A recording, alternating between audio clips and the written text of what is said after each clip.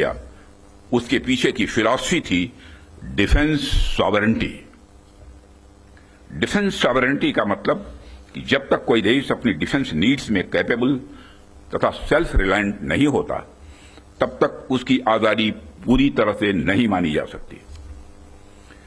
जब तक हम अपनी सुरक्षा के लिए इंपोर्ट पर डिपेंडेंट रहेंगे, तब तक कहीं न कहीं हमारी आत्मशक्ति में अधूरापन रहेगा। ये अगर हम अपने हथियार और रक्षा उपकरण विदेशों से खरीदते हैं, तो इसका मतलब है कि हम अपनी सुरक्षा को आउटसोर्स कर रहे हैं और उसे किसी और के भरोसे छोड़ रहे हैं। यह बात लॉन्ग रन में सही नहीं हो सकती। हमारी सरकार ने इस विषय पर गंभीरता से सोचा और आत्मनिर्भरता हासिल करने का निर्णायक कदम भी उठाया है। आप सब तो जानते ही हैं कि देश में पहले से ही ऑर्डिनेंस फैक्ट्रीज का एक इंडिजिनस सिस्टम रहा है और इन फैक्ट्रीज ने एक समय पर बेहतरीन काम किया और देश की सुरक्षा जरूरतों को पूरा करने में बहुत ही अहम भूमिका निभाई भी है। इनके अलावा हमारे पास डिफेंस पीएसयूज का भी एक मजबूत इकोसिस्टम पहले से ही है। हमारी सरकार ने डिफेंस प्रोडक्शन में क्वालिटी और क्वांटिटी दोनों पर समान रूप से बल दिया है।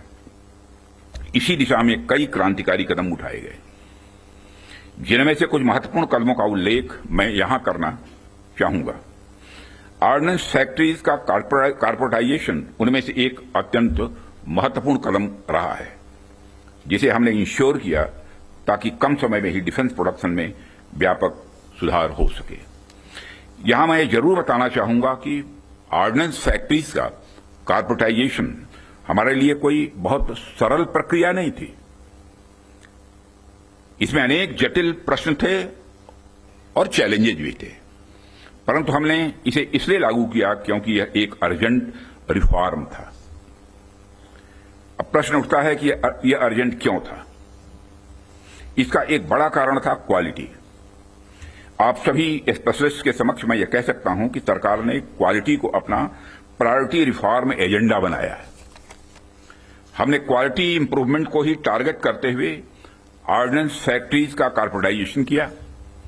तब से लेकर आज तक डिफेंस पीएसयूज ने लगातार सुधार किया है और कॉर्पोरेटाइजेशन के पश्चात क्वालिटी प्रोडक्शन को लगातार आगे बढ़ाने का प्रयास भी किया गया है और आज ये डीपीएसयूज इंटरनेशनली कॉम्पिटिटिव हो रहे हैं। आज ये अपने रिसर्च एंड डेवलपमेंट पर भी अच्छा फोकस कर रहे हैं। आज ये ऑर्गेनाइजेशन पहले से कहीं ज्यादा वाइब्रेंट और एक्सपोर्ट ओरिएंटेड हो रहे हैं। वैसे तो अभी कुछ कार्य बाकी है, पर मैं इतना जरूर आश्वस्त हूं कि जिस प्रकार पब्लिक सेक्टर में रिफॉर्म के लिए हम प्रयासरत हैं, वह हमें आने वाले समय में काफी अच्छे रिजल्ट्स देने वाला है। साथियों, पब्लिक सेक्टर के डेवलपमेंट के पीछे हमारा एक ही उद्देश्य भी रहा है कि एक healthy competitive private defence ecosystem का विकास किया जाए, जो अपनी क्वालिटी के माध्यम से देश की सुरक्षा को और अधिक मजबूत बनाए। जैसा कि हम सभी जानते हैं कि क्वालिटी को लेकर प्राइवेट सेक्टर की अपनी एक अच्छी खासी इमेज होती है। किसी भी क्षेत्र में प्राइवेट सेक्टर अपनी गुणवत्ता के लिए जाना जाता है। आज चाहे बड़े प्लेटफॉर्म्स हों या सिस्टम्स, एमएसएमईज हों या स्टार्टअप्स, हमने ऐसा प्राइवेट इंडस्ट्रियल बेस तैयार किया है जो देश के डिफेंस सेक्टर के विकास में सक्रिय भागीदार बन रहा है और उसे सशक्त कर रहा है। आज रिलीज होने वाले इंडस्ट्री 4 को भी मैं इसी संदर्भ में देख रहा हूं। यह निश्चित रूप से हमें स्मार्ट मैन्युफैक्चरिंग के एक ऐसे एरा में ले जाएगा जहां से हमारे लिए कई नए डायमेंशंस खुलेंगे। इसी तरह जो दूसरे मैनुअल्स आज रिलीज हो रहे हैं, जो एमओयू साइन हुए हैं, उनको भी मैं इसी कंटेक्स्ट में देखता हूं। ये सभी प्रयास केवल सरकार के प्रयास नहीं हैं, बल्कि आप सभी का मिला जुला प्रयास इसमें शामिल है, इसीलिए यह संभव हो पा रहा है। साथियों, जैसा कि आप सभी जानते हैं, आज की दुनिया में सिर्फ प्रोडक्ट नहीं बल्कि एक मजबूत ब्रांड वैल्यू भी जरूरी है। जब मार्केट में असिमेट्रिक इंफॉर्मेशन फैली होती है तब कंज्यूमर भ्रमित हो जाता है, कंफ्यूज हो जाता है। ऐसे में वही ब्रांड सफल होता है जो कंसिस्टेंट क्वालिटी और रिलायबिलिटी का भरोसा देता है। और यही कारण है कि हमें इंडियन डिफेंस इंडस्ट्री को एक स्ट्रांग और ट्रस्टेड ब्रांड बनाना ही होगा। इस संदर्भ में आज मैं आपसे एक महत्वपूर्ण अपील करने के लिए आप सबके बीच खड़ा हुआ हूं। यह अपील है एक मजबूत वर्ल्ड लीडिंग और state of the art brand India का निर्माण।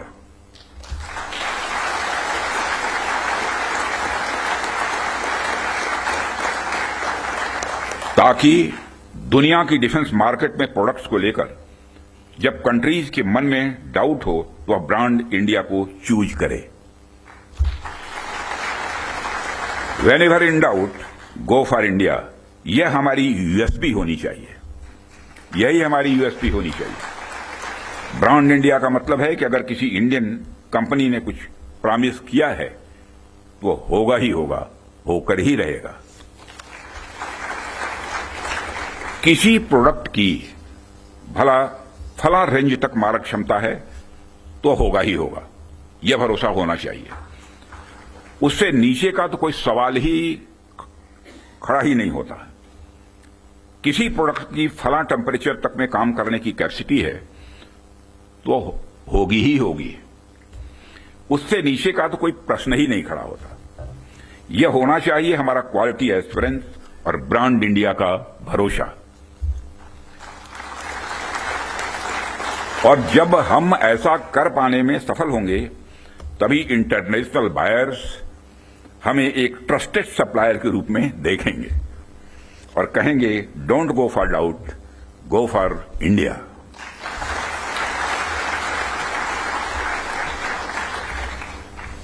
साथियों, मैं समझता हूं कि इस दिशा में प्रयास करने का यह सबसे उचित समय है, क्योंकि इस समय जो परिस्थितियां चल रही हैं उसे आप सब देख रहे हैं। हमारे रीजन में ही आज जो स्थितियां उत्पन्न हो रही हैं उससे आप सभी अवगत ही नहीं हैं बल्कि अच्छी तरह परिचित हैं। हमने हमेशा ही एक रिस्पांसिबल नेशन होने का रोल बड़े संयम से निभाया है, सदैव निभाया है। हम लगातार इस बात के पक्ष कर रहे हैं कि समस्याओं का समाधान बातचीत के जरिए से हो, परंतु इसका अर्थ यह नहीं है कि हमारी सहनशीलता का कोई नाजायज फायदा उठाए। यदि कहीं कोई हमारे इस संयम का फायदा उठाने की कोशिश करता है तो उसे कल की तरह ही क्वालिटी कार्रवाई का सामना करने के लिए भी पूरी तरह से तैयार रहना होगा।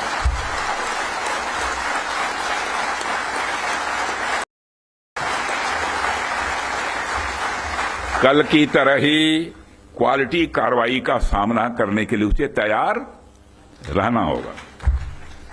भारत की संप्रभुता की सुरक्षा में कोई भी हद हमारे लिए बाधा नहीं बनेगी, इसका मैं देशवासियों को भरोसा देता हूं। मित्रों, ऐसे रेस्पॉन्सिबल रेस्पॉन्सेस के लिए हम आगे भी पूरी तरह से तैयार हैं। और यदि हमारी यह तैयारी बनी हुई है तो इसमें आपका एक बहुत बड़ा रोल है, बहुत ही महत्वपूर्ण रोल है। इसके लिए मैं आप सबको बधाई देना चाहता हूं, आप सबकी मैं सराहना करता हूं। भारत का यह expanding defence industrial universe, Bharat का यह expanding defence industrial universe Bharat को एक अभूतपूर्व संबल प्रदान कर रहा है। और इसी प्रकार अगर आज के ग्लोबल सिनेरियो पर नजर डालें तो ग्लोबल ऑर्डर में हमें बड़े बड़े चेंजेज देखने को मिल रहे हैं। हमारे सामने कई अनसर्टेन डायमेंशंस ओपन हो रहे हैं। यूरोप से लेकर एशिया तक हर जगह कॉन्फ्लिक्ट्स बढ़ते जा रहे हैं। Ukraine Russia conflict, Israel Palestine tension और मिडिल ईस्ट अनरेस्ट ने यह साबित कर दिया है कि ग्लोबल स्टेबिलिटी आज अपने आप में बहुत ही फ्रेजाइल है। अभी पिछले कुछ समय से हमें यूरोपियन यूनियन और नाटो के सिक्योरिटी सिनेरियो में भी काफी हद तक बदलाव देखने को मिल रहा है। जो यूरोपियन यूनियन एक समय पर बड़े स्तर पर नाटो पर डिपेंडेंट था, वही यूरोपियन यूनियन आज बड़े स्तर पर रीअर्मामेंट की ओर तेजी से बढ़ रहा है। जाहिर सी बात है कि जब विकसित देश रीआर्मामेंट की तरफ बढ़ेंगे तो आर्म्स एंड इक्विपमेंट की डिमांड भी स्वाभाविक रूप से बढ़ेगी। बढ़ेगी क्या, बल्कि मैं यह कह सकता हूं कि यह डिमांड लगातार नई ऊंचाइयां छू रही है। हाल ही में मैं Stockholm International Peace Research Institute की एक रिपोर्ट पढ़ रहा था और अभी कुछ दिन पहले उन्होंने एक रिपोर्ट जारी की है और उसी रिपोर्ट में यह बताया गया है कि वर्ल्ड मिलिट्री एक्सपेंडिचर 2024 में 2718 बिलियन डॉलर तक पहुंच गया है, जो अपने आप में मैं समझता हूं कि बहुत बड़ी बात है। यदि मैं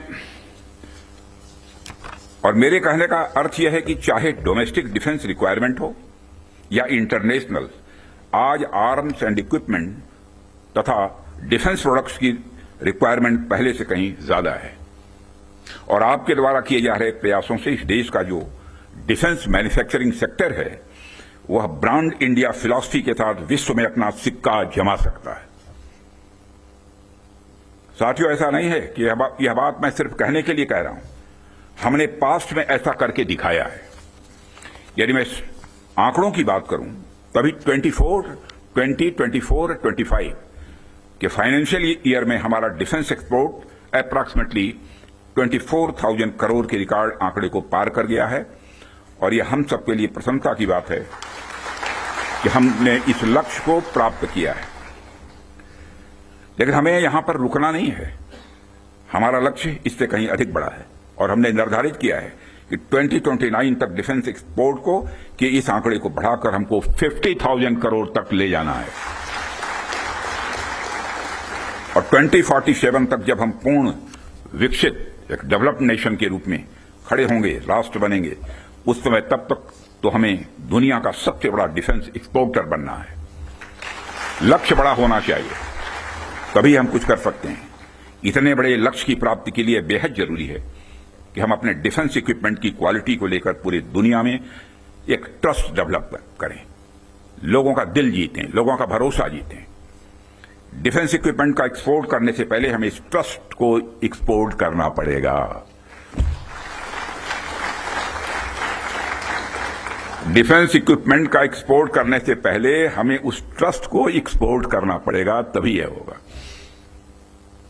साथियों, उसके लिए हमें क्वालिटी को लेकर किसी पर्टिकुलर डिपार्टमेंट की रिस्पांसिबिलिटी या प्रोडक्शन प्रोसेस के स्टेज तक ही सीमित करके नहीं देखना होगा, बल्कि क्वालिटी हमारी गाइडिंग फिलॉसफी होनी चाहिए, हमारा यह कल्चर होना चाहिए जो डिफेंस मैन्युफैक्चरिंग में शामिल हर डिसीजन, हर डिजाइन और हर प्रोसेस और हर इंडिविजुअल तक अपना इन्फ्लुएंस रखे।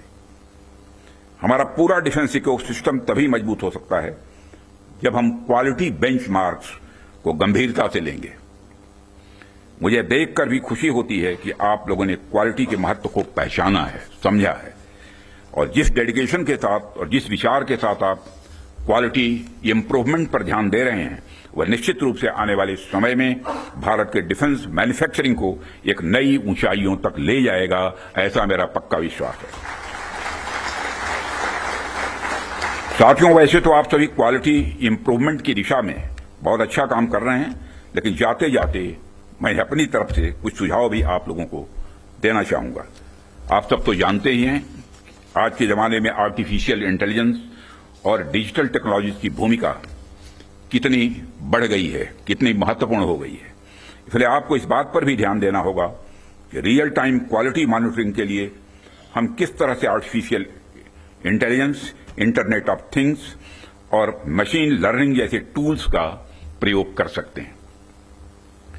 साथ ही साथ इवॉल्विंग ग्लोबल टेक्नोलॉजीज के साथ अलाइन करते हुए हमें अपने जो स्टैंडर्ड्स और टेस्टिंग प्रोटोकॉल्स को भी अपडेट करते रहना होगा। हमें time bound quality assurance clearances पर भी ध्यान देना होगा ताकि किसी प्रोजेक्ट को लेकर अनवांटेड डिले देखने को न मिले। साथियों, मेरा यह भी मानना है कि हमारी क्वालिटी असेसमेंट एजेंसीज को अपनी डेफिशिएंसीज पर भी हमेशा ध्यान रखना चाहिए और किस प्रकार इन डेफिशिएंसीज को मॉडर्नाइजेशन और टेस्टिंग इंफ्रास्ट्रक्चर के डेवलपमेंट के द्वारा दूर किया जाए, उस पर भी कार्य करते रहना चाहिए, ऐसा मेरा सुझाव है। और इस प्रकार नीश टेक्नोलॉजी के क्षेत्र में लगातार गैप एनालिसिस करते रहना एक आवश्यक कदम होगा। डिपार्टमेंट ऑफ डिफेंस प्रोडक्शन और भारत सरकार आपके साथ कदम से कदम मिलाकर चलने के लिए तैयार है और हम आपके फीडबैक का भी स्वागत करेंगे। और सिक्योरिटी डिफेंस प्रोडक्शन के रूप में भी संजीव कुमार के रूप में भी एक डायनेमिक आपको सिक्योरिटी भी मिला है, यह भी सौभाग्य की बात है। जो क्रोधित नहीं होते बल्कि मुस्कुराते ही रहते हैं, चाहे चैलेंज कितना भी बड़ा हो। और साथियों, हम आपके फीडबैक का भी स्वागत करेंगे।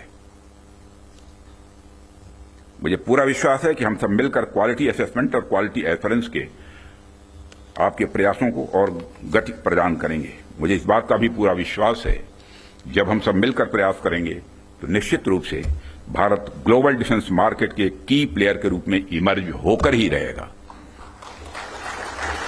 यही आज की हमारी कॉन्क्लेव के थीम की प्रासंगिकता है। मैं आप सभी का आभार व्यक्त करता हूं कि आपने इतने रेलेवेंट टॉपिक पर इस कॉन्क्लेव का आयोजन किया। इस इनिशिएटिव्स के लिए आप सभी बधाई के पात्र हैं और इस कॉन्क्लेव की सफलता के लिए मैं हार्दिक शुभकामनाएं देते हुए अपना निवेदन समाप्त करता हूं।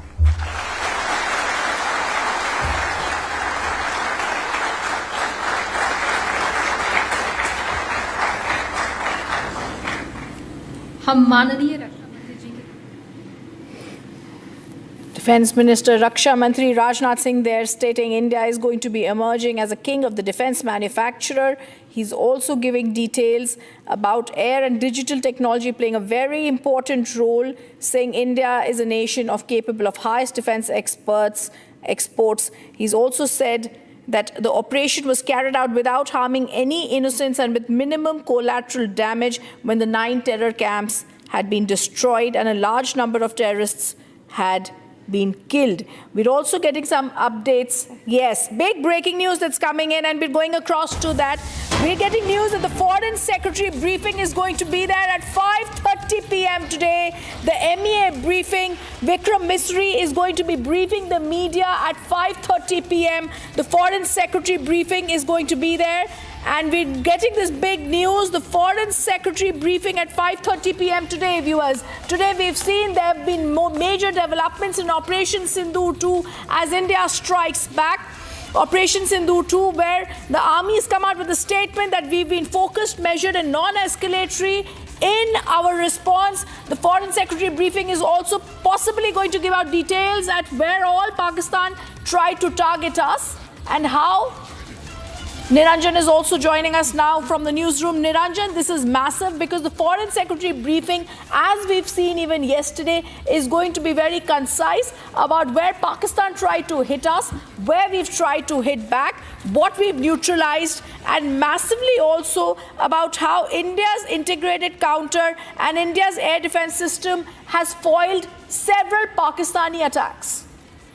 Rhythm, when the news conference was held yesterday by the MOD, the Ministry of Defence and the Ministry of External Affairs, the joint briefing, when the Foreign Secretary was there and when India said in that briefing that we will respond if Pakistan tries any misadventure, that warning was given yesterday, Rhythm. Yes. And it was given not just by the MOD, by our forces as well. And despite that warning, saying that if there was any misadventure from Pakistan, today Pakistan has tried to strike 15 of our cities, and we have hit back, hitting their missile systems, hitting their defense systems.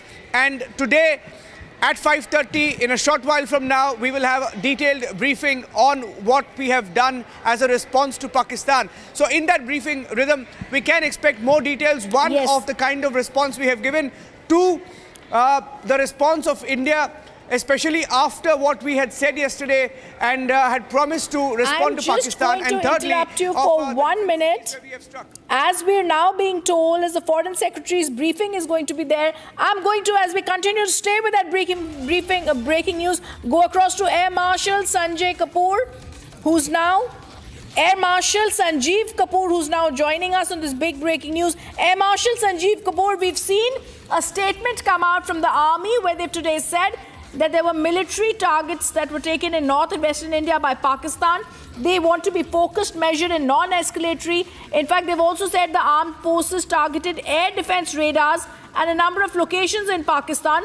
Indian response has been in the same domain with the same intensity as Pakistan. Has been learned. Air defense system in Lahore has also been neutralized. Now, this is very clear, Air Marshal Sanjeev Kapoor, Air Marshal, that we have only tried to save ourselves. Our focus and our response has been focused, measured, and non-escalatory. But I just want to read out one thing before I come across to you, which is coming right now. Yes, the MOD's response is also there. The Indian Armed Forces targeted air defense radars in various locations in Pakistan.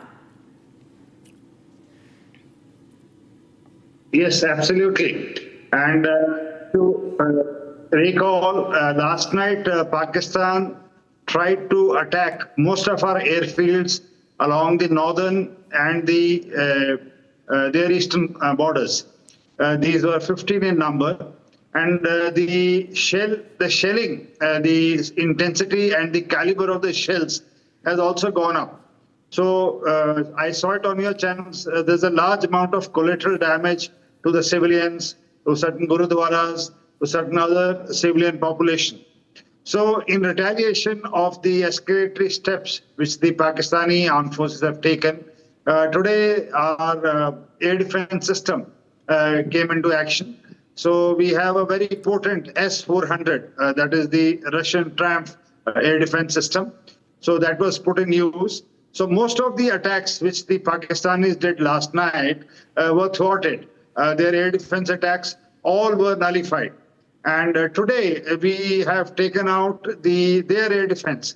The heart of Pakistan, that is the general headquarters at Rawalpindi, the Lahore, which is supposed to be the heart of the Pakistani ecosystem, because everything there is controlled by the Pakistani Punjabis, and their capital is Lahore, and in and around Lahore, everything is, just secure. So if we have taken out the Chinese HQ-9 air defense systems and nullified it across 15 places in Pakistan, that indicates our, and we have physically not crossed. See, mind you, till now, the aeroplanes have not physically gone across the IB. So our drones itself have gone and taken out these targets. And this is a great step, because now their air defense system is in array, and this gives us the pockets to enter and strike at will wherever we wish to.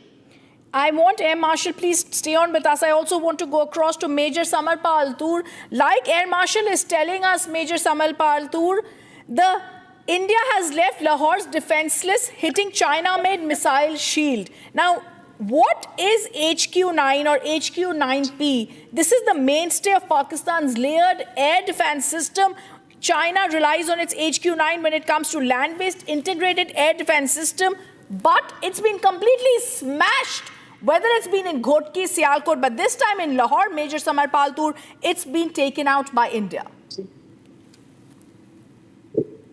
You see, Rhythm, these are all tactical locations of the Pakistan military. And these are basically proximity of the terror hubs are almost within the 5-kilometer vicinity of these Pakistani military installations.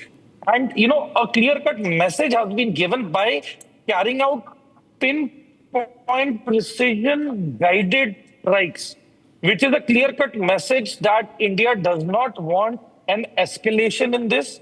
We are just giving a message to the point by striking and, taking out the terrorists and their camps. And if Pakistan military is, going to back this up, back the terrorists up by, carrying out reciprocatory strikes at us, well, it is only going to make matters worse. So, today being the third day of the strikes and the last night what Pakistan has done. So you see now with their air radar systems taken out, their vulnerability has increased. So let's see by today what is the response. In case they want to mellow it down and they want to reduce the tensions, they should be mature in their approach. probably that is going to be helpful for us and for the Southeast Asia and the peace in the region.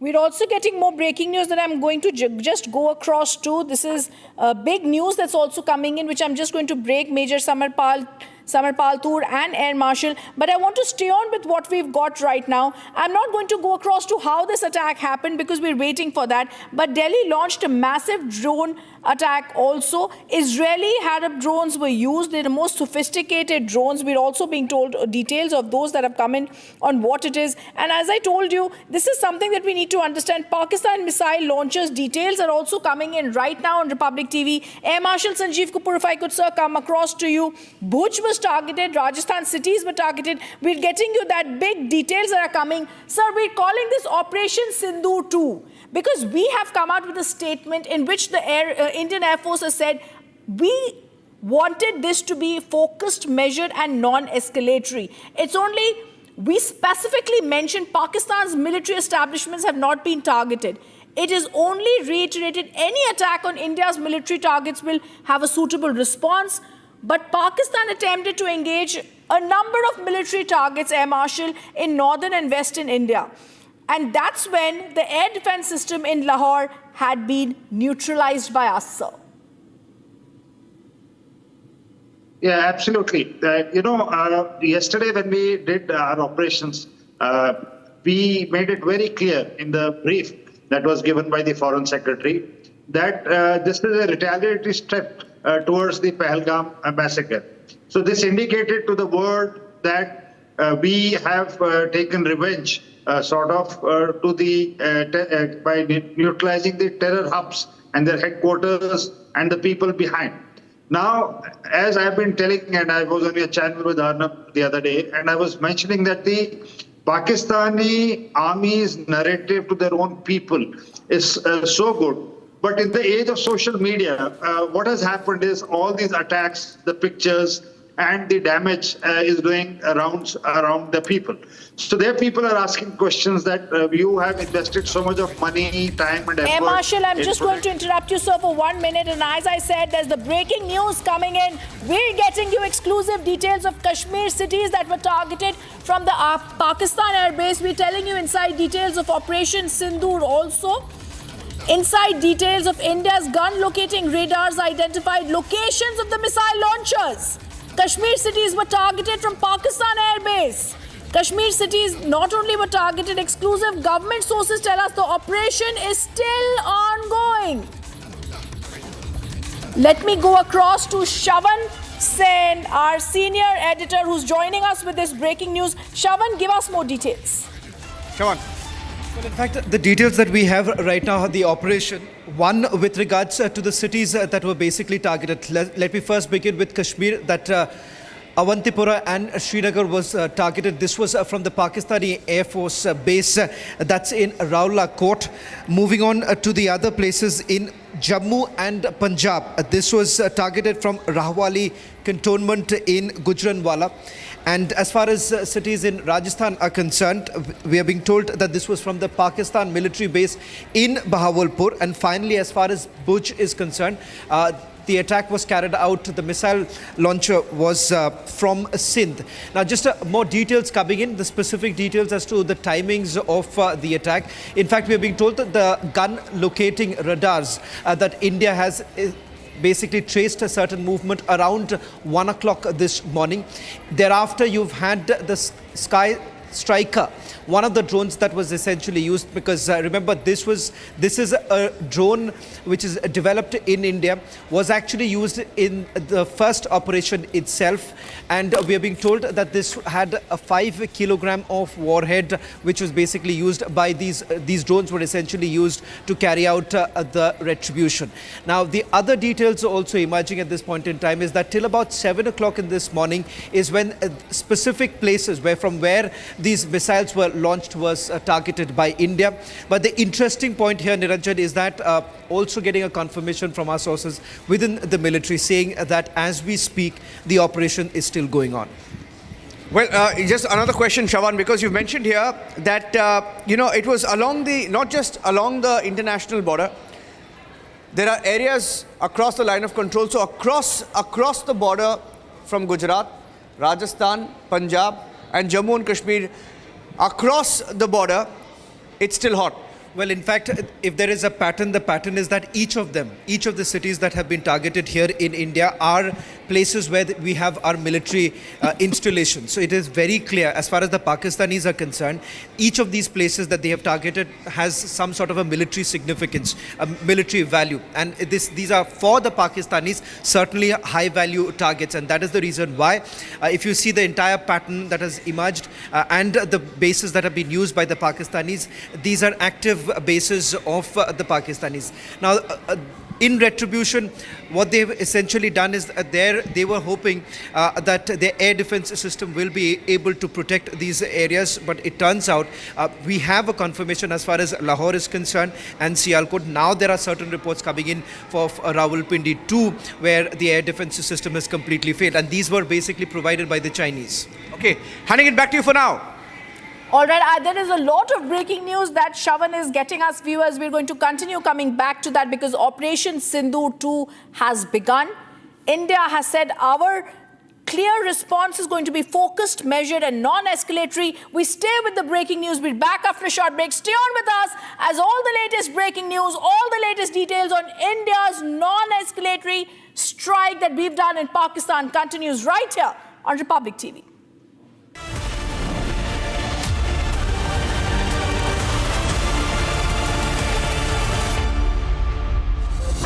Summer is here. Is your home ready for the heat? Keep your roof cool and your home comfortable all summer with Roof Cool and Seal.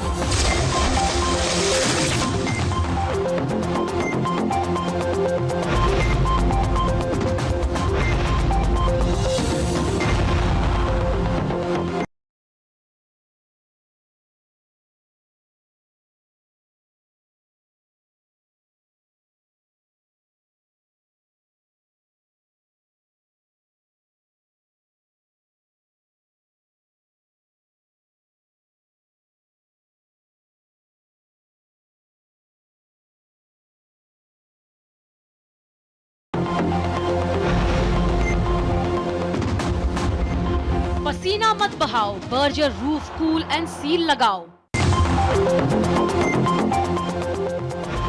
Mahi sir, how much do you love your fans? Honestly, I love my new fans. पुराने वाले बेकार में शोर करते. Sir, fans हैं, शोर तो करेंगे ही ना. नए वाले नहीं करते.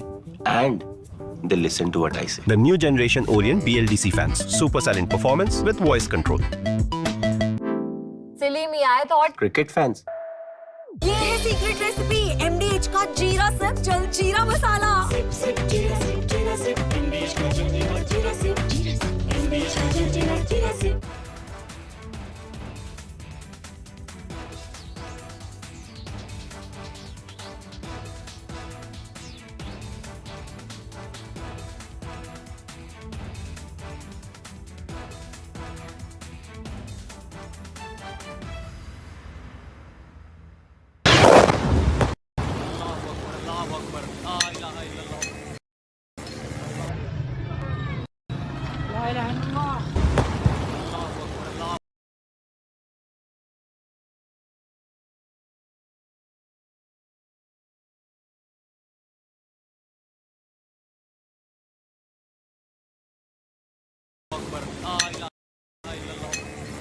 Of different weapon systems, because you cannot risk putting all eggs in one basket. ये मस्जिद तैयबा उमरकरा के अंदर ये नुकसान है. Not risk putting all eggs in one basket.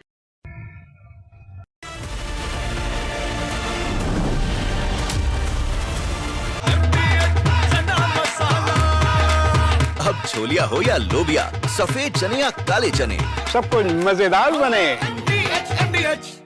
Pakistani और इंडियन जंग शुरू कर दी है. अभी मेरे बहावलपुर सिटी के अंदर मौलाना मसूद अजहर साहब के जो है मदरसा है उसके ऊपर 4 मिसाइल दागे गए हैं. 4 मिसाइलों के साथ हमला किया गया है मौलाना मसूद अजहर साहब के मदरसे के ऊपर. हम अपनी अफवाज पाकिस्तान के साथ खड़े हैं, लेकिन मेरा सवाल है कि हमारी एजेंसीज कहाँ सोई हुई थी, हमारी अफवाज पाकिस्तान कहाँ सोई हुई थी जब ये हमला हुआ. मुजफ्फराबाद की भी खबर आ रही है कि मुजफ्फराबाद वाली साइड भी अटैक हुआ है, लेकिन सबसे पहले मेरे बहावलपुर सिटी के अंदर अटैक हुआ है.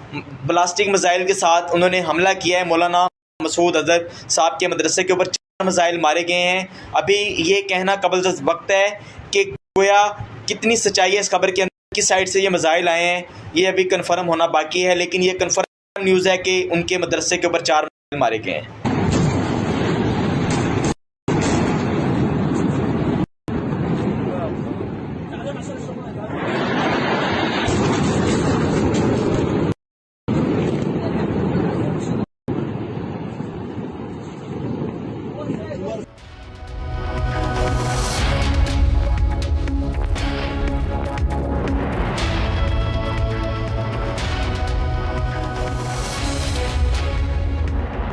इसको घर पे लगाओगे तो शादी का तो पता नहीं, पर घर पक्का नहीं टूटेगा। रुंगटा नहीं तो घर स्ट्रॉन्ग नहीं। रुंगटा स्टील TMT बार एकदम सॉलिड। पहाड़ों में एक हाइकिंग स्टिक भी बन सकती है। आधे बाउल दही में 4 चम्मच MDH चटनी पुदीना मसाला डाला, स्टर करो, पुदीना चटनी तैयार। MDH चटनी पुदीना मसाला। MDH।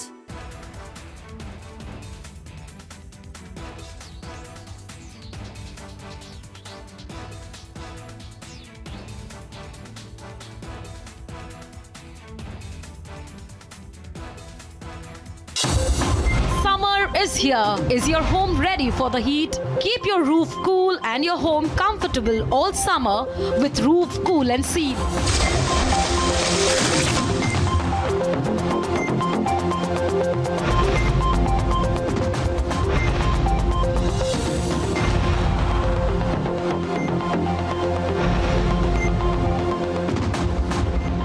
पसीना मत बहाओ, Berger roof cool and seal लगाओ।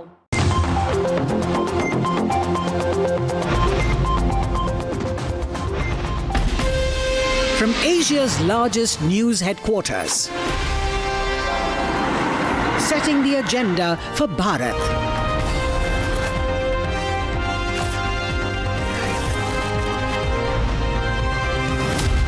You're watching Republic.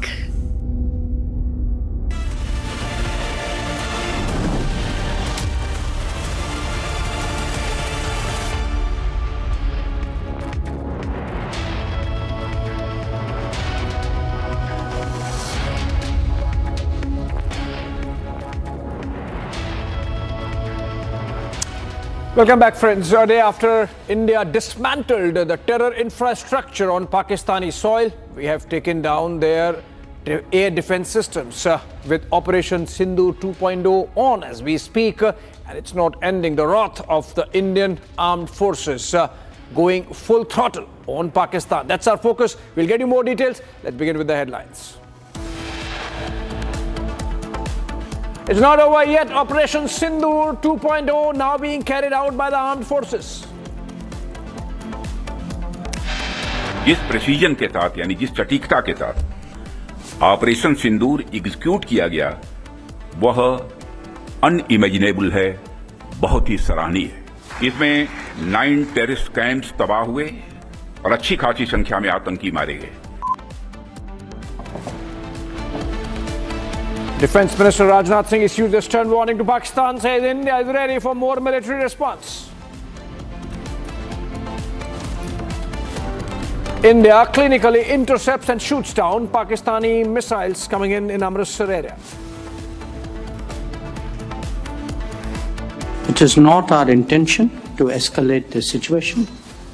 However, if there are military attacks on us, there should be no doubt that it will be met with a very, very firm response. External Affairs Minister S. Jaishankar underscores India's policy, says we'll hit back if Pakistan strikes. And major success for India as Jaish-e-Mohammed chief Masood Azhar's brother, who had masterminded IC-814 plane hijacking crisis, is killed. And Baloch Liberation Army releases full video of attack on Bolan, 14 Pakistani soldiers killed.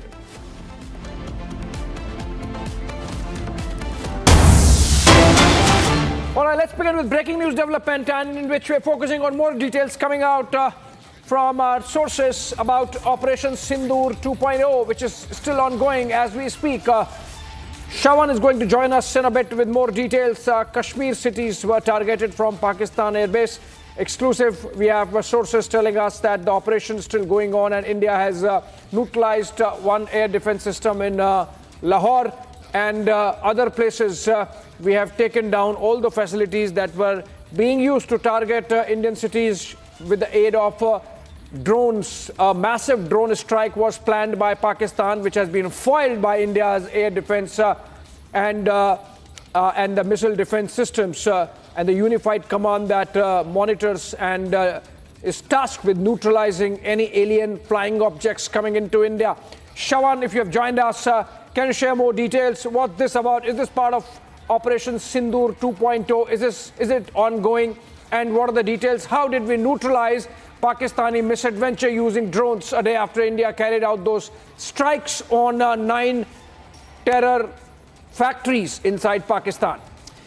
Well, in fact, Abhishek, when I was just getting these details of from where these missiles were launched, I did ask multiple sources and they say that as we speak, quote unquote, as we speak, the operation is still underway. Now, what do you really make of it? Does it mean that there is something that is brewing? Because there have been certain movements coming in from the Pakistani side, which has now been intercepted by our military. In fact, the details that we have as to what really happened, the misadventure on the Pakistani side, which was intercepted late last night, in fact around 1 o'clock, is when we are being told that the gun locating radars were basically identified the location of the missile launchers. Now, as far as these missile launches are concerned, where did it come from and how did it target? We are being told that the Kashmir cities, the cities in Kashmir, that's Awantipura as well as Srinagar, they were basically targeted from the Pakistani air base in Rawalpindi. As far as Jammu and Punjab cities are concerned, they had launched the missiles from the Rawali cantonment in Gujranwala. As far as Rajasthan cities are concerned, they were basically targeted from the Pak military base in Bahawalpur, and Bhuj was basically targeted from the Pakistani base in Sindh. Now, I haven't got the specific details of which military base was actually used as far as targeting of Bhuj is concerned, but all of this basically happened around 1 o'clock is when the gun locating radars basically saw some sort of a movement, and thereafter the drones were used. Now, I'm being given to understand, Abhishek, that as far as Operation Sindoor is concerned, they basically used the Indian-made drones, that is the Sky Trainer. Now, whether at all this was also reused today, that is not known to me at this point in time, Abhishek. I can only confirm now that the Sky Trainer was actually used for the entire operation. Whether at all new drones have been used for today's operation, that confirmation yet to come in. But this drone has about a 5 kilogram of warhead. Now, the distance that it can actually travel is way more. It can go up to over 300 kilometers is what we are being told right now by our sources. And the other important information that I've been able to pick up is that the operation of striking back, the retribution, basically carried out till about 7 o'clock in the morning. But the interesting bit that emerges right now is that they are still maintaining, sources still maintaining that as we speak, even now, because this information that I picked up was just about a few minutes ago. So they say that even now the operation is still undergoing. Yeah. Okay, Shawan, one more question before I let you go. One quick question. What is the estimate of how many drones Pakistan would have used or could have used for this massive strike they planned, which of course was foiled and has failed? And in fact, India has inflicted a tremendous amount of damage to their air defense system in return. How many drones would the Pakistanis have thought that they could use to inflict some damage on India in which they failed? Well, in fact, this is the question of how many missiles that were basically launched. I did actually ask my source. In fact, they are saying that they're not going to reveal it at this point in time. So I do not have the answer to your question right now, Abhishek, as to how many missiles have been launched by the Pakistanis. All that I've been able to confirm is from which bases have they launched the missiles and how this was basically intercepted by our air defense system. And of course, thereafterwards, the retribution. These are the details details that we have, but the rough estimate can easily go up. A dozen such was basically fired by the Pakistanis, but the specific number, I'm afraid, Abhishek, I do not have the details. Maybe more, Shawan. My curiosity was that has Pakistan come close to exhausting its ammunition? And if yes, then maybe we can launch an operation all out following Operation Sindoor, but that's for later. Moving on for now, staying with this story, which is about the situation to our west. And the breaking news is India has temporarily suspended operations from 27 airports across the country, mostly in the northern and western part of this country, in fact. And these 27 airports include those in Amritsar, in Chandigarh, in Jaipur, in Jaisalmer, in Bikaner, in Bhuj. 27 airports essentially in the northern and western part of the country, including Chandigarh. They have been shut. Some of them are smaller airports, Srinagar, Jammu, Leh were already shut. And the list essentially getting longer, with the Ministry of Civil Aviation deciding that given the operational readiness requirements of Indian Armed Forces and the fact that the situation on the border remains fluid, with India carrying out its Operation Sindoor 2.0, we need to keep those airports out of bounds for civilian traffic, just for the safety also of civilian passengers and of course for our military requirements as well. That's a breaking news development coming in. We have another breaking news development coming in. Let's keep it fast. Let's keep moving. And another one is that in Balochistan,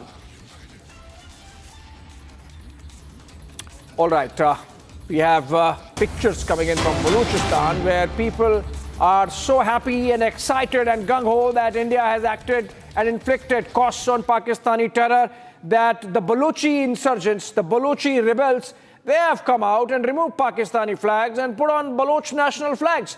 These are pictures coming in from some parts of Balochistan released by BLA, the Baloch Liberation Army. Remember, they have been at the forefront of fighting against the Pakistani state for Balochi independence for decades.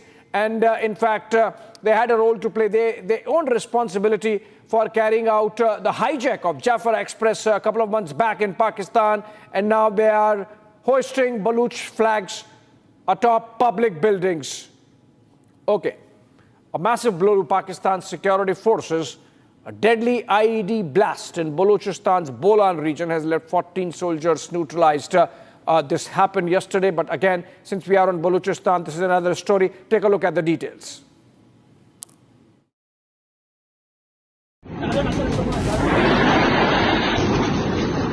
It's caught on camera how Pakistani soldiers were blown to bits.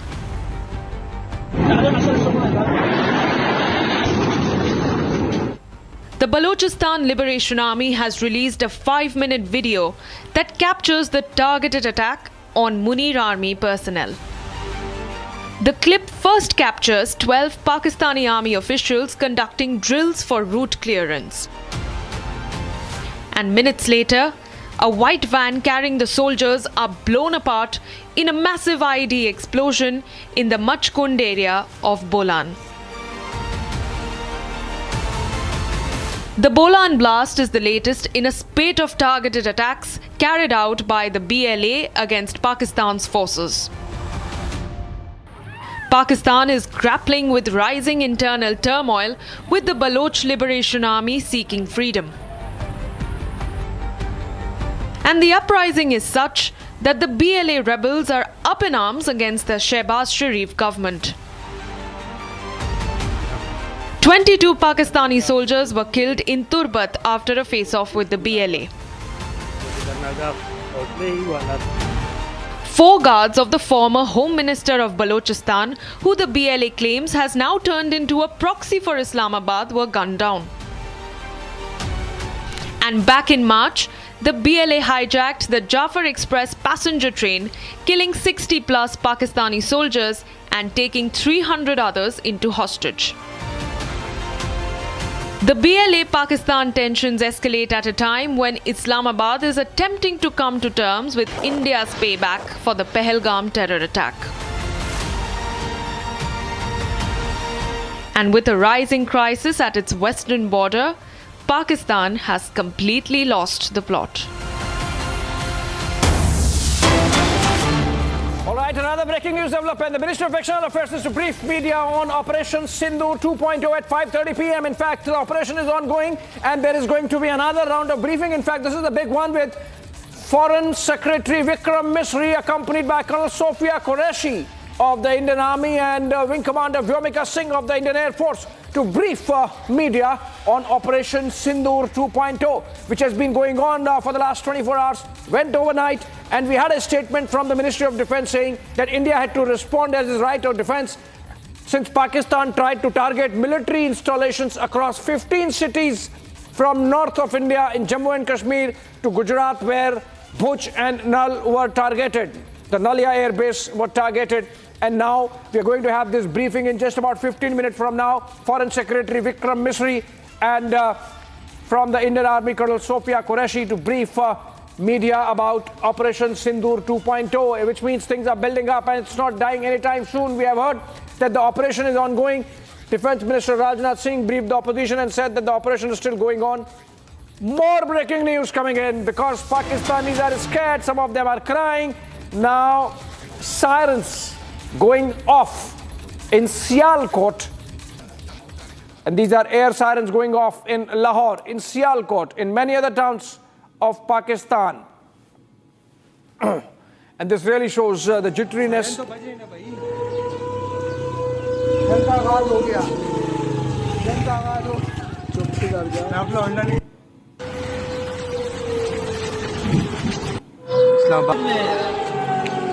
Siren तो बज रहे ना भाई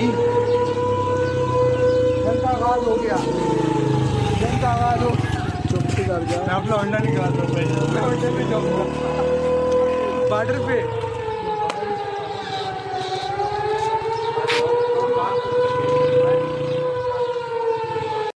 इस्लामाबाद के मुख्तलिफ इलाकों में siren तो बज रहे ना भाई जनता आवाज हो गया जनता आवाज हो चुप कर जा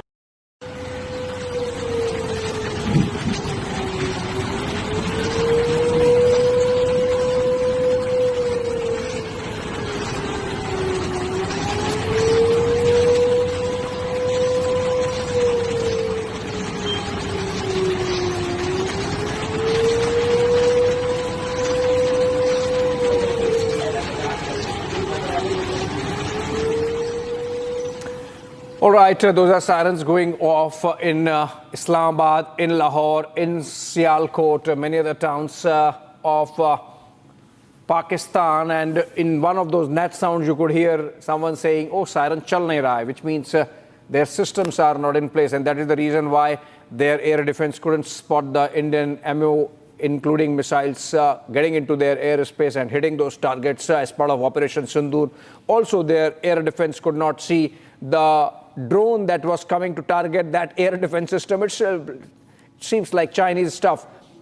And that's why their air defense system in Lahore taken down by Indian forces.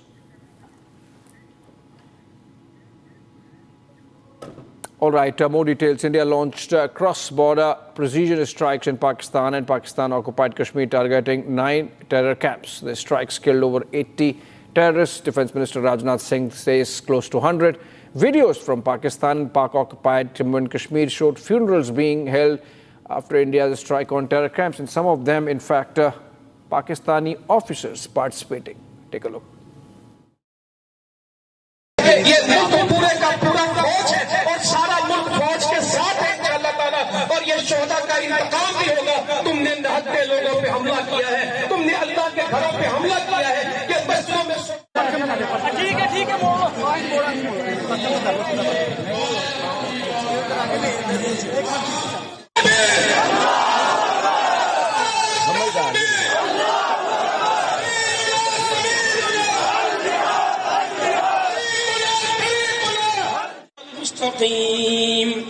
सिरात الذين أنعمت عليهم غير المغضوब عليهم ولا الضالين। चुकाएंगे, ये मुल्क पूरे का पूरा फौज है और सारा मुल्क फौज के साथ है। ताला, और ये शोहदा का इंतकाम भी होगा। तुमने निहत्थे लोगों पे हमला किया है, तुमने अल्लाह के घरों पे हमला किया है, कि बस्तियों में ठीक है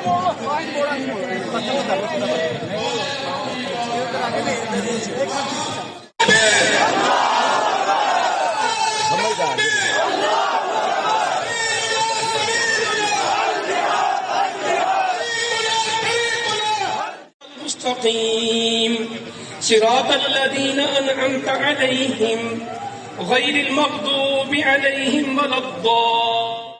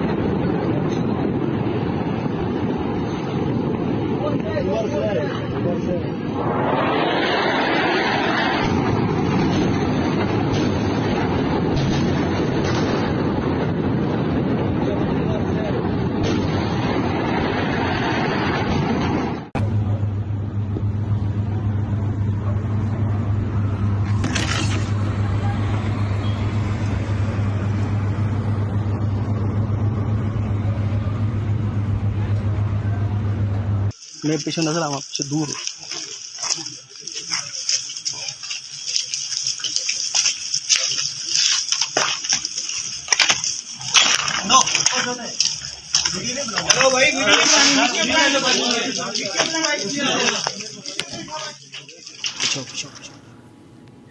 Right, in a massive blow to Pakistani army's reputation, or whatever remains of it, the Baloch insurgents have carried out a targeted attack using an IED, drone-based IED, killing 14 of Pakistani army soldiers. We have more.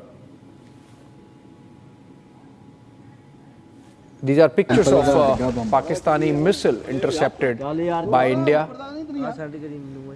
And this happened last night. Pakistan launched a coordinated attack with drones and missiles. All of their projectiles were neutralized by Indian Army and Indian Air Force. And these are different pictures. These are of the Baloch insurgents killing the Pakistani soldiers. Look at these pictures. These are pictures released by the Baloch insurgents where they have targeted a Pakistani army convoy, one vehicle there carrying 14 soldiers, all of them killed and blown to pieces. Look at this. This is. Let's listen to those nats.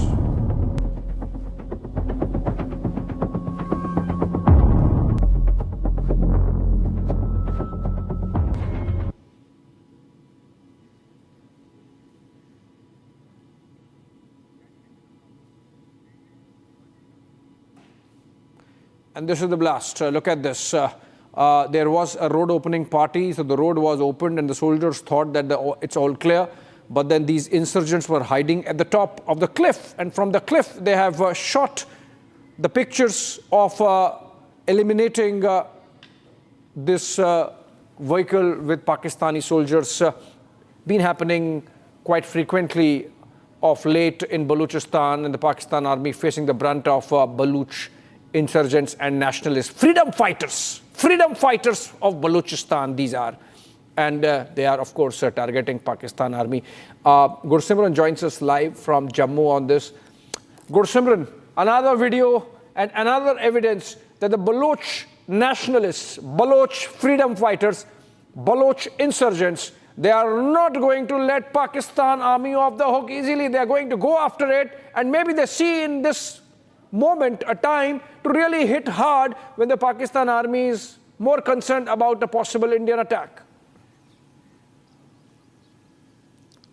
Yes, Abhishek, you have rightly mentioned that Pakistan is facing heat from every possible side, be it from the Indian side, from the Tehreek-e-Taliban Pakistan, and now this video emerging of the Balochistan Liberation Army, wherein they have carried out an attack. These kind of attacks in the last couple of weeks have become a new normal for the Pakistani side to face from the Balochistan Liberation Army, because Balochis, they see this as an opportune time to hit back at the Pakistani army, because Pakistan is much concentrated on its borders with the India, and the way they are receiving the strikes inside their country, they are focused on this side. And now what the Baloch people are doing, they are actually getting the revenge for their atrocities that have been committed upon them, revenge for the Baloch disappearances which the Pakistani army has been resorting to for the decades now. Thousands and thousands of Balochs are missing, and all the credit to the Pakistani army. And now they are hitting back at the Pakistani army. Even the Tehreek-e-Taliban Pakistan, that has come out today with a statement alleging that it is the Pakistani army that is involved in the crimes and the atrocities on the humans that is being done in the Khyber Pakhtunkhwa and the nearby areas, and also the heat that the Pakistan is getting from the Durand line. All these are actually making the things very difficult for the Pakistani army, which claims to be the one of the best, but now is struggling even to handle a single front, because Indian front is totally out of control. The TTP is not letting them go, and now the Balochistan Liberation Army, even the Afghans, they are also now giving them heat. Okay, thank you so much, Kursimran, with those details. Another breaking news development, which is that the Ministry of Information and Broadcasting has come out with an advisory on Pakistan content.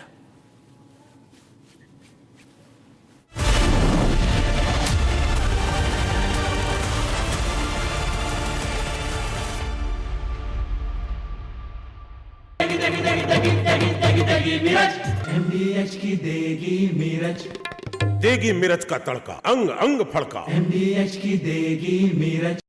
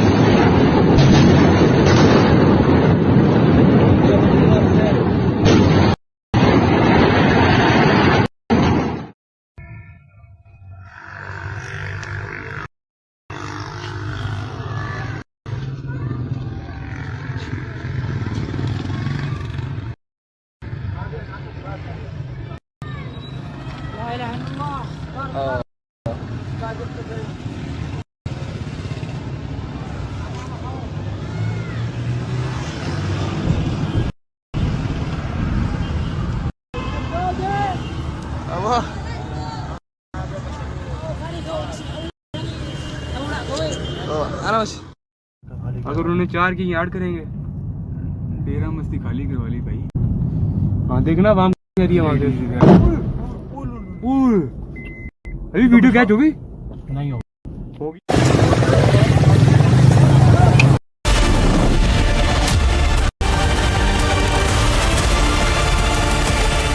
Hi, this is Chef Ranveer Brar. Guarantee you brilliance on behalf of IIHM.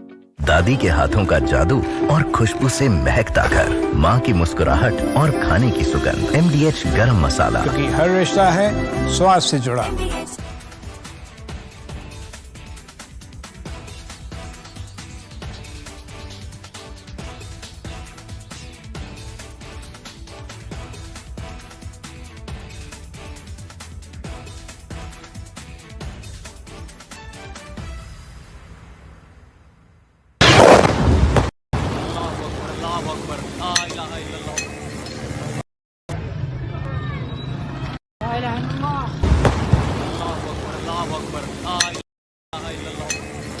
Of different weapon systems, because you cannot risk putting all eggs in one basket. ये मस्जिद तैयबा मरकज उमर करा के अंदर ये नुकसान है। Not risk putting all eggs in one basket.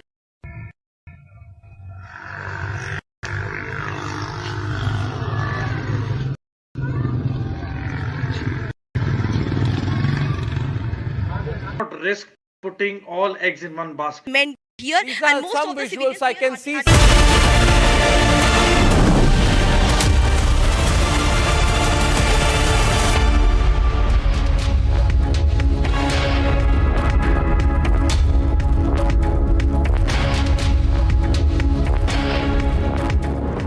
we are building up to that big update that has to come in from a press conference being jointly held by Ministry of External Affairs and the Ministry of Defence, which will have Foreign Secretary Vikram Misri, and of course from the Indian Army we will have Colonel Sophia Qureshi, and from the Air Force Wing Commander Vyomika Singh. We will be holding the press conference updating us on Operation Sindoor and whatever has happened in the last 24 hours. We'll cut live to it the moment it happens. Till then, let me get you the headlines.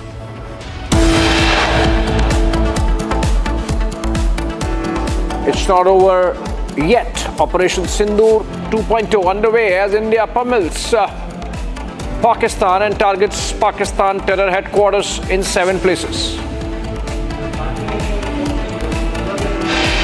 यदि कहीं कोई हमारे इस संयम का फायदा उठाने की कोशिश करता है तो उसे कल की तरह ही क्वालिटी कार्रवाई का सामना करने के लिए भी पूरी तरह से तैयार रहना होगा. Defence Minister Rajnath Singh issues a stern warning to Pakistan, says India is ready for more military response. India clinically intercepts and shoots down Pakistani projectiles in Amritsar. It is not our intention to escalate the situation. However, if there are military attacks on us, there should be no doubt that it will be met with a very, very firm response. EM Jaishankar's big statement says we'll hit back if Pakistan strikes. Major success for India as Jaish Chief Masood Azhar's brother, who masterminded IC-814 plane hijacking crisis, killed. And Baloch Liberation Army releases full video of attack in Bolan, 14 Pakistani soldiers eliminated.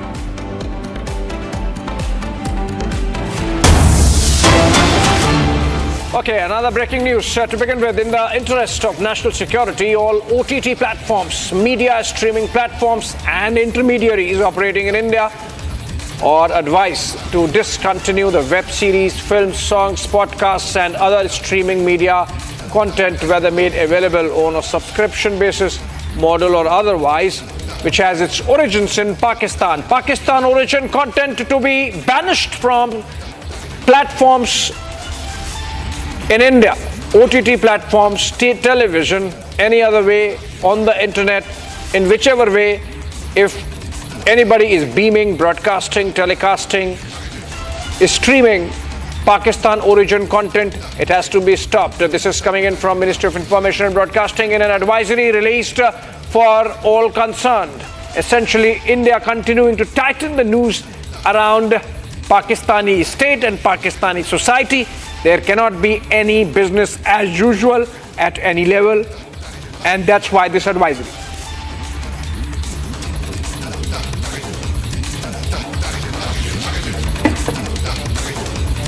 More breakings. We have Pakistan in dire straits. We have countries issuing advisories not to travel in many parts of Pakistan, including in Lahore. I mean, can you imagine Punjab, capital Lahore?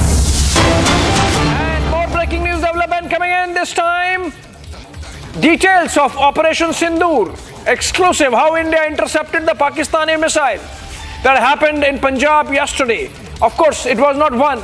It was a 3-layer defense system, HQ-19, which was destroyed. So we took down the missile that came from the Pakistani side, and then we went in right inside Pakistan and demolished, completely destroyed the air defense system at Lahore airport, something which has been accepted by DGISPR, Pakistan Army's Information and Propaganda Wing, which means they couldn't just deny it. India intercepting Pakistani missiles, India hitting at their air defense systems, and of course succeeding in taking down their runners.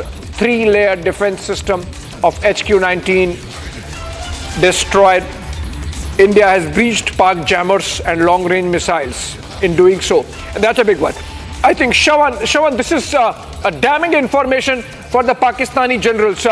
This is great news for India's offensive defense capability in terms of not only preventing any Pakistani missiles from coming into India, but then taking the battle right into their camp, destroying their air defense systems. Well, in fact, this basically leaves several of the cities in Pakistan completely vulnerable, because you're looking at least 3 layers. So each of these layers basically covers a particular distance. And what we are being told that it has been completely demolished, which essentially means that any of the cities closer to these air defense systems are now completely vulnerable. If at all, India basically hits back again. The second important point to point out here is that soon after the gun locating radars basically found out from the places where these missiles were actually launched, you've had the drones being launched by India. And what we are being told is that the Pakistani air defense system could not really intercept any of it. The long range missiles that were basically used by the Pakistanis also completely failed, because moment after when you've had the Pakistanis trying to retaliate, you've essentially seen that the drones had already struck those very places. And that is the reason why we are being given to understand that the air defense system, the long-range missiles and the jammers that were essentially put by the Pakistanis had completely failed. And this is the reason why you're seeing the kind of large-scale damage that was inflicted upon the military of Pakistan. This was only because, remember, this is some sort of a response coming in only after what the Pakistanis were essentially trying to do, because each of the 15 cities that you actually look at, these cities in India do have some sort of a military installation. And what the Pakistanis essentially wanted to do is that across the international border and the line of control, they essentially wanted to target the military bases. For instance, take a look at what happened in Kashmir. The 2 cities that you're talking about, one is Awantipura and the other is Srinagar. Both the places have a military base. If you look at Jammu and the fact that you have the Pathankot air base that was being targeted, and that was being targeted from the Rawalpindi cantonment. Now each of these places down to Rajasthan too, there too you have our military bases that were being targeted. And finally, of course, in Bhuj. So all of it, remember, there is a clear pattern that has essentially emerged. Also, all right, the 3-layer defense system of HQ-19 that was targeted. Shavana, you've also got more details of the breaking news that's coming in from you, in which you've said India's the Kashmir cities were targeted, Jammu and Punjab cities were targeted from Rawal cantonment in Gujranwala, Rajasthan cities were targeted. So you're giving us details about from which Pakistan military bases, Shavan, this attack took place on Indian cities, and Indian gun radars located the missile launchers extremely successfully. Sky strikers with 5 kg warheads were used in the operation. Give us more details, Shavan, as to why you're saying that the operation is still ongoing, as we're continuing to say Operation Sindu 2. Sky striker was also used in this operation, Shavan. Well, in fact, Rhythm, first let me answer the question as to why am I saying that the operation is still undergoing. In fact, when I spoke to my source getting the details of this entire operation, he essentially said that even as we speak right now, the operation is ongoing. So we do not know as to what has the armed forces achieved right now in the last few hours, because as far as Operation Sindu 2 is concerned, the first detection took place around about 1 o'clock. And the interception, after the interception actually took place, India thereafter decided to escalate the matter. That was some sort of a retaliation. And the retaliation basically continued till about 7 o'clock. Now, how does that really happen? Once you have these gun locating radars, they basically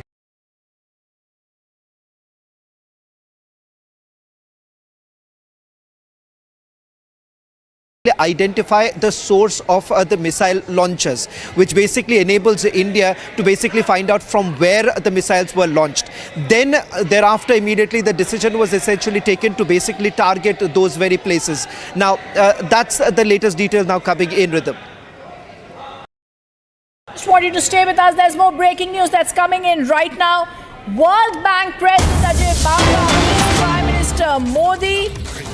The World Bank President has met Prime Minister amid India-Pakistan tensions. This is something that we have to watch out for. World Bank Group President Ajay Banga had arrived earlier to meet Prime Minister Narendra Modi. The president of the World Bank had spoken earlier, we remember, on all the ways transformation in India had taken place, and now World Bank President Ajay Banga, who's an Indian, is now meeting President Narendra Modi. Extremely crucial, as the timing is very crucial, and we're seeing how he's meeting. There's more breaking news that's coming in. And the big breaking news that's coming in, Pakistan flag was brought down by the BLA rebels in Balochistan. This comes after the 12 Balochistan army soldiers were killed when their vehicle was hit by an IED in Balochistan. In an attack claimed by Balochistan Liberation Army, the blast killed 12 soldiers on board an army vehicle, including Special Operations Commander Tariq Imran and Subedar Uman Farooq. But we're getting to know the big breaking news that even as 14 Pak soldiers have been eliminated, Gursimran continues to be with us. Gursimran, back-to-back attacks on Pakistan forces. It's the Baloch uprising against Pakistan that's escalating. Anytime now, several cities have already fallen in the hands of Balochistan from Pakistan. It's clear that these rebels revolting against Pakistan want their land back. Give us more details.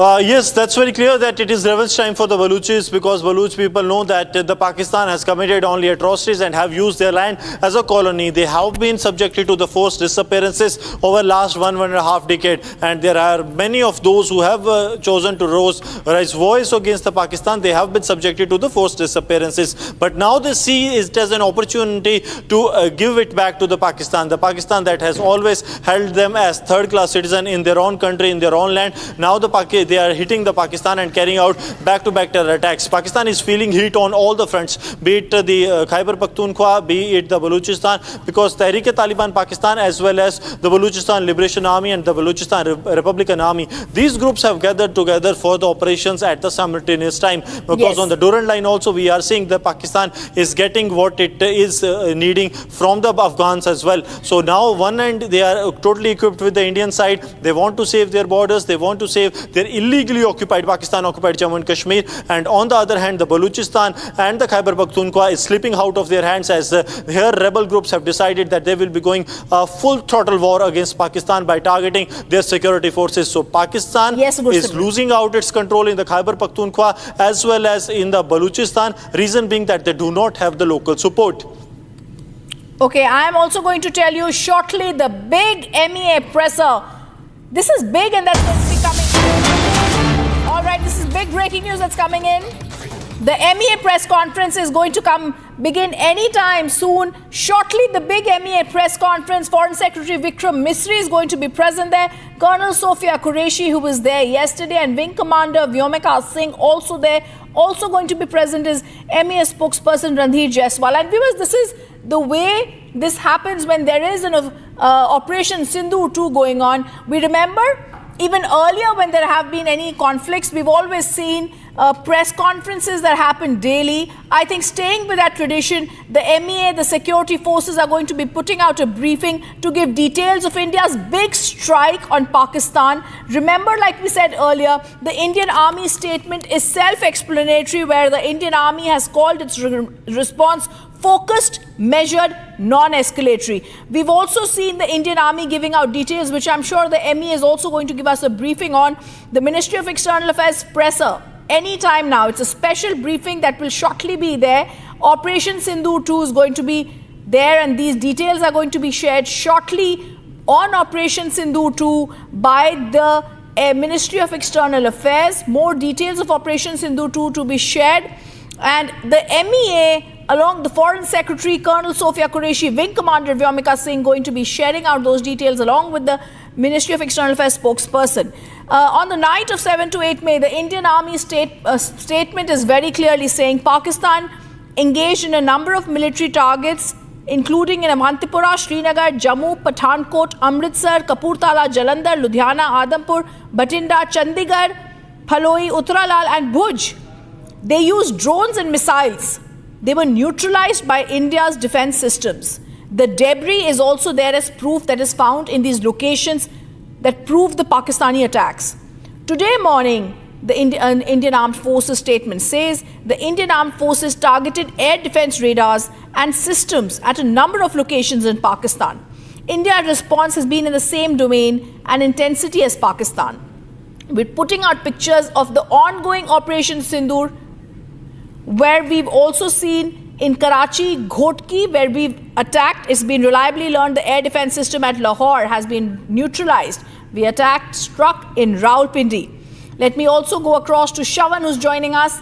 And okay, I'm also going to go across. They've already come there in that big MES special briefing that is now there. They're going to give us details of Operation Sindu 2 that's ongoing. At the Ministry of External Affairs, we can already see Vikram Mishri, Foreign Secretary, who's coming. They're making the last minute arrangements for all of them to be there.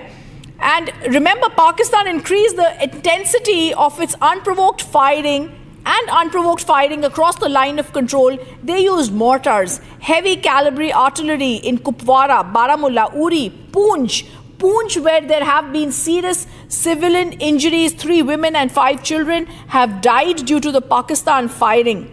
India was also compelled to respond. All right, we can already see our officers there. Vikram Mishri already there. Wing Commander Vyomika Singh and also seen, as well as Colonel Sophia Qureshi. Operation Sindoor. We also have with us Colonel Sophia Qureshi and Wing Commander Vyomika Singh for this briefing. With that, I hand over the floor to Foreign Secretary. Sir. Thank you, Ranveer. Good evening. Thank you all for joining for this briefing. You would have perhaps seen some information related to developments since late last night, early this morning, which has been put out by the Ministry of Defense. Just in case it has been missed, I will request Colonel Sophia Qureshi and Wing Commander Vyomika Singh to just update you and fill you in on the details. Thank you, sir. Operation Sindoor पर 7 मई 2025 को हुई press conference के दौरान भारत ने अपनी प्रतिक्रिया को केंद्रित, संतुलित और गैर उत्तेजक बताया था। यह विशेष रूप से स्पष्ट किया गया था कि पाकिस्तानी सैन्य ठिकानों को निशाना नहीं बनाया गया। साथ ही दोहराया गया कि भारत में किसी भी सैन्य लक्ष्य पर हमले का उचित जवाब दिया जाएगा। 7 से 8 मई 2025 की रात को पाकिस्तान ने उत्तरी और पश्चिमी भारत में स्थित कई सैन्य ठिकानों को, जैसे कि अवंतीपुरा, श्रीनगर, जम्मू, पठानकोट, अमृतसर, कपूरथला, जालंधर, लुधियाना, आदमपुर, भटिंडा, चंडीगढ़, नाल, फलौदी, उत्तरलाई और भुज पर ड्रोन और मिसाइलों से हमला करने का प्रयास किया। इन हमलों को इंटीग्रेटेड काउंटर यूएएस ग्रिड और वायु रक्षा प्रणालियों द्वारा निष्क्रिय कर दिया गया। इन हमलों का मलबा कई स्थानों से बरामद हुआ, जो कि पाकिस्तानी हमलों का प्रमाण है। On the night of 7th May 2025, Pakistan attempted to engage a number of military targets in northern and western India using drones and missiles. These places included Avantipura, Srinagar, Jammu, Pathankot, Amritsar, Kapurthala, Nal, Jalandhar, Ludhiana, Adampur, Bhatinda, Chandigarh, Falodi, Uttarlai and Bhuj. These were neutralized by the integrated counter unmanned aerial system and other air defense systems. The debris of these attacks is now being recovered from a number of locations that prove the Pakistani attacks. आज सुबह भारतीय सशस्त्र बलों ने पाकिस्तान के कई स्थानों पर वायु रक्षा रडार और प्रणालियों को निशाना बनाया। भारत की प्रतिक्रिया समान क्षेत्र में समान तीव्रता के साथ की गई। यह विश्वसनीय रूप से ज्ञात हुआ कि लाहौर में स्थित एक वायु रक्षा प्रणाली को निष्क्रिय कर दिया गया। Today morning, Indian Armed Forces targeted air defense radars and systems at a number of locations in Pakistan. Indian response has been in the same domain with the same intensity as Pakistan. It has been reliably learnt that an air defense system at Lahore has been neutralized. Pakistan ने नियंत्रण रेखा पर आकरण गोलीबारी की तीव्रता बढ़ा दी है, जिसमें कुपवाड़ा, बारामूला, उरी, पुंछ, मेंढर और राजौरी क्षेत्रों में मोर्टार और भारी तोपखाने का इस्तेमाल किया जा रहा है.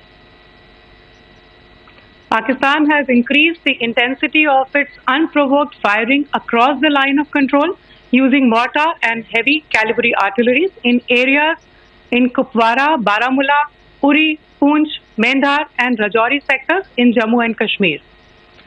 16 innocent lives have been lost, including 3 women and 5 children, due to the Pakistani firing.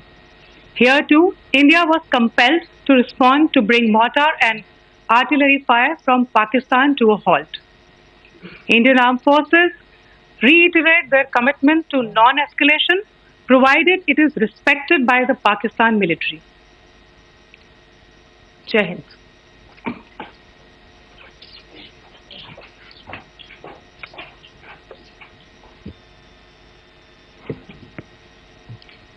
Thank you.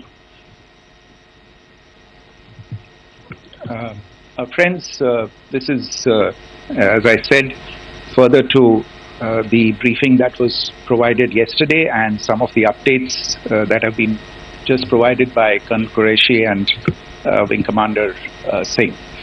I thought that we would just put some of the aspects related to the events that started on 22nd April with the barbaric terror attack in Pahalgam into further context, because there is a certain amount of commentary that has happened with regard to the events since then, and more than the commentary, there has been a lot of disinformation that has been directed at us from across the border.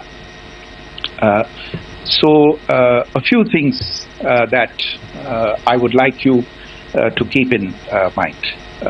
First of all, there is mention on all sides of escalation.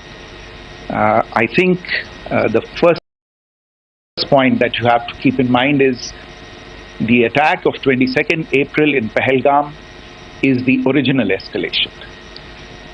ये जो सिलसिला है जो हम देख रहे हैं आज की घटनाओं को लेके, ये 22 अप्रैल के पहलगाम के हमले से शुरू हुआ है.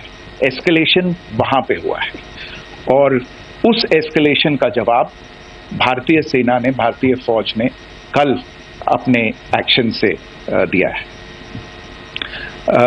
Secondly, I want to invite your attention to the involvement of the group calling itself the Resistance Front in these attacks.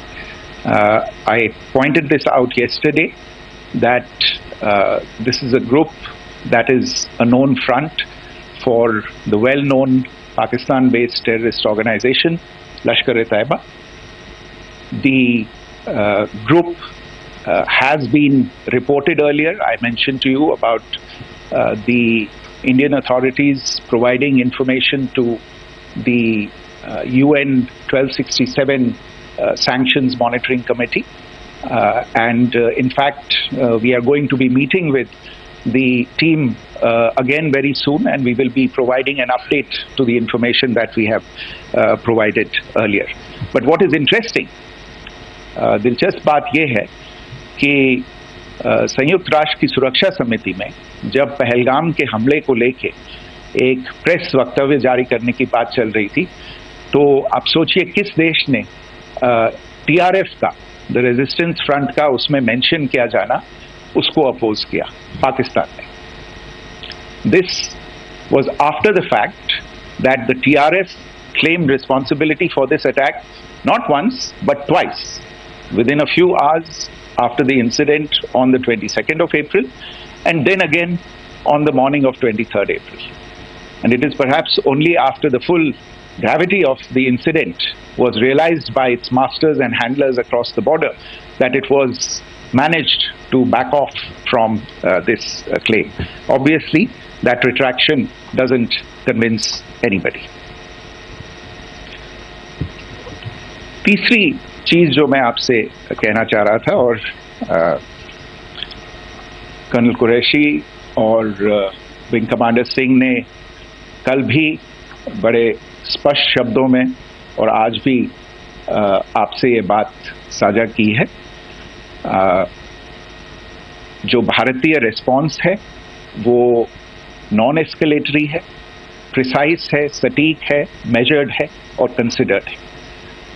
Our intention has not been to escalate matters. We are only responding to the original escalation, as I said, and our response has been targeted, precise, controlled and measured.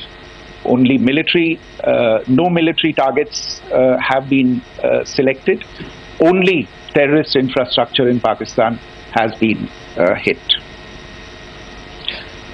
Now, there are, as I said, a number of issues that have been raised in commentaries, and there's a lot of, as I said, unfounded disinformation and fabrication that has come from across the border. And I would just like to use this opportunity to set the record straight on some of these issues. The first of these is Pakistan trying to wash its hands off any and all involvement with terrorism. I think the Pakistani information minister said there are no terrorists in Pakistan, and I think he was challenged on that in the television program that he was appearing on.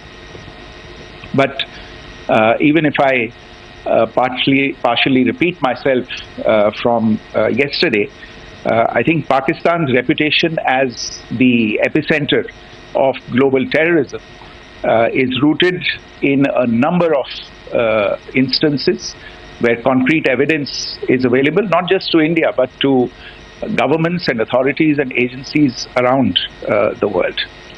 There are several terrorist attacks around the world where Pakistani fingerprints have been found. I don't need to belabor the point with regard to this audience about where Osama bin Laden was found and who called him a martyr. Pakistan has also for decades pursued cross-border terrorism into India with impunity, and as I said yesterday also, in order to deliberately mislead the international community, they claimed that the terrorist Sajid Mir was dead. They came under pressure, and Sajid Mir was then brought back to life, arrested, and is now apparently in Pakistani custody. Pakistan is also home to a very large number of UN proscribed as well as UN proscribed terrorists, as well as terrorists proscribed by a number of other governments in the world, including, of course, the Lashkar-e-Taiba and the Jaish-e-Mohammed, as well as their leaders, Masood Azhar and Hafiz Mohammed Saeed.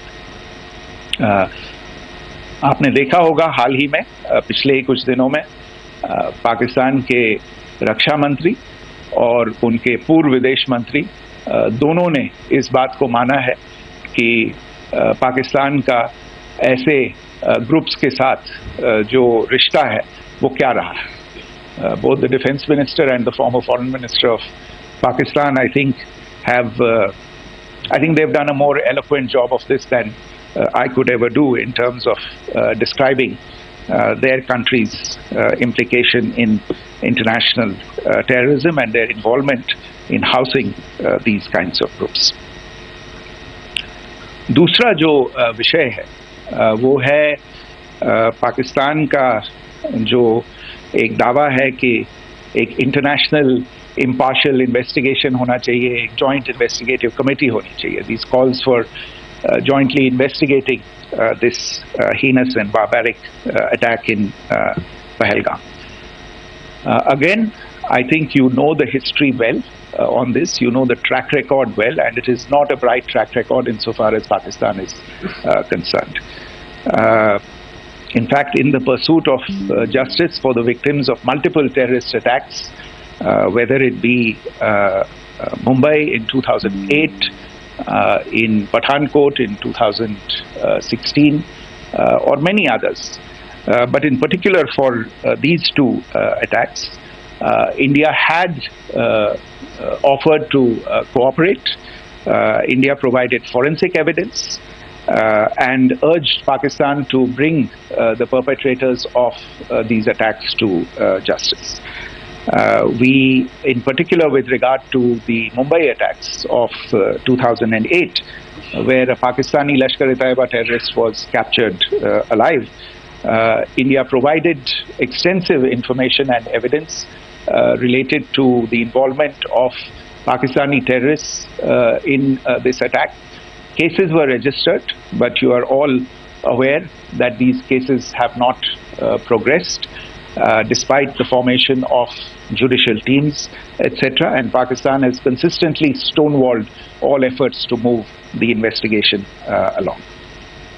In fact, with regard to the Pathankot attack as well, a joint investigative team was formed. We gave access, unprecedented access, I should say, to Pakistani team to the site of the attack. Details of call records data and DNA, etc. were shared with Pakistan. We had shared with them details related that we had been able to access to the addresses of terrorists. We presented evidence against the office bearers of Jaish-e-Mohammed who had conspired in the attack, and the handlers of the terrorists who facilitated them and guided them in. But there has been no movement on this.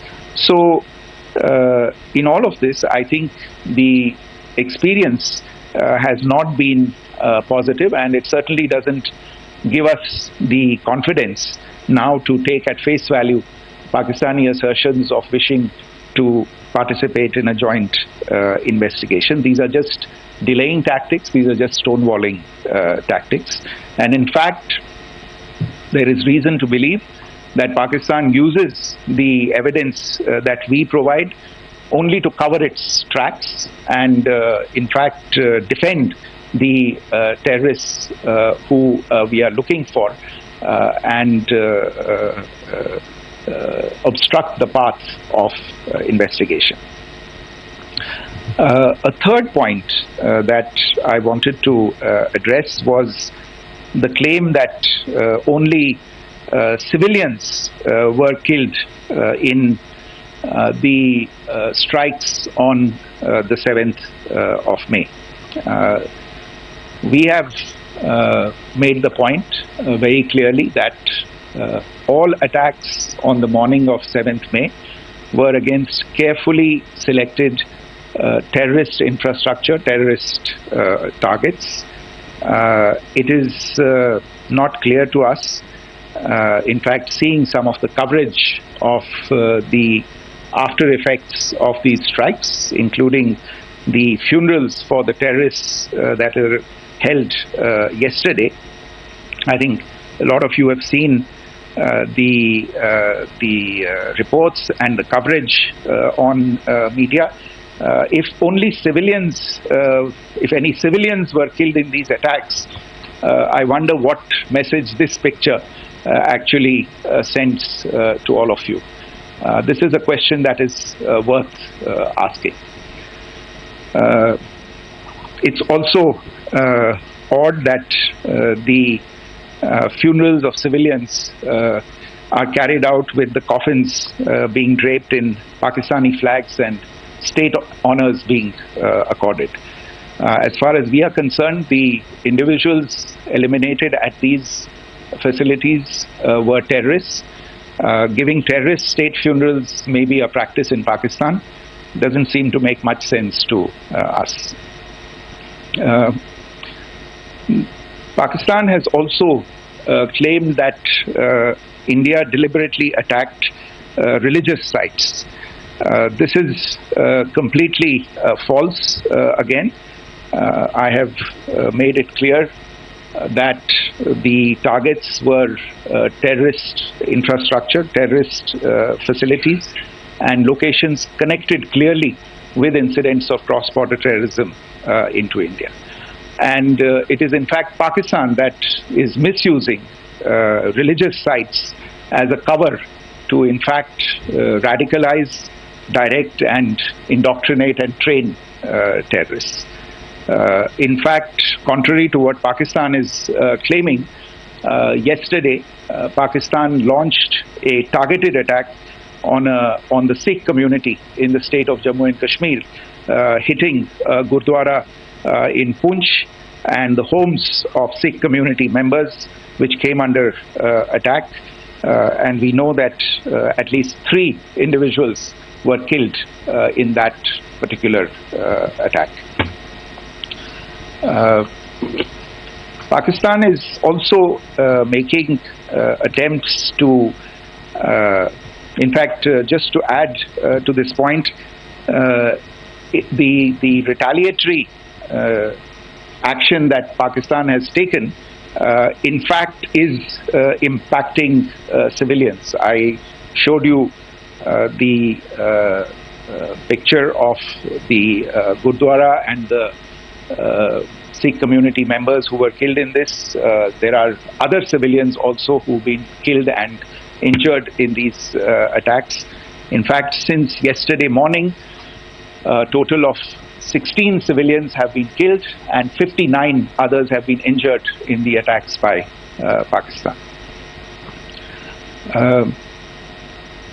Not only this, Pakistan is also making attempts as part of its disinformation campaign to paint our action with regard to cross-border terrorism through the communal angle. If that is the issue, then I think I can do no better than to cite or point you in the direction of the Pakistan Army Chief's speech of 16 April 2025. I think that is the last word in communal rhetoric. And in the Pahalgam attack itself, you are aware of the kind of religious profiling that was done there, and perhaps there is a linkage between these two events. I can only say that these nefarious designs will not be allowed to succeed in India. And it is to be noted that people from all faiths, all religions, all regions in India have unequivocally, not just in India but around the world, have condemned these attacks. The Pakistani claims of now responding to India's strikes of the 7th of May. As I said right at the outset, it is India which is responding. The original escalation was by Pakistan on the 22nd of April. We are the ones who are responding to that escalation with the action that was taken yesterday morning. And again, I would like to emphasize that the action was restrained.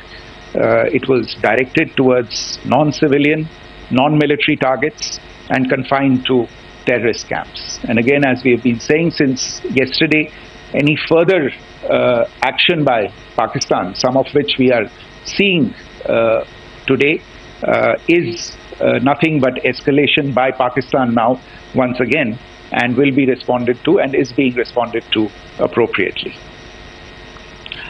One point that I wanted to also address was the allegations to the targeting of a dam, the Neelam Jhelum project in Pakistan-occupied Kashmir. I want to say that this is an absolute and complete fabrication and a blatant lie.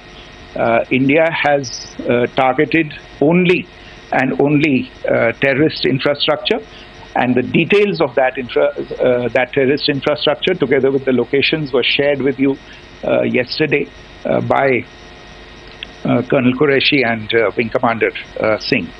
I should note that if this kind of a claim is a pretext for targeting Indian infrastructure of a similar nature, Pakistan will be entirely responsible for the consequences that will undoubtedly follow.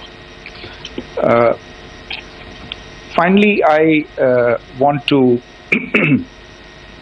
address some issues that have been raised related to the Indus Waters Treaty and the disinformation that has been raised in regard to that as well. The fact is that there have been fundamental changes in the circumstances in which the Indus Waters Treaty was concluded, and they call for a reassessment of the obligations under the treaty. Over the last year and a half to 2 years, India has been in communication with the government of Pakistan. We've sent several notices to them requesting for negotiations to discuss modification of the treaty. India has for 6+ decades now honored the treaty, even during periods when Pakistan imposed multiple wars on us, and even when relations were adversarial. Pakistan is the one that has been acting in violation of the treaty, deliberately creating legal roadblocks in India exercising its legitimate rights on the Western rivers. Any projects that India sought to build on the eastern rivers, and even on the western rivers, which we are allowed to by the treaty, were always challenged by Pakistan, thereby hampering our rights to utilize our legitimate waters under the treaty. In fact, if you see the preamble of the treaty itself states that the treaty was concluded in a spirit of goodwill and friendship. Mark those words, concluded in a spirit of goodwill and friendship.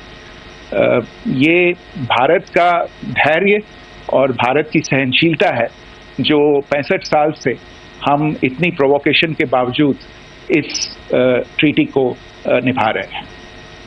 However, as has been made clear earlier as well, Pakistan has not responded to our requests to enter into negotiations for a reassessment of the obligations under the treaty. A number of conditions have changed. This is a treaty that was based on the engineering techniques of the 50s and the 60s. We are living through the first quarter of the 21st century. Technological changes and technological advancements have to be taken into account. There are demographic changes. There are climate changes that have taken place. There is the imperative of clean energy. And of course, the terrorism that Pakistan has wreaked in the state of Jammu and Kashmir itself has hampered India's ability to exercise its rights under the treaty. Pakistan's persistent refusal to respond to our requests to enter into government-to-government negotiations on the modification of the treaty is, in a sense, itself a violation of the treaty. And therefore, India has taken the step of putting the treaty in abeyance until Pakistan abjures irrevocably its support for cross-border terrorism. Maybe I'll stop there. I mentioned earlier yesterday as well that this is an evolving situation.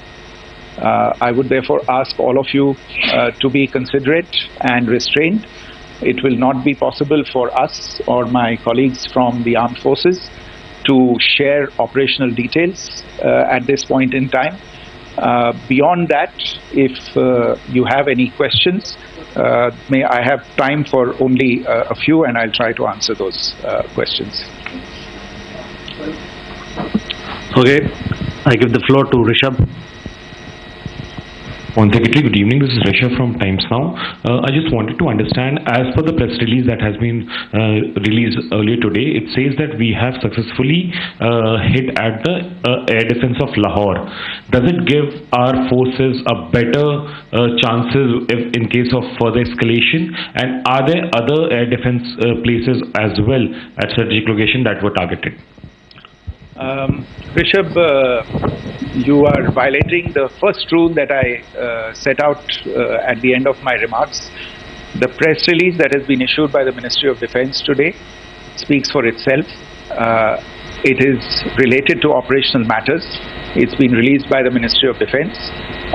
As more information becomes available, it will be released at the appropriate time. Once again, please don't go into operational details at this point in time, because this is a constantly evolving situation. Yeah, go ahead. Foreign Secretary Smita Sharma, just wanted to ask, the Pakistani Minister Ishaq Dar in an interview has claimed that the national security advisors of India and Pakistan have spoken to each other. If you could confirm or deny, and is complete severance of diplomatic ties with Pakistan also on the table? I have no information with regard to contacts between the two national security advisors.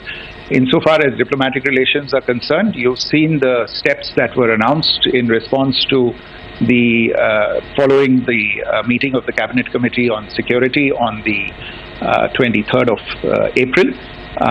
There are no further steps that are under consideration at this moment in time. Yeah, go ahead. Foreign secretary, मेरा नाम मनीष है, मैं TV9 Bharatvarsh से हूं, और आपने खुद ही बताया कि कितना मिस इन्फॉर्मेशन क्रॉस बॉर्डर से आ रहा है, बल्कि ऐसा लग रहा है जैसे पाकिस्तान के प्राइम मिनिस्टर और डिफेंस मिनिस्टर तक भी प्रोपेगेंडा करने में मिस इन्फॉर्मेशन में आ गए हैं। वो कई बार तो ये तक दावा करते हैं कि हम 3 राफेल हमने गिरा दिया, इतने हमने मिग गिरा दिए, और जब उनसे पूछा जाता है तो वो कहते हैं कि सोशल मीडिया में हमने ये सब चीज़ें देखी थी।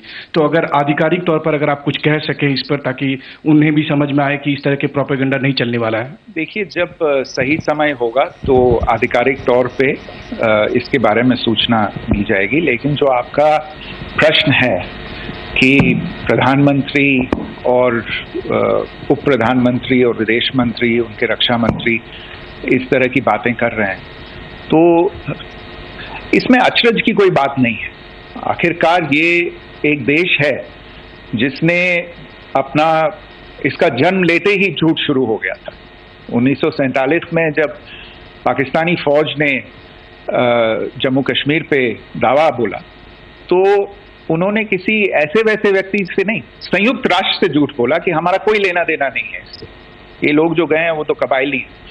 वो तो जब हमारी फौज वहाँ पे पहुंची और UN के लोग, संयुक्त राष्ट्र के लोग खुद वहाँ पे पहुंचे, उन्होंने देखा कि वहाँ तो पाकिस्तानी फौज घुसपैठ करके आ गई है, उसके बाद पाकिस्तान को मुंह की देखनी पड़ी और उनको मानना पड़ा कि हाँ, उनकी फौज वहाँ पे कुछ समय से पड़ी हुई है।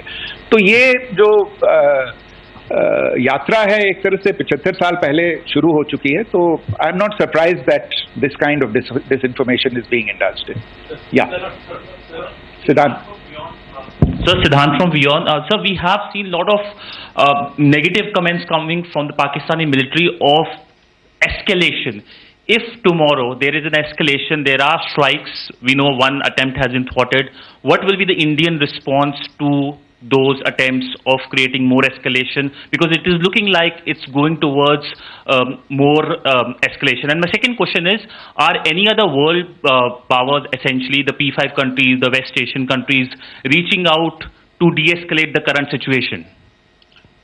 Look, on escalation, we've already made our stance clear. I mean, there are 2 basic points. First of all, it is Pakistan that escalated on the 22nd of April. We are only responding to that escalation. And then what we have said yesterday and what my colleagues have said today, that now if there is an attempt at further escalation by Pakistan, it will be responded to in an appropriate domain. And therefore, the choice is entirely that of Pakistan to make. As to your second question, I don't think I can do better than to point you in the direction of the statements that are being made from practically every chancellery in the world and the sentiment that they are carrying. That sentiment essentially and for the major portion is support for the government of India in the context of the condemnation of the terrorist attack in Pahalgam on the 22nd of April. There is wide recognition of the government of India's right to respond to these attacks in self-defense, and of course a desire to ensure that there is not further escalation. I think these statements speak for themselves. Yeah. There. Sir, this is Mausami from India Today. Now, in the all-party meeting, we have learned that the Defence Minister has said that, in the operations in Sindoor, almost 100 terrorists were killed. Would we have any details about what is the number like, and also about if there were any big faces, masterminds, terrorist masterminds who were in fact killed? There is also a report that Masood Azhar's family's 10 members have been killed, and Rauf Asghar, who was actually the mastermind of Pulwama, he's also been badly, severely injured. I don't have information at this point in time to share with you on these issues. But as I said, I think, there is so much information out there on television, in the news media, in social media, that it sometimes looks like a long time has passed since this. Please understand that slightly over 36 hours only have passed since this operation was undertaken. Let us have some patience. Information will come out and will be shared in due time. Shruti. Thank you, Foreign Secretary. Shruti Ranjan from Bloomberg. Sir, could you give us any understanding whether India has moved the IMF or the World Bank to kind of, sensitize them about the the bailout that Pakistan has, and the kind of stuff that the Pakistan government is doing? Look, we have an executive director at the IMF. Tomorrow there is a meeting of the board of the IMF, and I'm sure that our executive director will put forward India's position. The decisions of the board are a different matter. The process through which they are made. But I think the case with regard to Pakistan should be self-evident to those people who generously open their pockets to bail out this country. And since you are from Bloomberg, I think you would have the data on how many IMF bailout programs have been, very good, thank you, have been sanctioned in the space of the last 3 decades. And I think you would also have an idea of how many of those programs have actually reached successful conclusion. Probably not many. So I think this is a decision that board members have to take by looking deep within themselves and looking at the facts. So we can, one last question, sir. Sure. One last question. Foreign Secretary, I'm Siddhant from CNN News 18. I would like to know, since it's an opportunity to speak to you, I would like to know the response coming from United States since last 3 weeks. Saudi Arabia, Qatar.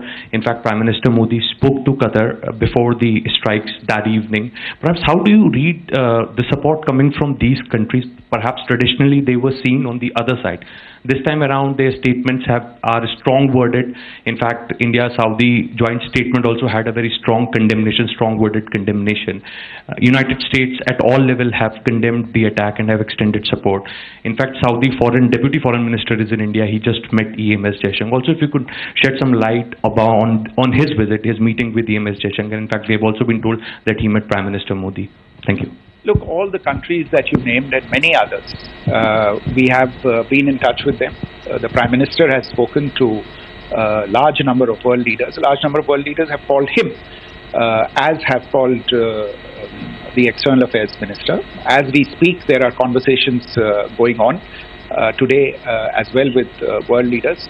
And your assessment or conclusion of the general tenor of these messages is very much on point. And I think this is a recognition of the fact, firstly, of the barbaric nature, the unprecedented nature and character and features of the attack in Pahalgam, and a recognition of India's right to respond to this, and also a recognition of the fact that in responding, we have been nothing but responsible and have done so in a restrained, in a measured, and in a non-escalatory manner. I think that counts for something. People have taken that into account, and that is what is explaining the kinds of reactions that we are seeing.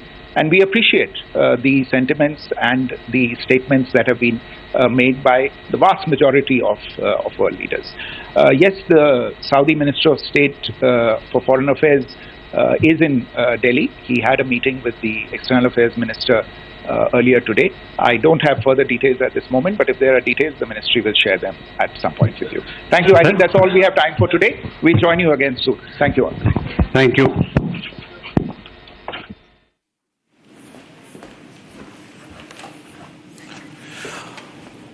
Pakistani narrative takedown now by India. This entire narrative that was peddled by the Pakistanis that the drone hit that was carried out was because, not because of any sort of retaliation, but this was part of the operation. India makes it abundantly clear that we will hit back if at all Pakistan escalates the matter. Not just that, there are several other issues that were addressed by the Foreign Secretary and of course by this Army as well as the Air Force. We're going to take you through every details of it, but slipping into a short break, coming back with the full details of the briefing that has taken place.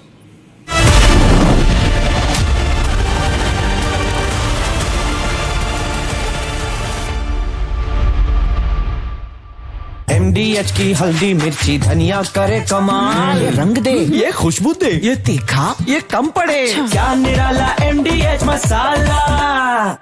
Pakistani और India ने जंग शुरू कर दी है। मेरे Bahawalpur city के अंदर मौलाना मसूद अजहर साहब के जो है मदरसा है, उसके ऊपर 4 मिसाइल दागे गए हैं। 4 मिसाइलों के साथ हमला किया गया है मौलाना मसूद अजहर साहब के मदरसे के ऊपर। हम अपनी अफवाज पाकिस्तान के साथ खड़े हैं, लेकिन मेरा सवाल है कि हमारी एजेंसीज कहाँ सोई हुई थी, हमारी अफवाज पाकिस्तान कहाँ सोई हुई थी जब हमला हुआ। मुजफ्फराबाद की भी खबर आ रही है कि मुजफ्फराबाद वाली साइड पे भी ये अटैक हुआ है, लेकिन सबसे पहले मेरे बहावलपुर सिटी के अंदर अटैक हुआ है ब्लास्टिक मिसाइल के साथ। उन्होंने हमला किया है मौलाना मसूद अजहर साहब के मदरसे के ऊपर। 4 मिसाइल मारे गए हैं। अभी ये कहना कबल सकता है कि गोया कितनी सच्चाई है इस खबर के अंदर, किस साइड से ये मिसाइल आए हैं, ये अभी कन्फर्म होना बाकी है। लेकिन ये कन्फर्म न्यूज़ है कि उनके मदरसे के ऊपर 4 मिसाइल मारे गए हैं।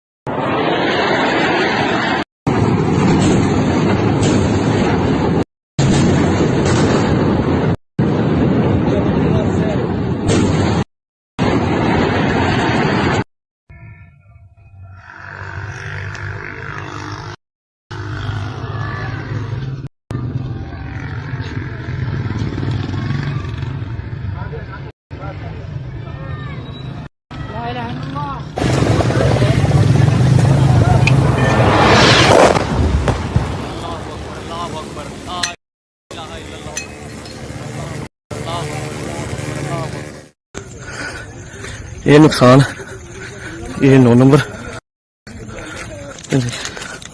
ये मस्जिद तैयबा मरकज उमरकरा के अंदर ये नुकसान है।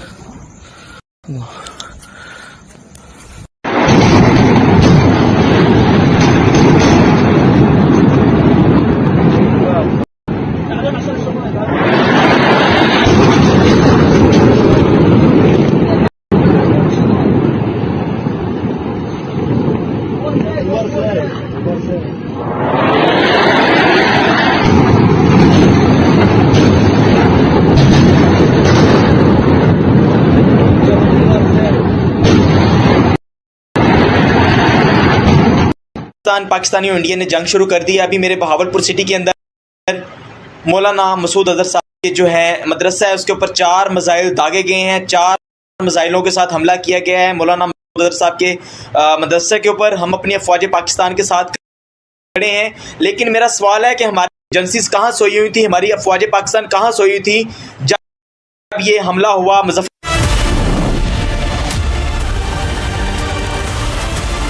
सीक्रेट रेसिपी MDH का जीरा सिप जल जीरा मसाला।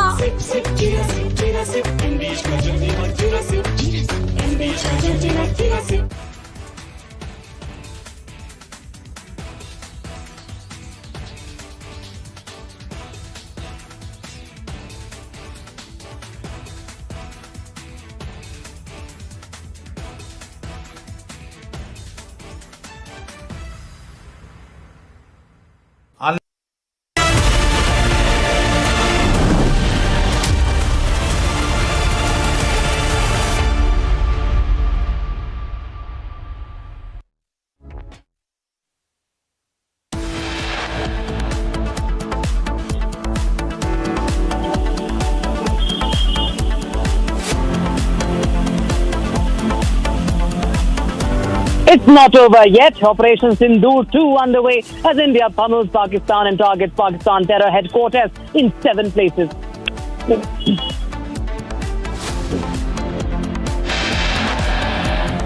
India goes after Lashkar-e-Taiba to TRF to brief United Nations Security Council.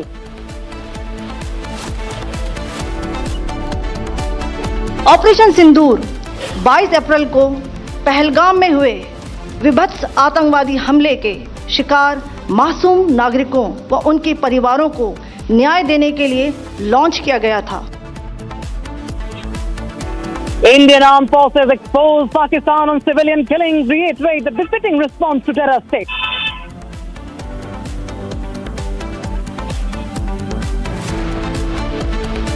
It is not our intention to escalate the situation. However, if there are military attacks on us, there should be no doubt that it will be met with a very, very firm response. External Affairs Minister Dr. S. Jaishankar's big statement says we'll hit back if Pakistan strikes.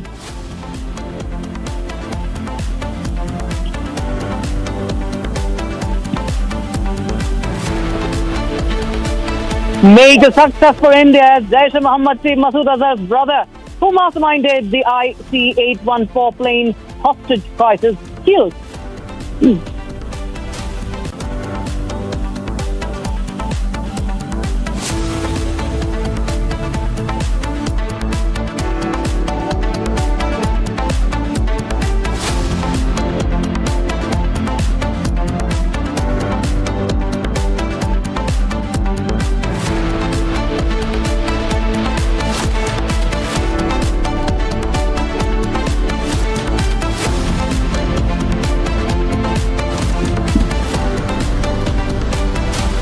All right, viewers, there's an important meeting that is going on right now as we speak at the 7 Lok Kalyan Marg.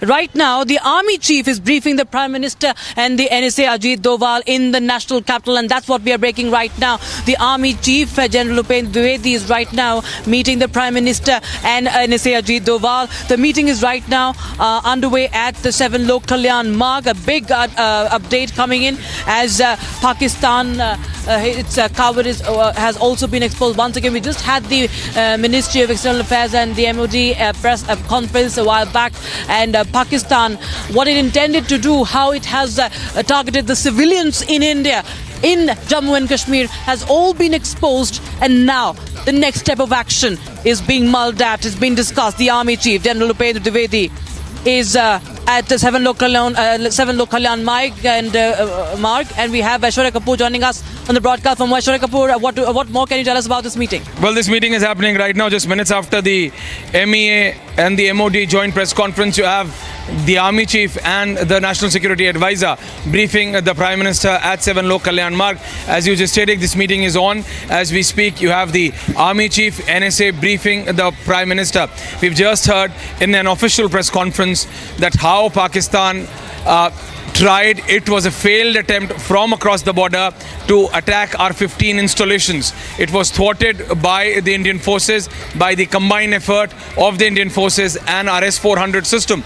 But no such attempt should even be tried today. So what we are being told that the Army Chief is briefing the Prime Minister and the NSA is also in presence. We are being told that 27 civilian airports have been completely shut down for any commercial or civilian mobility. They've been made as complete military airports, and that ranges from Jammu and Kashmir to Gujarat, Ghaziabad, Delhi's Hardened airport. So all of this has been included amid high tensions. This is a very important meeting which is happening at the 7 LKM, in which the Army Chief and the NSA are briefing the Prime Minister together. Back to you.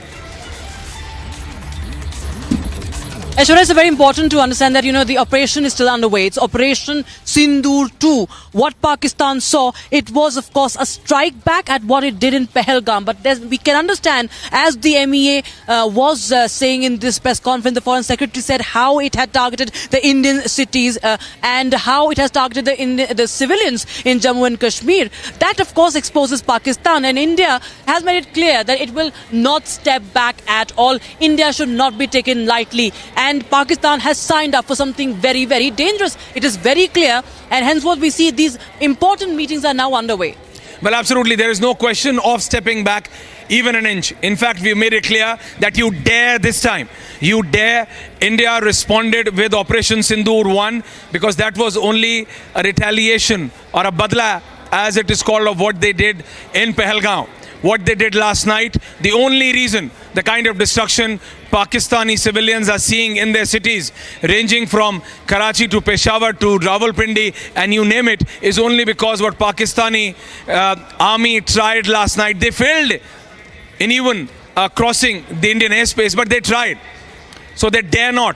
There is no question of taking half a step back. If they dare today, then it's no holds barred. And we are very clear. And the Army Chief and the NSA are briefing the Prime Minister on our preparedness. Let there be no doubt about it. We are ready. Yes. Right. Aishwarya, thanks so much for joining us with those important details coming in from the 7 local landmark viewers. So all those who are tuning in right now, the Army Chief, General Upinder Dwivedi, is right now at the 7 local landmark. He is briefing the Prime Minister and the National Security Advisor Ajit Doval, as India, of course, is right now continuing to plan over the strategy. Remember, India says, and it has announced, it has made it clear that the operation is still underway. It's not over because Pakistan is not mending its way. The way it has targeted the Indian civilians, the way it has resorted to heavy shelling along the LOC in Poonch, the way it has targeted the Sikhs, the way it has targeted the Gurudwaras. It's all clear that how Pakistan continues with its cowardly ways, and it needs to be taught a lesson, viewers. Now, viewers, Pakistan has just to go into more of the details on that. There have been heavy shelling along the line of control, and especially in Jammu, if you see what happened in Poonch, viewers, there was heavy shelling, massive destruction. The Gurdwara was also targeted over there, and 3 Indian civilians were killed in this shelling. And this happened right after India's Operation Sindoor. And this is, of course, after India, of course, had it succeeded in its operation, hitting the terror targets. But hitting the terror targets, dismantling the terror headquarters, hurt terrorists down so much. So now we will give you this report, viewers. In fact, we have our network reporters right now lined up for you. Gursimran Singh joins us live on the broadcast from Aknoor in LOC. Harsha is live from Poonch, and we have Rawat live from the border district of Baramulla. We'll just go across to Harsha, who has been tracking all the developments from Poonch. Well, the Foreign Secretary also made it very clear that how the Indian side has been targeted. The Indian civilians have been targeted by the cowardly Pakistani army, and the shelling that continued yesterday. And we saw that how the Sikhs, the Gurudwaras, have been targeted by the Pakistani army. What is the latest update that you are, and what have you witnessed in Poonch, Harsha? What you can share with us? So Rakshita, as rightly you are pointing out the cowardly behavior of Pakistan, where again it has attacked civilians. In Pelgam also we saw the civilians, the tourists were attacked, and here also in Pooch, when the frustrated Pakistan saw that how Operation Sindoor was successful, it resorted and guided its artillery, its mortar shelling towards Pooch city, main city. There are several districts of Pooch which has been heavily impacted, but if we talk about Pooch city, the artillery exercise of Pakistan was guided at religious places. Not only Gurdwara but also temple, Gita Bhavan, mosque and madrasas all have the mark of the mortar shelling caused by Pakistan. Also 6 from the Gurdwara died in the mortar shelling. Also in total 11 civilians in the Poonch district have lost their lives. We spoke to the families who are still grieving. Tears of the mothers have not soaked yet, and they are stating that Pakistan should continuously, this befitting reply should be given from the side of India to Pakistan. Not only Operation Sindoor 2.0, but more such action should be given from the side of India to Pakistan, because now what we see in the Poonch city is the devastated and destroyed houses, collapsed walls. What we saw, the visuals in the Gurudwara, how only Guru Granth Sahib was protected, while the walls, the windows, everything was was reduced to debris in the Gurudwara. Same was the scenes from the temple as well. And while many localities in the Poonch, we saw the similar scenes, the debris everywhere, and also how the clutter, there was completely clutter with rubbles in the locality and the lane. The busiest lane, the destruction could clearly be seen. And right now what we are seeing in the Pooch is the deserted lanes, because most of the civilians have now shifted to a safer location. The authorities have clearly stated that the relief and the medical assistance is being provided to the civilians here. They have been shifted either to the bunkers or either to the safer location, because Pakistan can again resort to the mortar shelling as it's completely frustrated. And the cowardice of Pakistan is clearly that now it is attacking the civilians rather than doing something else. So right now the visuals of Pooch is clearly like the desertness we can see in the lanes, in the roads. Most of the civilians have moved to the Jammu or the nearby district where the mortar shelling impact will not be there, because Pooch, if we talk, it's an embattled hill city which is surrounded by the disputed Indo-Pak border. So right now what we see is that the impact of devastation. Back to you. Well, all right. Thanks. We will just go across to my colleague Gursimran Singh, is also in Jammu. He is along the LOC in Akhnur, and of course there has been a lot of damage over there as well. What's the latest update that you're picking up? And you also have information about what has been happening. Gursimran, you've been in touch with your defense sources as well, because there has been, how India has also struck back. India's air defense system have proved what they really are, meant for, and how strong they stand in face of Pakistan's cowardly ways and its weak ammunition. Tell us more about what you have witnessed and what you're learning latest. See, Rakshita, if we speak of first of the situation along the line of control, the situation continues to be tense, because the people in the border areas, they have been asked to vacate their houses due to the Pakistani provocation that we have seen late last night, early yesterday morning, when they resorted to targeting the civilian areas in the Poonch. So nothing can be left at chance, and that's why the district administration, the divisional administration, they decided that all the bordering villages will be asked to vacate. Right now we are at the Akhnur line of control, and I'll request Sarjivan to show you this ridge that you see. That this is actually going to be point of friction between India and Pakistan, because if you speak of the 2019 the airstrikes that India carried out and the Operation Swift Retort, everything was visible from this very stretch, because from the international border to the line of control till Sundarbani, this area has always been the place from where Pakistan has attempted to intrude into the Indian territory, though their attempts have been foiled. And today, since the India has done the retaliation, and the retaliation was on the Pakistani army headquarters, it is very likely and the forces are prepared for any kind of retaliation from the Pakistani side, because Pakistan will once again, they will not sit back. That's very sure for the security establishment, because they know the habit of the Pakistan, that even after getting defeated, the Pakistan tries to overcome the same, and in the same spirit that they try to win this. But every time they have faced the defeat. Now when it comes to the preparedness, there have been the the anti-drone systems, the air defense systems of the India along the line of control. They have been activated at least more than 24 locations in a single sector. So the deployment is very thin. There lies almost no possibility that there will be any breach of that system, that the Pakistani air systems, the UAVs, the Pakistani helicopters or the fighters, they can enter into the Indian territory. That is a foolproof system that the India has kept in place. Apart from this, what we are also getting to know that everything is being kept on standby, every option. Indian Army's local formation commander, they are directly speaking to the Northern Army commander almost on real-time basis, and they are briefing on the prevailing situation, so that if there is a change in the situation that needs the response from the Indian Army, that can be given without any delay. Rakshita.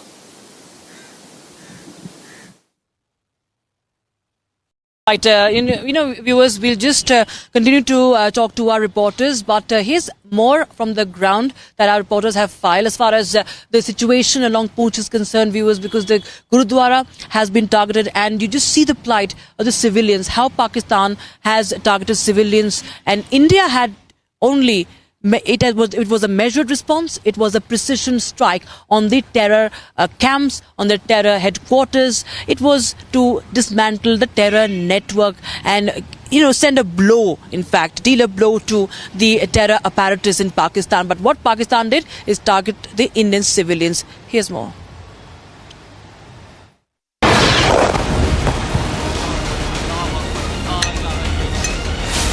Hit like it seldom had before, the rattled and clueless Pakistani troops opened small arms fire on civilian areas along the line of control.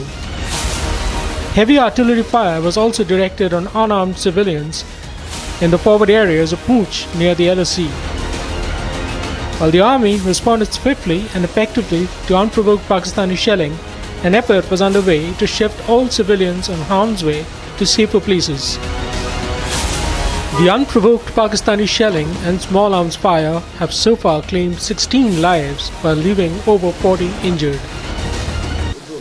I am Harsha reporting for Border Dispatch from Gurdwara Guru Singh Sabha in the Poonch city. There's a Gurdwara located in the main city of the Poonch district. It's very important to showcase this place because after the successful launch of the Operation Sindoor at Pakistan resorted to the mortar shelling at the religious places in the Poonch city. And this is one of the places, this is one of the Gurdwaras which was the target of the Pakistan, and also through visuals it could clearly be seen from windows to walls. Most of the infrastructure have been damaged from the mortar shelling from the Pakistan side. In the early morning hours of Wednesday morning at around 9 o'clock, heavy shelling was targeted from the site of Pakistan at this Gurdwara. Not only this Gurdwara but nearby temple, madrasa and masjid have also been impacted.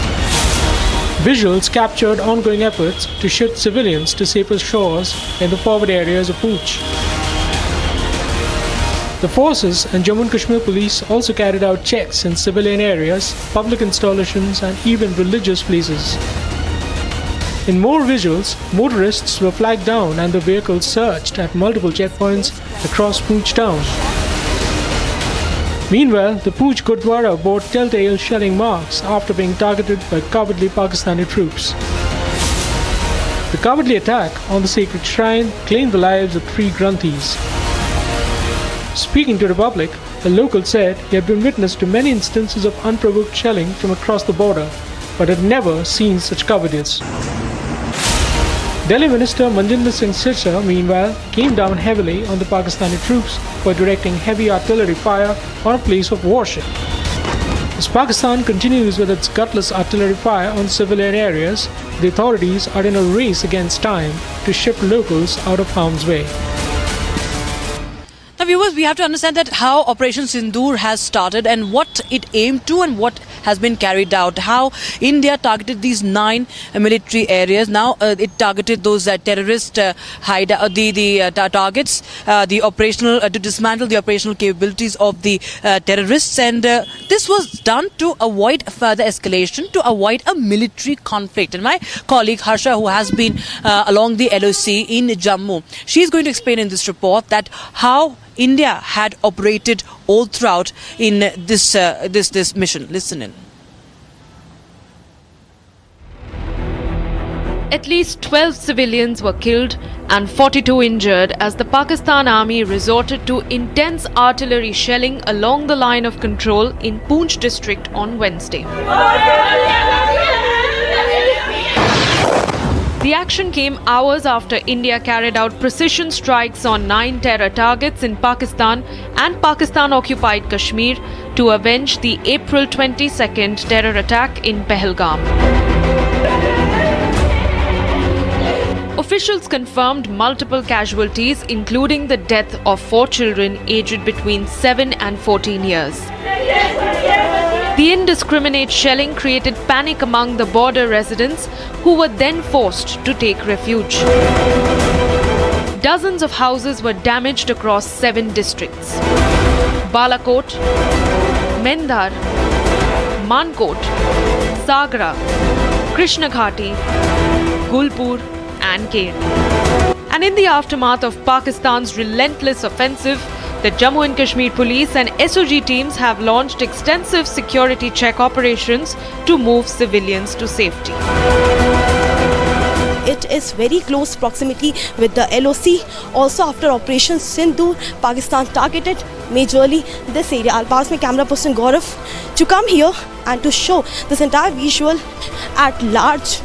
The safety and security of the Jammu and Kashmir civilians and the civilians of the Poonch district is very much important, which is being ensured by the police official and by the SOG team as well, because what we saw here was at several places the civilians were struck. So right now they have left or they have moved to safer location, to safer bunkers. This is being ensured by the Jammu and Kashmir police. With Operation Sindoor yet to be over, Pakistan is counting its days. All right, viewers, now we shift our focus to the other story that we're tracking. In fact, my colleague Arawat is also joining us live on the broadcast from one of the border districts, that is Baramulla. Now, what are you picking up, Arawat, because we've seen that right after the Operation Sindoor, right after the airstrikes, there was a lot of damage, a lot of shelling that was witnessed in Baramulla. What is the situation right now?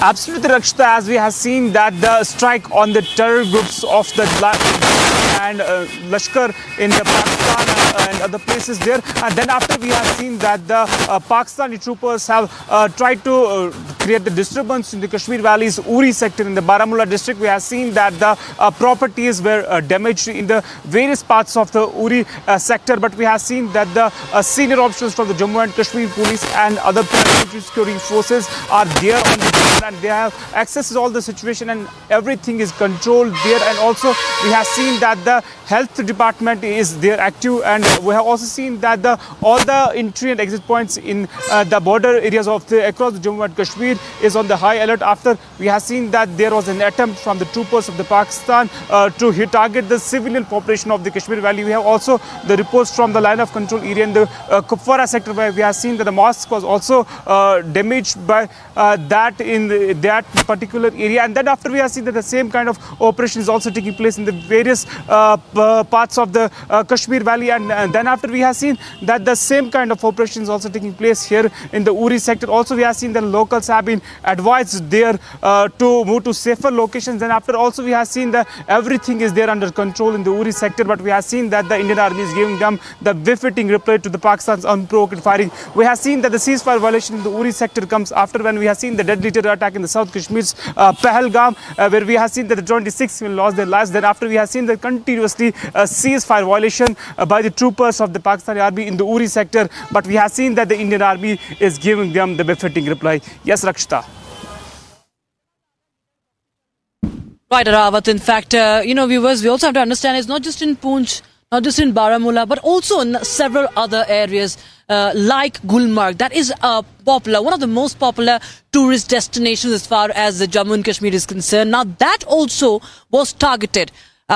Unprovoked shelling was done. We saw that happening in Gulmarg as well, and as a result, the authorities took a decision of even suspending the famous gondola rides, the trolley cars that go in towards the Afarvat peaks as well. And this, of course, is a direct attack on the tourism. We've seen that how tourists have been targeted, and Gulmarg also now came under shelling. Here's more. Amid heightened tensions between India and Pakistan, authorities have suspended the gondola cable car services in Jammu and Kashmir's Gulmarg. This decision comes after unprovoked mortar shelling by Pakistani forces near the line of control. According to authorities, there has been no damage to the gondola infrastructure. However, the proximity of shelling has raised concerns. Gulmarg is one of the popular destinations in Kashmir that is close to the line of control. However, after Pakistan's unprovoked mortar shelling, the authorities have cordoned off the area for tourists. Officials said the security forces have fortified security of the tourist spot to safeguard from any untoward incident. And with that, it's a wrap on this edition from the front, viewers. We continue to report from several locations across Jammu and Kashmir. With that, I'd like to thank my colleagues Harsha from Poonch and my colleague Rawat from Baramulla and, of course, Gursimran from Akhnur. And this is Dr. Mishra signing off from Srinagar. We'll be right back with This Is Exclusive on 7 p.m. Don't go anywhere.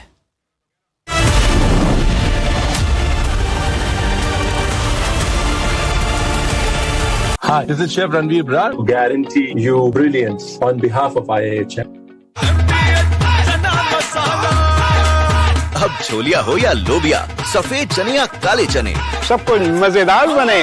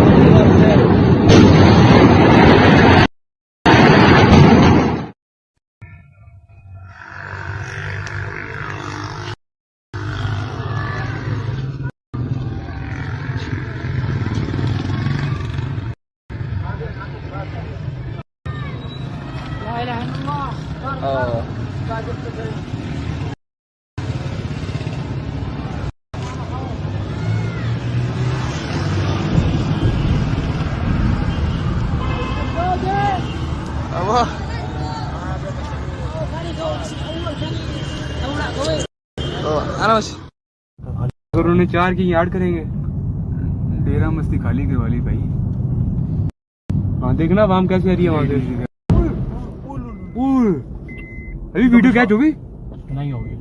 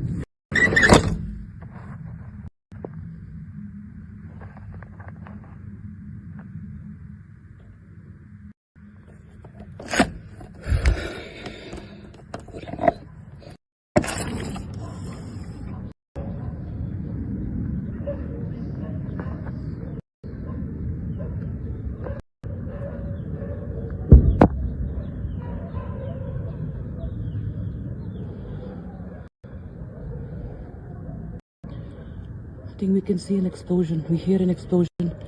Jets here, jets hovering. We're right now in Srinagar, and we can actually smell some smoke, and the sky at one part became red. There was an explosion sound, very much visible. Seems panic across the border as we report from Srinagar right now.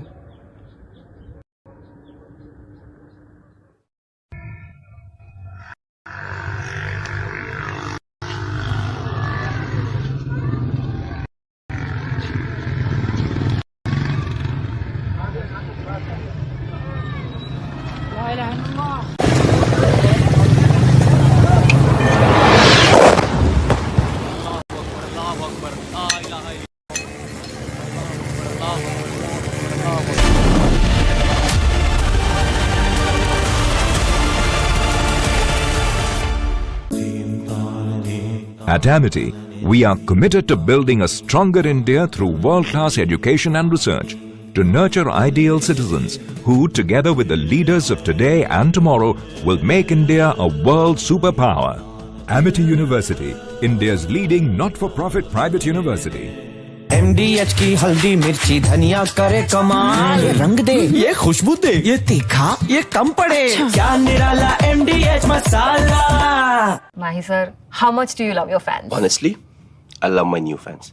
पुराने वाले बेकार में शोर करते. Sir, fans हैं, शोर तो करेंगे ही ना. नए वाले नहीं करते. And they listen to what I say. The new generation Orient BLDC fans, super silent performance with voice control. Silly me, I thought. Cricket fans. आधे बाउल दही में 4 चम्मच MDH चटनी पुदीना मसाला डाला, स्टर करो, पुदीना चटनी तैयार. MDH चटनी पुदीना मसाला.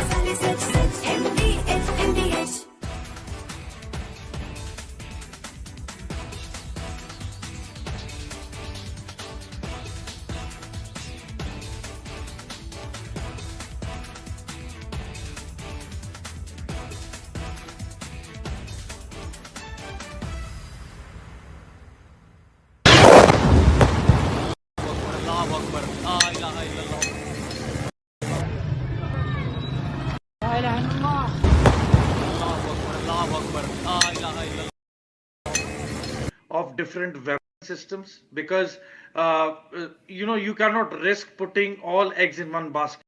ये मस्जिद मरकज उमरकरा के अंदर ये नुकसान है.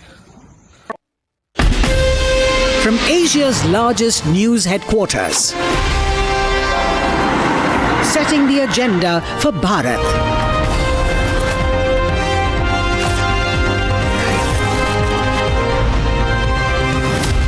You're watching Republic.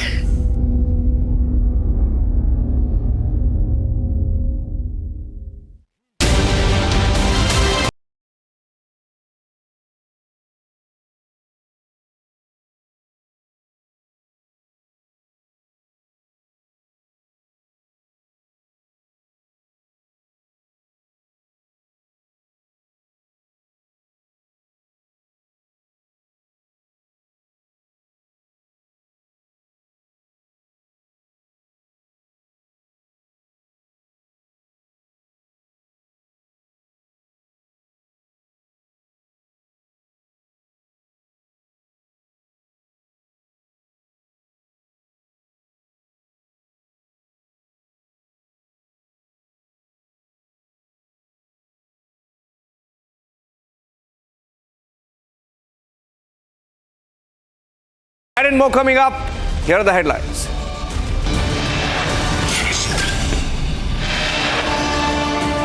Operation Sindoor 2 continues as India hammers Pakistan for its misadventure and attempt to target Indian cities.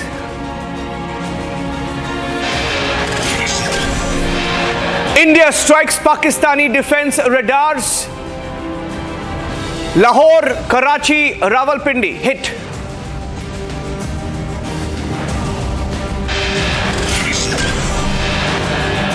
Pakistan attempts to target 15 Indian cities. Drones and missiles projected at India fall short. All of them fail to hit their targets. Pakistani duds landing in farms across the border. Chinese missiles suspected to have been used.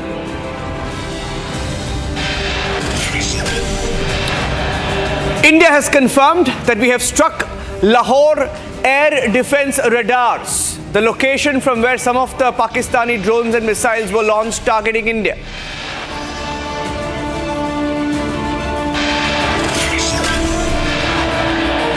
S-400 Sudarshan Chakra used in the Operation Sindoor 2 as every Pakistani drone and missile are intercepted in the skies.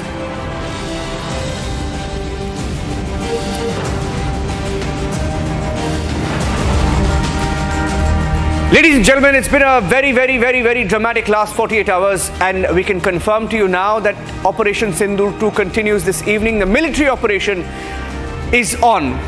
What is military Operation Sindoor 2? Pakistan last night tried to target 15 Indian cities. And my colleague Shravan is joining us with the details of where they launched these attacks from and how Pakistan's attempted strikes on Indian cities were thwarted one by one, ranging between 80 kilometers to 282 kilometers. Each of these strikes, drones, missiles that were sent to 15 cities, all falling short. Shravan with the details. Shravan. Well, in fact, the details that we are getting right now is what Pakistan essentially wanted to strike were the military installations. If you take a look, starting all the way from Kashmir, Awantipura, Srinagar, both the places, remember, they were targeted from Rawalpindi, that is in Pakistan. That's the Pakistani Air Force base. Now, let me also tell you, as far as those in Jammu and Punjab are concerned, the missiles were basically launched from Rawali cantonment in Gujranwala. Cities in Rajasthan which were basically targeted, they were from the Pakistani military base in Bahawalpur, and Bhuj was basically targeted from Sindh. Now, in fact, Niranjan, the details that we're getting is that roughly around 1 o'clock in the morning, that was when our gun loading radars, these radars actually identified the location from where these missiles were being launched. That's when our air defense system was activated and these missiles were prevented from carrying out the targeted approach. Thereafter, we are being told that immediately you've had the drones that were basically used by India to target the same very places from where the missiles were launched, and this operation continued till about 7 o'clock this morning. Interestingly, this piece of information that we had got was roughly around 2 o'clock in the afternoon, or a little after 2 o'clock. And when we spoke to our sources at that point in time, also remember, the source basically indicated that the operation was still undergoing, something that was once again cleared by the Ministry of External Affairs as well as the Defence Ministry. So which is a clear indication of the fact that the operation is nowhere to a closure right now. In fact, it is still going on. The other important aspect that we've been able to figure out is with regards to the missiles that were basically used by the Pakistanis. In fact, these are essentially the PL-15 or the BVR range missiles that were used by the Pakistanis. This was delivered to the Pakistanis by China, and this was just about 3 months ago when these missiles were actually given by China to Pakistan, which was basically used. In fact, it turns out that some of those missiles that were fired by the Pakistanis did not even continue in the same very trajectory that it was basically locked for. It did not have enough fuel. Now, that was what we have also picked up, and that is the reason why some of these missiles landed up in their own territory. And the others which basically crossed over were brought down by our air defense system. And in fact, the debris of these missiles have been found in places like Amritsar and in some other places also we are given to understand, like for instance in Bhatinda and a few other places the debris have been found. So there is ample proof of the fact that they basically wanted to carry out this attack. Shravan, why don't you walk up here, because I have 5 walls. Let's do the walls together, because the walls tell the full story of what Pakistan tried to do. So I'm going to get Shravan also in the frame. Let's fire those walls one after the next, and then we'll go from one story to the next. Ladies and gentlemen, this is what Pakistan tried to do last evening. Let's go across straight to the wall. Shravan, the 15 cities that Pakistan tried to target in the intervening night of 8th of May. Pakistan attempted to target 15 cities. I'll go from the bottom. Bhuj, Uttarlai, Falodi, Nal, Batinda, Jalandhar, Kapurthala, Amritsar, Srinagar, Awantipora, Jammu, Pathankot, I think that's Udhampur, Ludhiana and Chandigarh. Now, all of these cities, Shravan, so across the border, from international border, Gujarat, Rajasthan, Punjab, Jammu and Kashmir, along the border, they've tried to target our cities. Well, in fact, just to quickly add a point here, you have your naval installations here. Yes. As far as Bhatinda, Jalandhar, Kapurthala, Amritsar are concerned, you have your army bases here. Interestingly, Pathankot, remember, has been their target for a very, very long time, because that's where our Air Force base is. Jammu, also not to forget, as far as Jammu is concerned, you have the 16 Corps headquarters in Jammu. Ludhiana, Adampur, as well as Chandigarh, you have, several of your not just the military base, but some of them happen to be the military cantonments which have also been targeted. So clearly, if you look at it, there is a pattern that emerges. Of course, Srinagar and Awantipora both have military bases. You have the 15 Corps in Srinagar, and Awantipura also has a... Now, Shravan, what is interesting is that they haven't just tried to target towns or cities along the border.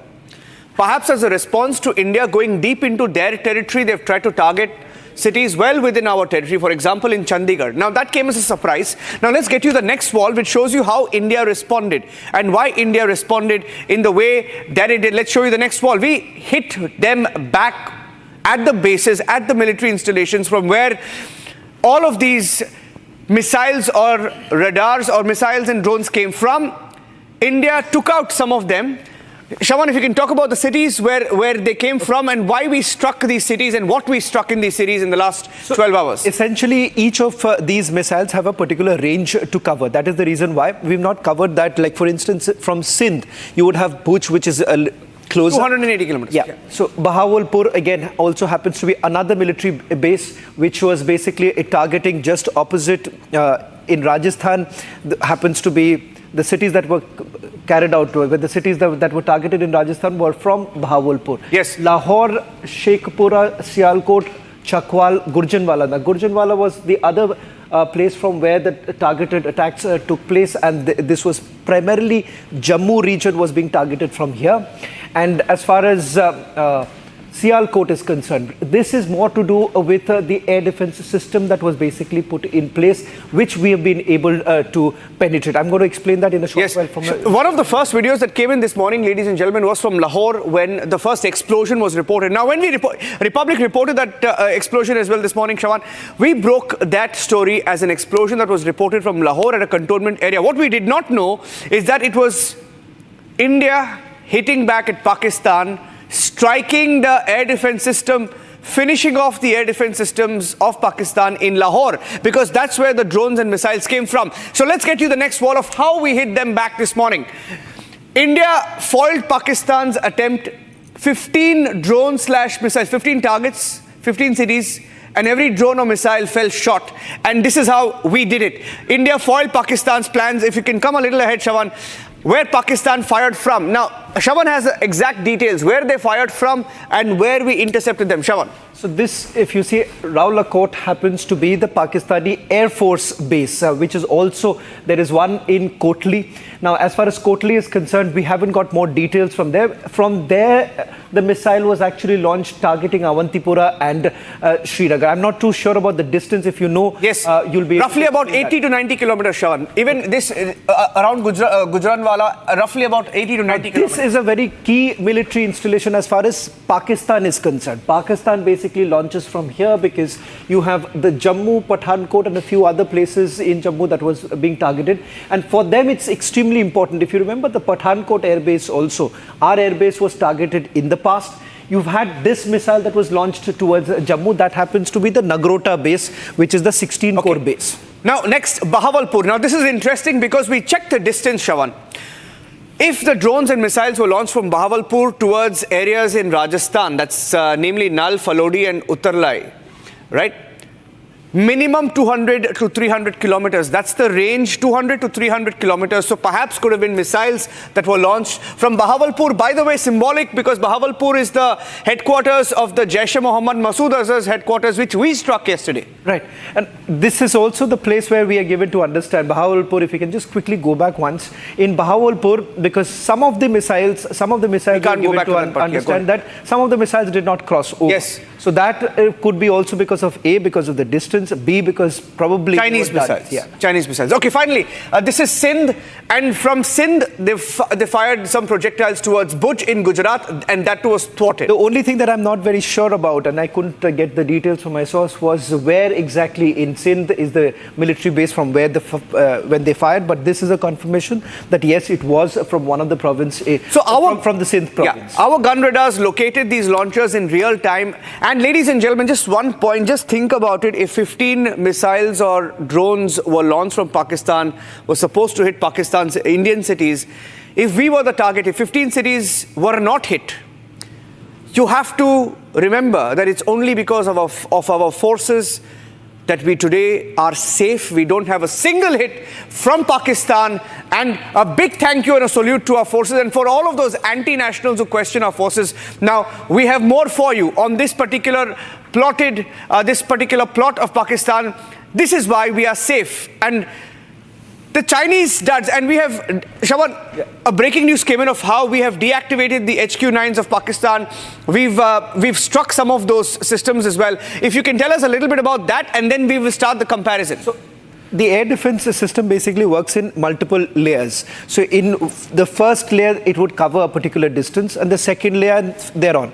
As far as HQ-9, as far as this air defense system is concerned, they had basically installed at 3 locations. One happens to be Lahore, the other happens to be Sialkot, and the third happens to be in Rawalpindi. There we are being told that all the 3 places, they've also aided it with long-range missiles, as well as jammers. All 3 completely failed.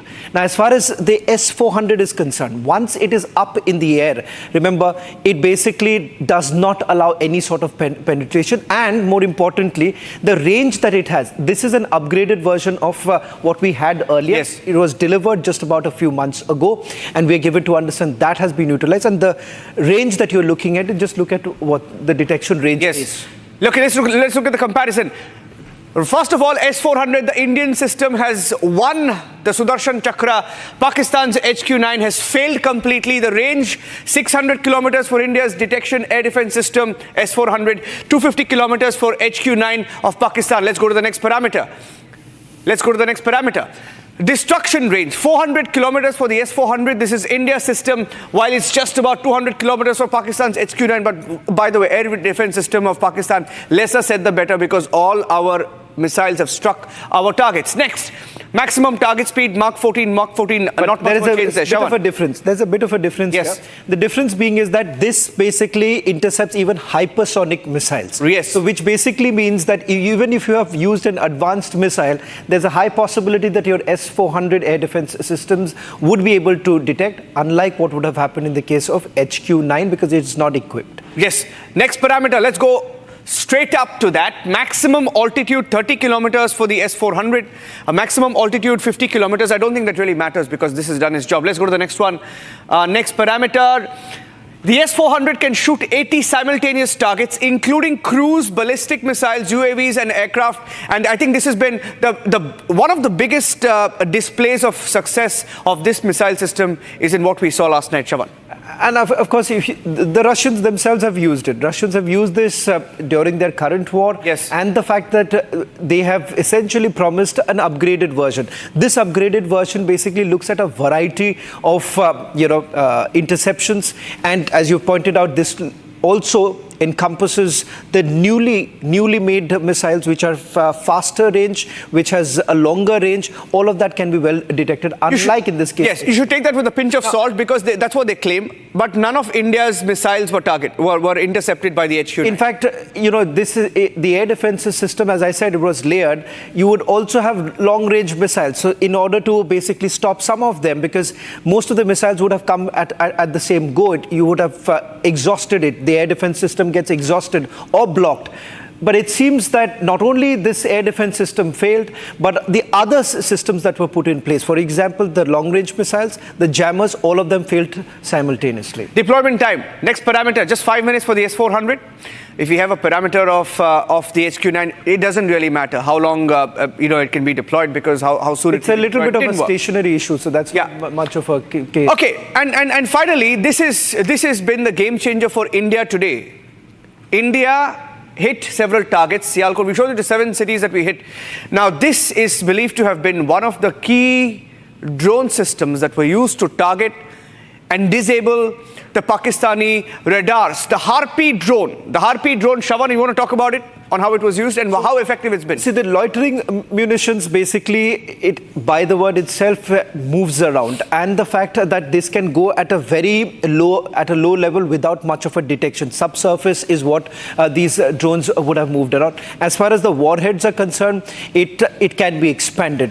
Now, what we are given to understand that there were two types. One, of course, was Harpy, and the original, that is the first phase of the operation, was also using something that was designed in Bengaluru, that is the Sky Trainer, and that has another warhead about 5 kilogram that was taken. In this, if you see, the payload is way higher. It's about 32 kilogram. So you are taking a larger quantity, and the fact that the destruction would have been much more. So this is an example of the India story, right, Shravan? Harpy jointly made between Israel and India, and this is available in plenty with us, and this is a success story. And every aspect of Operation Sindoor that you've seen, the missiles that were used to target the nine areas chosen yesterday when we hit the terror camps, beautiful precision strikes that we had. If I can just quickly pull up one picture that we had where the headquarters of Masood Azhar before and after tells you how precise the strikes were.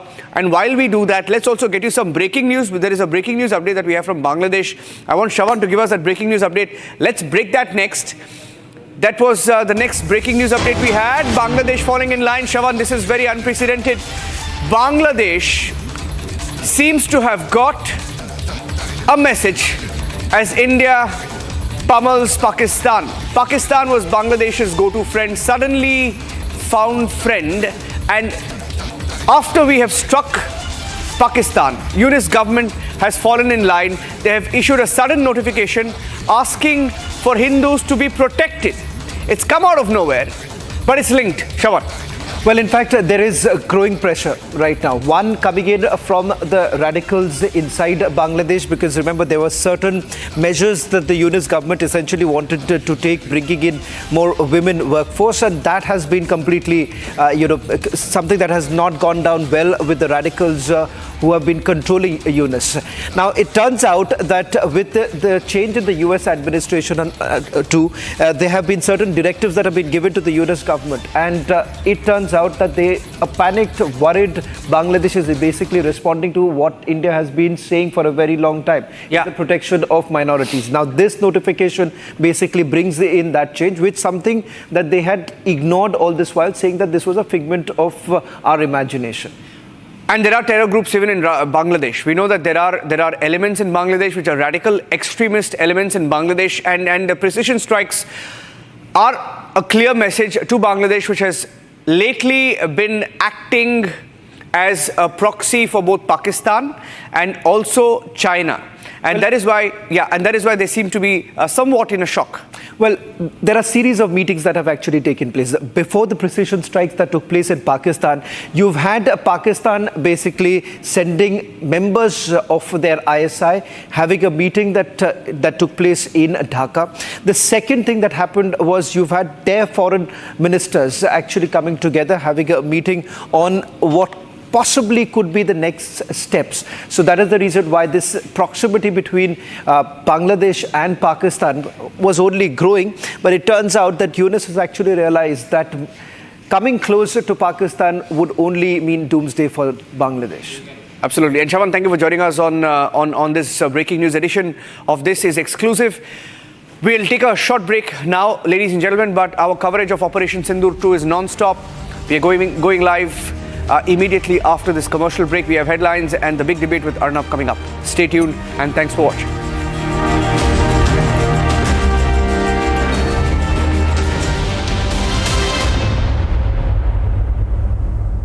Mahi sir, how much do you love your fans? Honestly, I love my new fans. पुराने वाले बेकार में शोर करते Sir, fans हैं, शोर तो करेंगे ही ना? नए वाले नहीं करते. And they listen to what I say. The new generation Orient BLDC fans. Super silent performance with voice control. Silly me आए तो और Cricket fans. अब छोलिया हो या लोबिया, सफेद चने या काले चने, सब कुछ मजेदार बने. इसको घर पे लगाओगे तो शादी का तो पता नहीं, पर घर पक्का नहीं टूटेगा. रुंगटा नहीं तो घर स्ट्रॉन्ग नहीं. रुंगटा स्टील TMT बार एकदम सॉलिड. पहाड़ों में एक हाइकिंग शिप भी बन सकती है। दादी के हाथों का जादू और खुशबू से महकता घर, माँ की मुस्कुराहट और खाने की सुगंध। MDH गरम मसाला, क्योंकि हर रिश्ता है स्वाद से जुड़ा। पाकिस्तानी और इंडिया ने जंग शुरू कर दी है। अभी बहावलपुर सिटी के अंदर मौलाना मसूद अजहर साहब के जो है मदरसा है उसके ऊपर 4 मिसाइल दिए गए हैं। 4 मिसाइलों के साथ हमला किया गया है। मौलाना मसूद अजहर साहब के मदरसे के ऊपर अपनी अफवाज पाकिस्तान के साथ खड़े हैं। लेकिन मेरा सवाल है कि हमारी एजेंसीज कहाँ सोई हुई थी, हमारी अफवाज पाकिस्तान कहाँ सोई हुई थी जब ये हमला हुआ। मुजफ्फराबाद की भी खबर आ रही है कि मुजफ्फराबाद वाली साइड पे भी अटैक हुआ है। लेकिन सबसे पहले मेरे बहावलपुर सिटी के अंदर अटैक हुआ है ब्लास्टिक मिसाइल के साथ। उन्होंने हमला किया मौलाना मसूद अजहर साहब के मदरसे के ऊपर 4 मिसाइल मारे गए हैं। अभी ये कहना कबल वक्त है कि गोया कितनी सच्चाई है इस खबर के अंदर, किस साइड से ये मिसाइल आए हैं, ये अभी कंफर्म होना बाकी है। लेकिन ये कंफर्म न्यूज़ है कि उनके मदरसे के ऊपर 4 मिसाइल मारे गए हैं।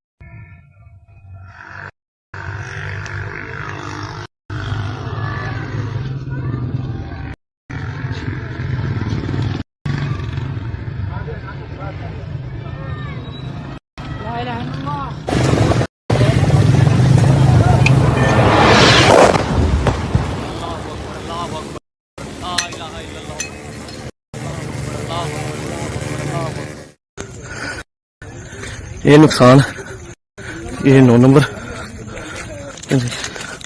ये मस्जिद तैयबा मरकज उमरकरा के अंदर नुकसान है।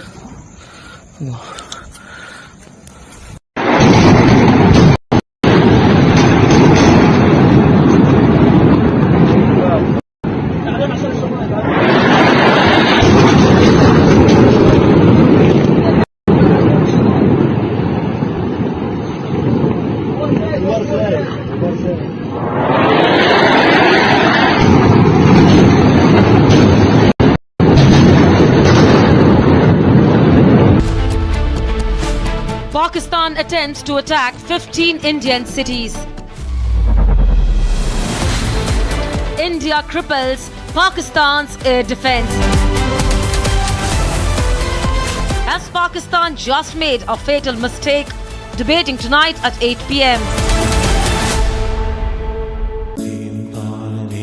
At Amity, we are committed to building a stronger India through world-class education and research, to nurture ideal citizens who, together with the leaders of today and tomorrow, will make India a world superpower. Amity University, India's leading not-for-profit private university.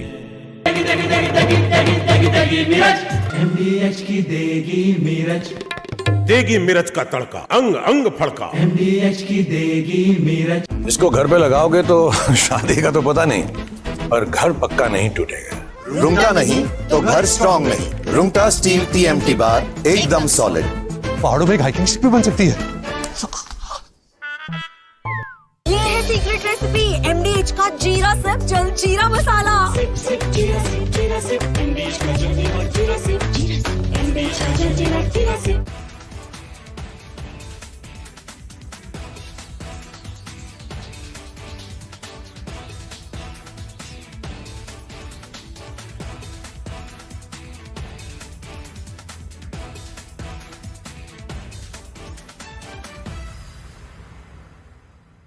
Unlike in 2019 when we had hit Balochistan, which was in the wilderness, and Pakistan got an excuse to say that nothing had been damaged or killed, that we had only killed some crows and pigeons and sparrows.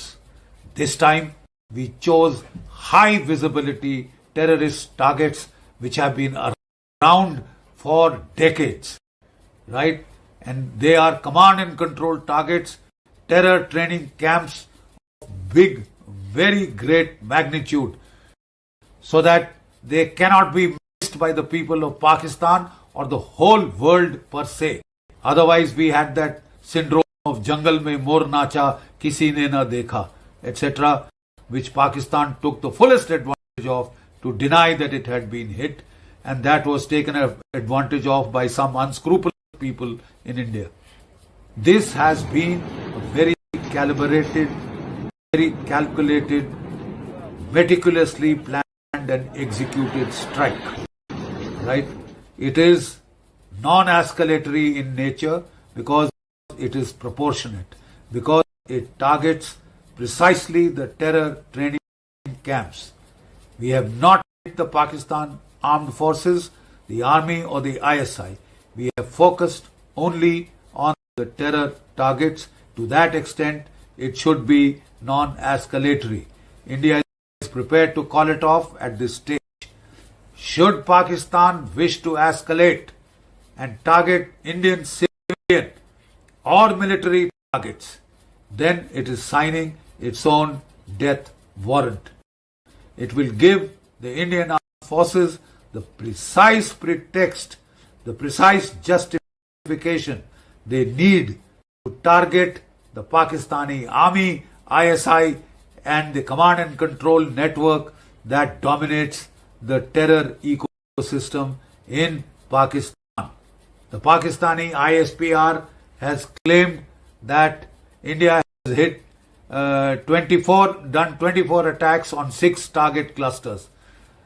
So far, they are saying that they have retaliated by artillery firing on an Indian brigade headquarters and another.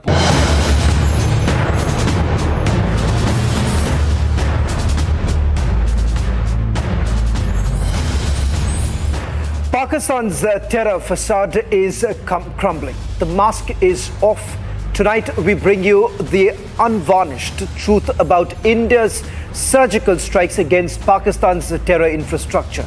National Security Advisor Ajit Doval's master plan behind Operation Sindoor.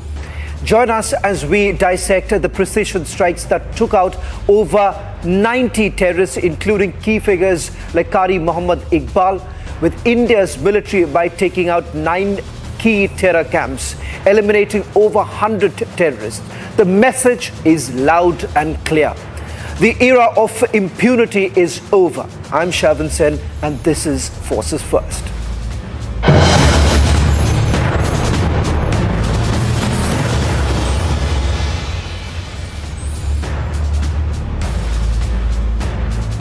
National Security Advisor Ajit Doval emerged as the chief architect, the man behind India's swift and strategic retaliation, Operation Sindu. Working behind the scenes under the leadership of Prime Minister Modi, National Security Advisor Doval led high intelligence coordination and mission planning. The 9 targeted terror dens across Pakistan and Pakistan-occupied Kashmir. The precision strikes were given a go-ahead after his plan received a final nod from the Prime Minister.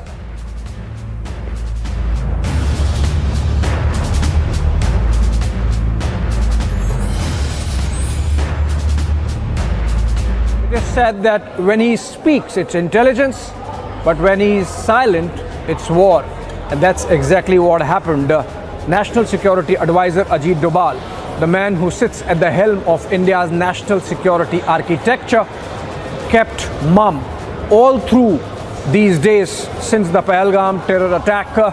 No speaking, no addressing, not seen in meetings beyond the 2 Cabinet Committee on Security meetings that took place, in where he played an active role, briefing the Prime Minister about what were the possibilities, what were the options. Remember, the first CCS took place on April 23, a day after the dastardly Pahalgam terror attack, where the NSA was seen animatedly explaining to the Prime Minister what all had happened and what had to be done or could be done. Prime Minister gave the brief to the CCS that they should come back with clear options. The national security team, led by Ajit Doval, and of course, which includes the Chief of Defence Staff, the 3 service chiefs of the Army, Navy, Air Force, and of course the other agencies which play a crucial role in information gathering.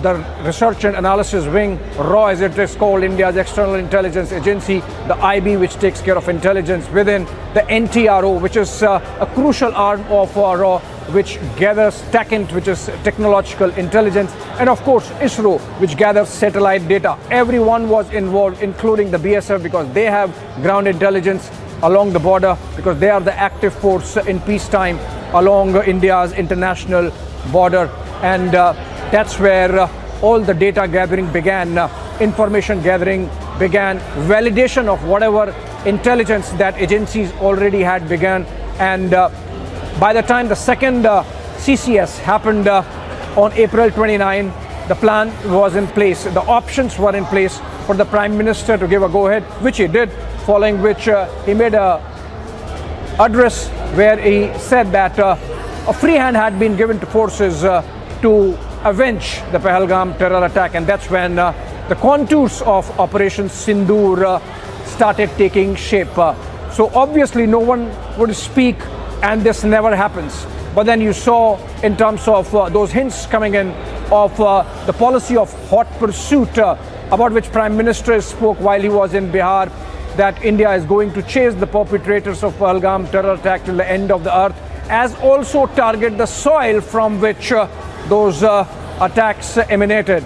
Message was clear that India yet again would go after Pakistan, its terror proxies, and all the infrastructure that operates from Pakistani soil. Operation Sindoor was essentially about collating all data, gathering all intelligence, connecting the dots, and then zeroing down on specific targets, the organizations, the individuals, the places, the locations, everything intelligence based and not in any manner indiscriminate. And that really lends value and a moral cover to the operation that India has carried out by way of Operation Sindoor. It was carried out in a manner that Pakistan was clearly foxed.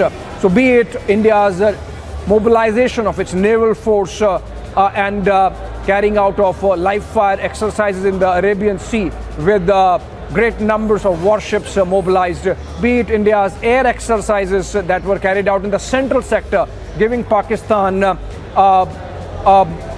some confusion about what all India was up to while the borders remained silent. And the reason why the borders were silent were because the army was carrying out a plan. The targets were to be hit with kamikaze drones and with the beyond visual range missiles of the Indian Air Force, and no passing off, crossing of the border or the LOC. Those targets were hit, and how? Look at the pictures that have come in that give you an idea of the kind of precision with which the Operation Sindoor has been executed. Those pictures that were shared by India with the rest of the world in that press briefing by the Ministry of Defence and Ministry of External Affairs. Behind all this was the man and the mind of that man, National Security Advisor Ajit Doval, who was up all night. And the moment the operation was executed, he was working the phones to give a diplomatic edge to India, speaking to as many as dozen odd national security advisors of these nations, his respective counterparts from the United States, from the United Kingdom, from Japan to South Korea, France, and of course, crucially, Saudi Arabia and the United Arab Emirates in West Asia. NSA Doval then, of course, readied for a briefing of the Cabinet Committee on Security, the third one, in which success was announced, following which, of course, Prime Minister in the Cabinet congratulated our armed forces. That's how Operation Sindoor was executed, in complete silence, with great resolve, and of course, the wherewithal and the superior competence of India's armed forces, and more crucially, our security intelligence apparatus helmed by National Security Advisor Ajit Doval.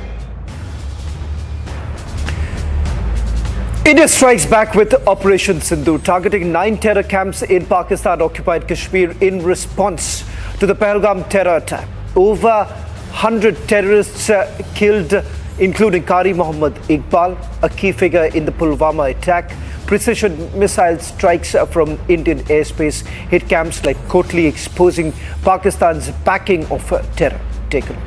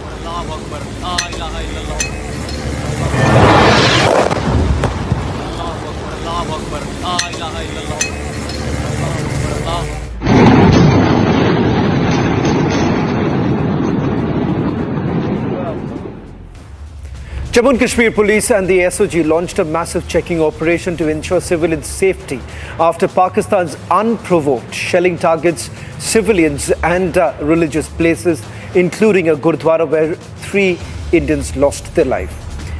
Relief assistance is being provided to affected civilians as authorities work to prevent further harm. Here's a report by my colleague Harsha. Strict and continuously after yesterday when the Operation Sindoor was carried out, 100% strike, precision strike was carried out at the Pakistan 9 targets of the terrorist camps, and right now we see that the SOG and the Jammu and Kashmir police is right now carrying out the search and the march at several places. Right now what we see in the picture is the madrasa where the police official along with the SOG team have reached, and there's the visuals on our screen where we can see that the intensified search is being carried out, because this becomes very much important after what happened yesterday along the LOC in the Poonch region. There were several places which were targeted by Pakistan. The civilians were targeted and the religious places was also targeted, from temple, Gurdwara, madrasas and masjid. Several places were on the target of the Pakistan army, and that is the reason in the Poonch area 4-6 in the Gurdwara have lost their lives and several civilians were also injured. But right now what we see is that these thorough checks is being carried out to ensure that none of the civilian is stuck in any of the premises and in any of the infrastructure. Let me now take you through the other segment of the forces first. Ex-servicemen in the valley lauded the forces on the successful airstrikes on Pakistani terror launchpads in retaliation to the Pahalgam attack. Raj Singh Charak, the district president of the Ex-Servicemen League, Doda, the blood of all citizens was boiling after the savage terror attack in Pahalgam. He also lauded the centre for its stern resolve in striking back at Pakistan 14 days after the dastardly Pahalgam killings.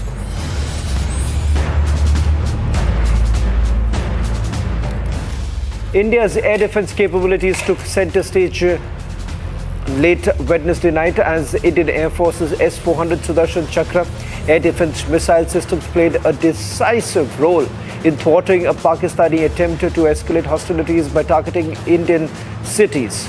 Following the engagement, the projectiles were neutralised by the integrated counter-UAS grid and air defence systems. Assam Rifles intercepted two Swift Desire vehicles suspected of trafficking contraband from More to Imphal.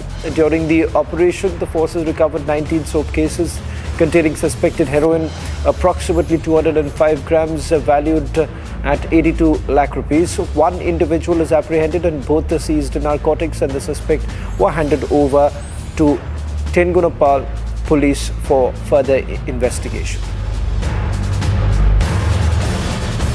In a major crackdown in the war against drugs in Punjab, the counter-intelligence unit of Firozpur conducted two swift operations dismantling a cross-border narco-smuggling network and apprehending 3 smugglers.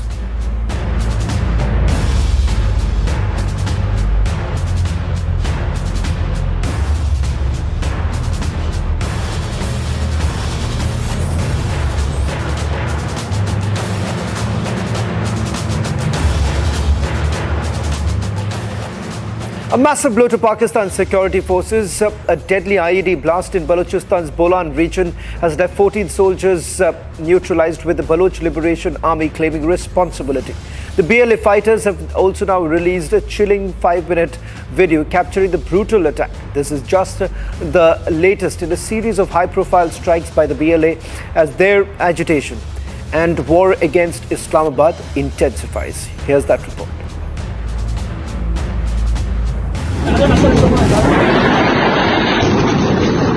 It's caught on camera how Pakistani soldiers were blown to bits.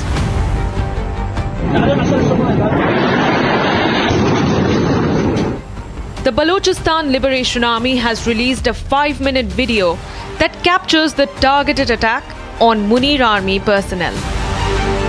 The clip first captures 12 Pakistani army officials conducting drills for route clearance. And minutes later, a white van carrying the soldiers are blown apart in a massive IED explosion in the Machkund area of Bolan. The Bolan blast is the latest in a spate of targeted attacks carried out by the BLA against Pakistan's forces.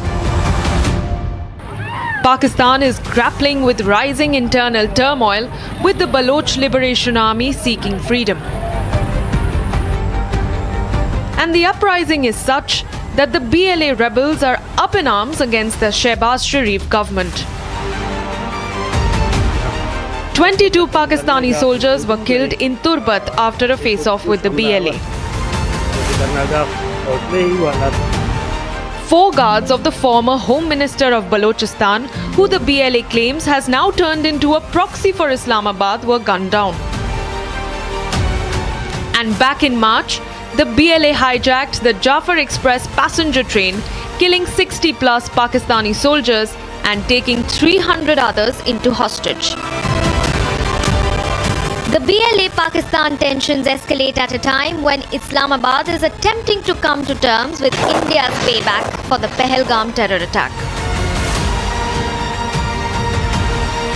And with a rising crisis at its western border, Pakistan has completely lost the plot. Well, let me also once again take you through another segment on forces first.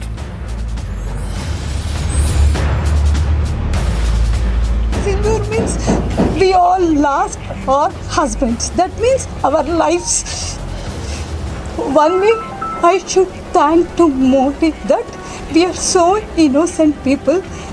They saw Modi on us. So Modi also owned us and took this revenge on them. We are expecting more. We are thinking that this is a beginning, and definitely Modi ji government will make it more like impacting the economy of the Pakistan, and definitely there should not be any terrorist attack in future in India. They definitely need to get afraid to at least kill one person in India. So that way the impact should be there. I think still we are thinking that this is only a starting for today, and definitely we are going to continue to exactly fight along with the Pakistan. Good news heard by the entire nation, that is attack on Pakistan, particularly where the terrorists, where they hidden in Pakistan and POK, all hidden places. मर जाता तो बेहतर होता। जब तू वहां मार रहा था तब क्या था? लोगों को बेगुनाह लोगों का कत्ल कर रहा था, लोगों को उकसा करके यहाँ भेज करके आतंकवादी घटनाएं करा रहा था। तब क्या था? जब किसी के बच्चे नहीं मर रहे थे। उनके दिल का दर्द का एहसास आज होगा ना, जब अपने गए हैं तब एहसास हो रहा है कि मौत का दर्द क्या होता है, या सिर्फ दूसरों को मौत परोसना जानते हैं। हम पूरे हिंदुस्तान को गर्व है अपनी आर्मी में, अपने डिफेंस सिस्टम में, पर साथ ही साथ पाकिस्तान जो है अपनी हरकतों से बाज नहीं आ रहा है। ऐसा समझ आ रहा है कि लगातार जो कायराना हरकतें हैं, कभी नहीं थे जो हमारे नागरिक हैं उनको पहलगाम में उनको शहीद किया, और अब और कुछ नहीं बच रहा। पाकिस्तान की इतनी हालत नहीं, इतनी हिम्मत नहीं कि इंडियन आर्मी से डायरेक्ट फाइट करे। They are all terrorists.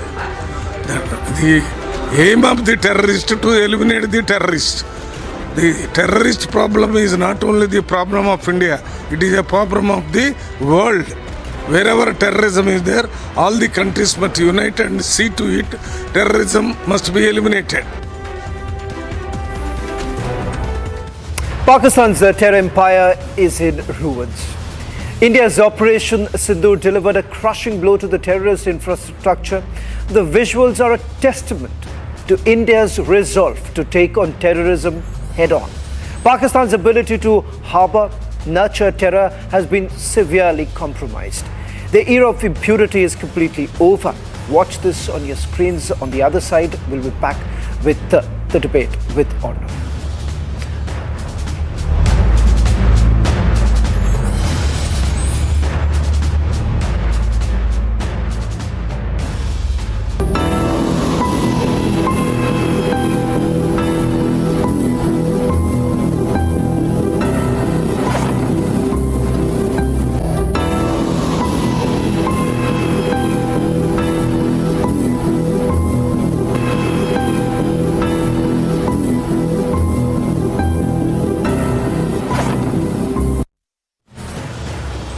Hi, this is Chef Ranveer Brar. Guarantee you brilliance on behalf of IIHM.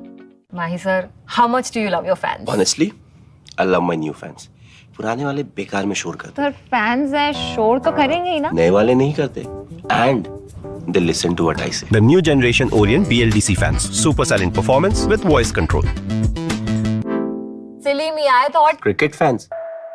MDH की हल्दी मिर्ची धनिया करे कमाल, ये रंग दे, ये खुशबू दे, ये तीखा, ये कम पड़े, क्या निराला MDH मसाला। इसको घर पे लगाओगे तो शादी का तो पता नहीं, पर घर पक्का नहीं टूटेगा। रूंगटा नहीं तो घर स्ट्रॉन्ग नहीं। रूंगटा स्टील TMT बार एकदम सॉलिड। पहाड़ों में एक हाइकिंग स्टिक भी बन सकती है। आधे बाउल दही में 4 चम्मच MDH चटनी पुदीना मसाला डाला, स्टर करो, पुदीना चटनी तैयार। MDH चटनी पुदीना मसाला।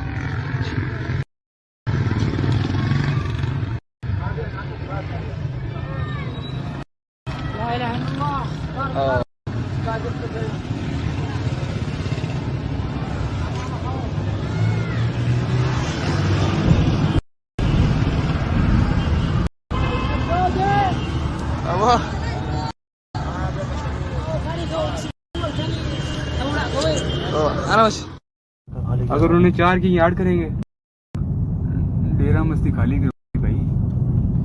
हाँ देखना वाम कैसे आ रही है वहां से। कैच होगी नहीं होगी।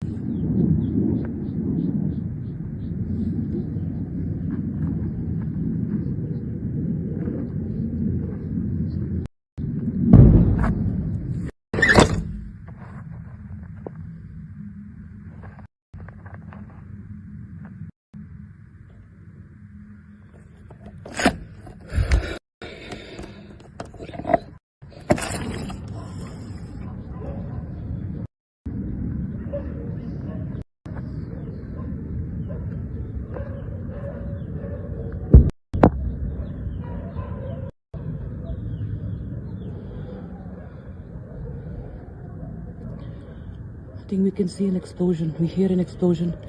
Jets here, jets hovering. You're right, Srinagar, and we can actually smell some smoke, and the sky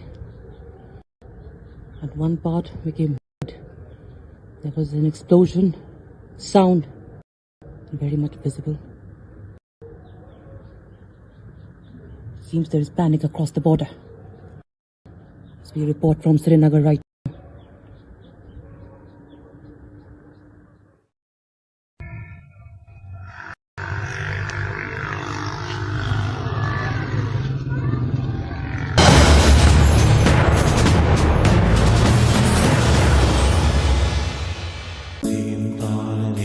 At Amity, we are committed to building a stronger India through world-class education and research, to nurture ideal citizens who, together with the leaders of today and tomorrow, will make India a world superpower.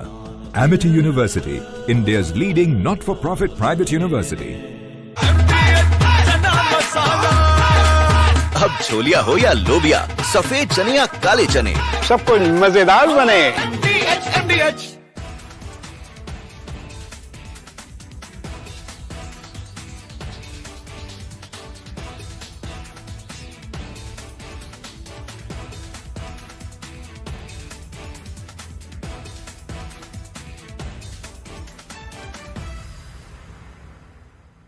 दादी के हाथों का जादू और खुशबू से महकता घर, माँ की मुस्कुराहट और खाने की सुगंध। MDH गरम मसाला, क्योंकि हर रिश्ता है स्वाद से जुड़ा।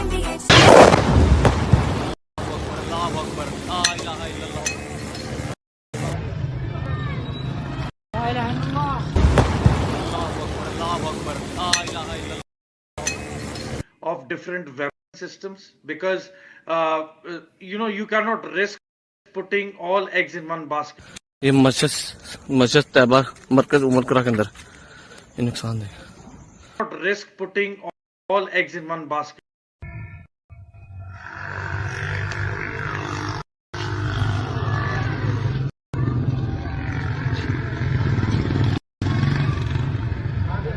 Risk putting all eggs in one basket. Mentor here, and most of the visuals I can see some are at the LOC.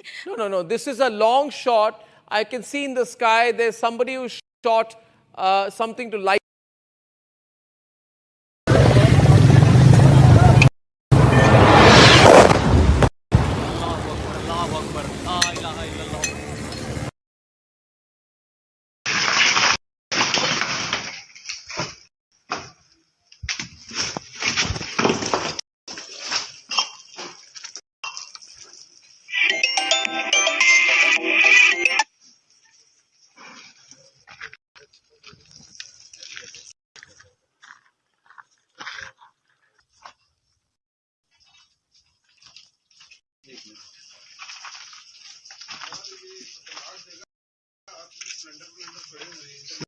Leakage है, लीकेज भी है। हाँ लीकेज है।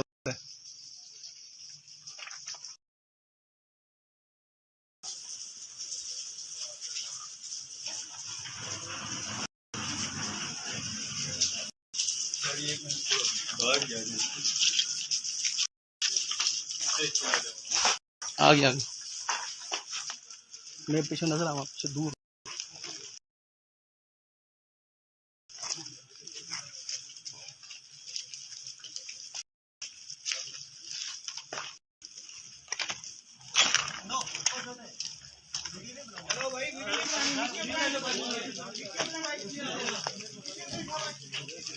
पीछो।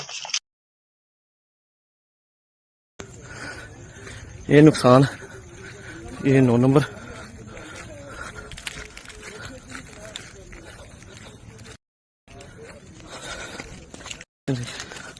ये मस्जिद तैयबा मरकज उमर करा के अंदर नुकसान है।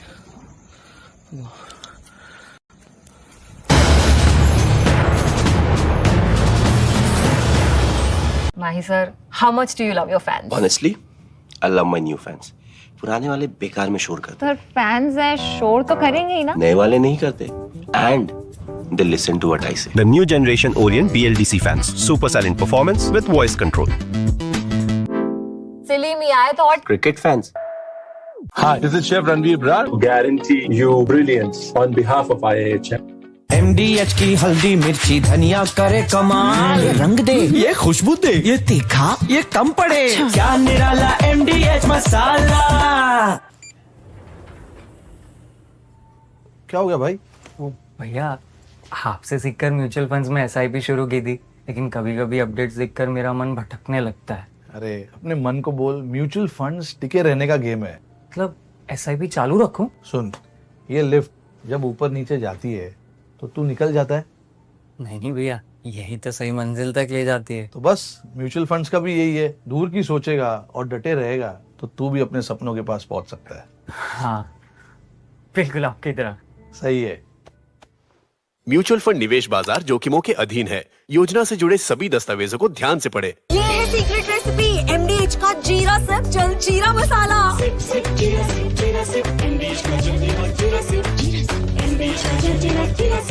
पाकिस्तान इंडिया ने जंग शुरू कर दी है। अभी मेरे बहावलपुर सिटी के अंदर मौलाना मसूद अजहर साहब के जो है मदरसा है उसके ऊपर 4 मिसाइल दागे गए हैं। 4 मिसाइलों के साथ हमला किया गया है मौलाना मसूद अजहर साहब के मदरसे के ऊपर। हम अपनी अफवाज पाकिस्तान के साथ खड़े हैं, लेकिन मेरा सवाल है कि हमारी एजेंसीज कहाँ सोई हुई थी, हमारी अफवाज पाकिस्तान कहाँ सोई हुई थी जब ये हमला हुआ। मुजफ्फराबाद की भी खबर आ रही है कि मुजफ्फराबाद वाली साइड पे भी ये अटैक हुआ है, लेकिन सबसे पहले मेरे बहावलपुर सिटी के अंदर अटैक हुआ है ब्लास्टिक मिसाइल के साथ। उन्होंने हमला किया है मौलाना मसूद अजहर साहब के मदरसे के ऊपर। 4 मिसाइल मारे गए हैं। अभी ये कहना कबल वक्त है कि गोया कितनी सच्चाई है इस खबर के, किस साइड से ये मिसाइल आए हैं ये अभी कन्फर्म होना बाकी है, लेकिन ये कन्फर्म न्यूज़ है कि उनके मदरसे के ऊपर 4 मिसाइल मारे गए हैं।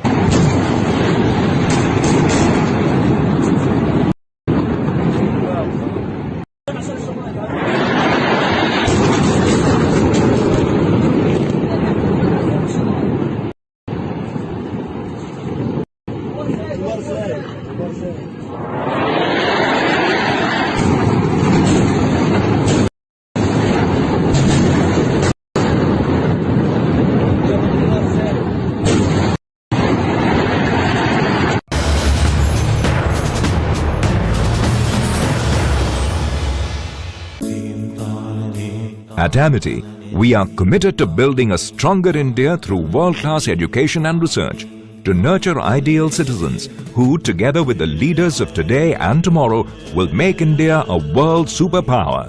Amity University, India's leading not-for-profit private university. MDH की देगी मीरज, देगी मिर्च का तड़का, अंग अंग फड़का। MDH की देगी Miraj.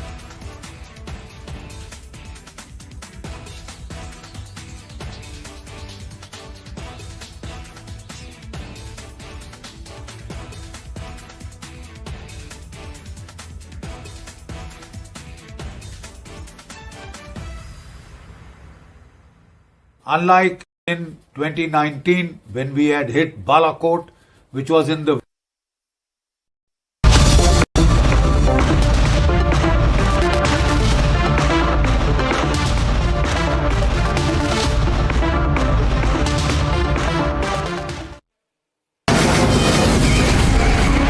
From the Republic Media Network headquarters, it's time for Arnab Goswami on the debate.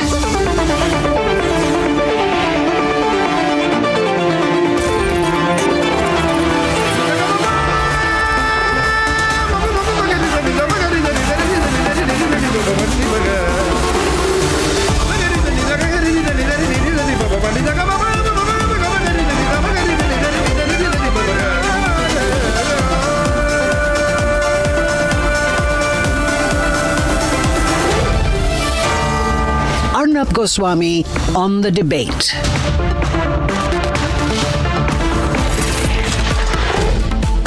On the show tonight, ladies and gentlemen, it's Operation Sindoor 2. In complete action, India has clinically intercepted Pakistani missiles, and we've set the record straight. At 9 p.m. tonight, why I feel Pakistan has made a huge mistake by escalating the attack. The response now is on our terms.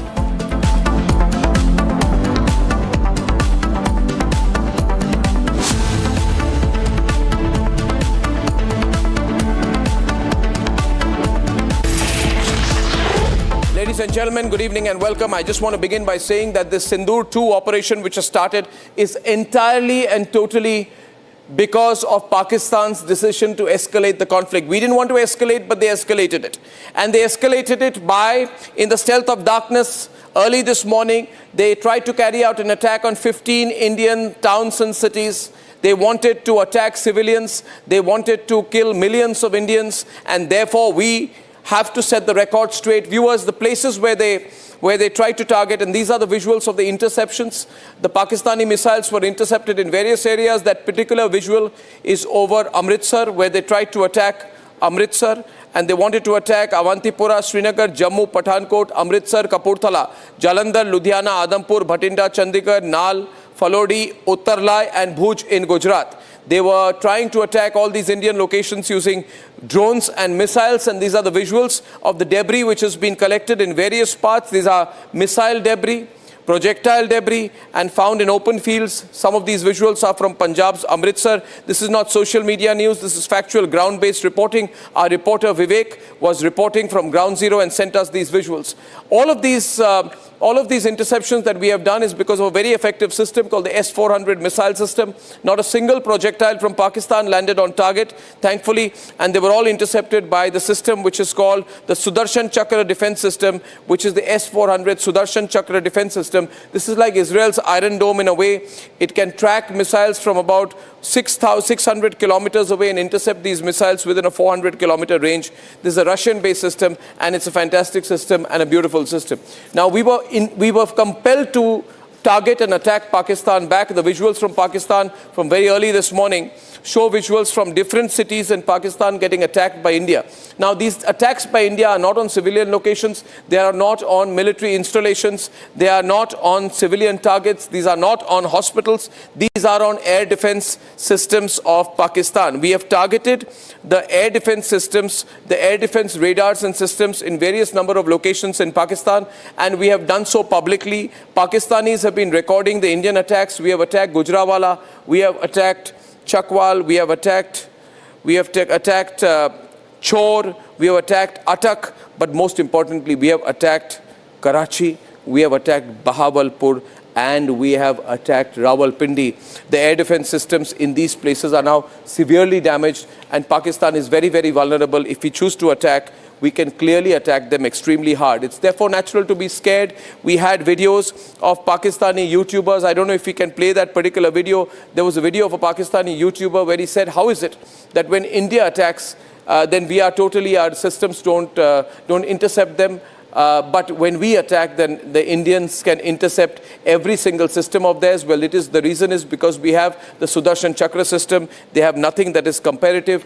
In the Pakistan Assembly today, some politicians stood up and they started crying. They started weeping. The scenes in the Pakistan National Assembly were pathetic. This is a defenseless country. It knows that its army has collapsed, its air force is not working, and therefore they were saying, may Allah help us. They're now turning to God. But the visual that I want to play that soundbite of that YouTuber, which is very, very revealing. Let's play the soundbite where he questions why Pakistan's air defense systems don't work.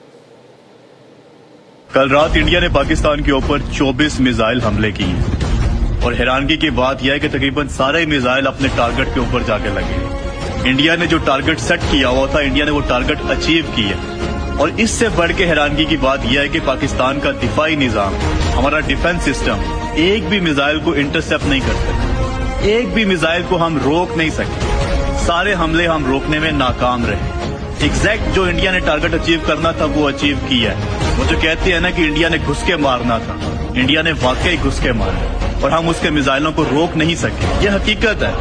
दूसरी अफवाहें ये फैलाई जा रही थी, सारी रात को पाकिस्तानी मीडिया लगा हुआ था, सोशल मीडिया के ऊपर तमाम झूठ पॉलिसियां लगे हुए थे। वो पाकिस्तान ने इंडिया के जहाज गिरा दी हैं। वो सारी पिक्चर्स मैंने देखी, कोई 8 महीने पुरानी है, कोई 3 साल पुरानी है। हमने इंडिया का वो जनरल हेडक्वार्टर गिरा दिया, पता नहीं क्या गिरा दिया। वो मैंने सर्च किया, वो भी फेक न्यूज फैलाई हुई है। Ladies and gentlemen, that's a Pakistani YouTuber, and he tells the story. He asks his relevant questions of his government. And then in the Pakistan National Assembly, there were terrible scenes where they all started crying. There was collecting weeping in the assembly, and they said, will God help us? Will Allah help us? And then one after the other, Pakistani senators were weeping and crying and asking, the ghost of Jinnah to come and help them. They were asking God to come and help them. And here is a clip. This particular man, for example, is a ex-Pakistan Army major, who is now a senator, and just look at the body language. His name is Tahir Iqbal. तो इसलिए जनाब speaker ये बात waza कर देनी चाहिए, हमारी कौम यकजा है। मैं इन सब से कहूँगा कि मिल के चलो और अपने रब से रजू करो। रब काबा, हम तेरे आगे दरख्वास्त करते हैं, इस मुल्क की हिफाजत फरमाना जो तूने हमें अता किया है, और ये नबी सल्लल्लाहु अलैहि वसल्लम की दुआओं का है। आपने कायदे आज़म को इंग्लैंड में मुलाकात की, ख्वाब में आए और उनको कहा कि जाओ वापस और जाके पाकिस्तान का मामला हल करो। आप खान अफ़कलात को ख्वाब में आके ये हुक्म दिया कि तुमने पाकिस्तान की सरना है, ये मुल्क बन के रहेगा और तुमने तो ये ऐसा बड़ा मौजज़ा है कि अल्लाह पाक ने ये हमें अता किया है और अल्लाह पाक इस मुल्क की हिफाजत फरमाएंगे। दुनिया में जहां भी देखें शायद हमारी कमी है, हम मजबूर हैं, हम गुनाहगार हैं, लेकिन रब्बे काबा हम तेरे हबीब के उम्मती हैं। खुदा का वास्ता हमसे रहम का मौला फरमा। आप चले जाएं, उधर फिलिस्तीन में चले जाएं, कश्मीर में चले जाएं, जहां भी जाएंगे मुसलमानों के साथ वो ऐसे हो रहा है जो हम सोच भी नहीं सकते। These are the kind of scenes that we've seen. These politicians so weak, they're running a weak government. Their army has been exposed. Nobody is there to help them.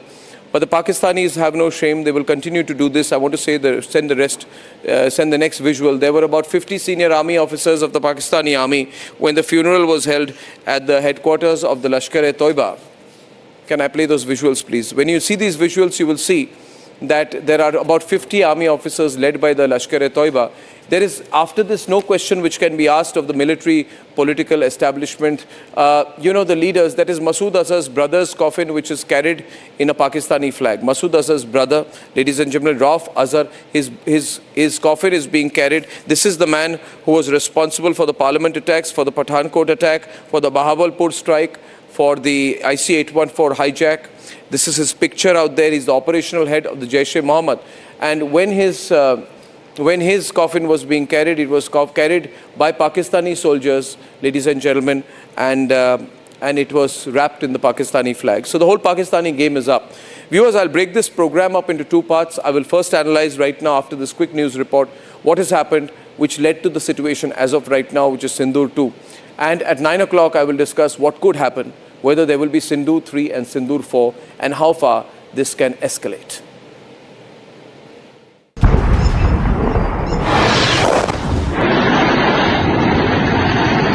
India struck Abbas terrorist camp, a Lashkar center, and in the next half an hour, India eliminated 100 terrorists at 9 locations in planned and precise strikes. In a big victory, terror dens were decimated, terrorists eliminated, Kandahar hijack mastermind and Jaish-e-Mohammed chief Masood Azhar's brother Rauf Azhar was also killed in one of the 9 locations.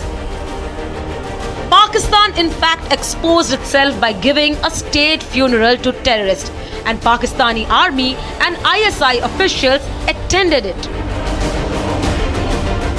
India put out an official statement detailing that Indian actions were measured, restrained and calibrated, and that no civilian site was targeted. Our intention has not been to escalate matters. We are only responding to the original escalation, as I said, and our response has been targeted, precise, controlled and measured. Only no military targets have been selected. Only terrorist infrastructure in Pakistan has been hit. While India carried out precision strikes on terror camps, Pakistan showed its true colors by attacking a Gurudwara in Poonch. I am in one of the Gurdwaras in the main bazaar of Poonch district. This is Gurdwara, this is a religious place, and how this place was targeted by Pakistan from the other side of the LOC. But in Pakistan, it was a state of confusion that persisted for their civilians to politicians. Pakistani और India ने जंग शुरू कर दी है। अभी मेरे Bahawalpur city के अंदर मौलाना मसूद अजहर साहब के जो है मदरसा है उसके ऊपर 4 मिसाइल दागे गए हैं। 4 मिसाइलों के साथ हमला किया गया है मौलाना मसूद अजहर साहब के मदरसे के ऊपर। हम अपनी फौज पाकिस्तान के साथ खड़े हैं। Pakistani politicians took the delusion to another level when they falsely claimed of shooting down Indian jets and quoted social media as a source of information. It's all over the social media, on Indian social media, not on our social media. The debris of these jets fell into Indian occupied Kashmir, and it's all over Indian media today.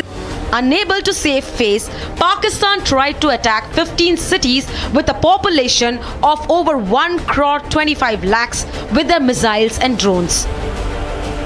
On the night of May 7th and 8th, India slept peacefully with zero impact and woke up to the debris of Pakistan's failed projectiles.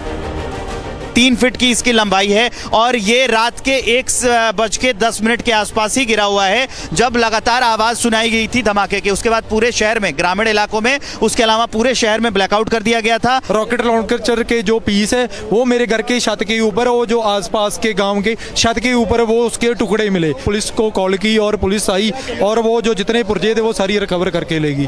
तो सुबह से ही हमारे गाँव में, अमृतसर में वो दहशत का माहौल बना हुआ है।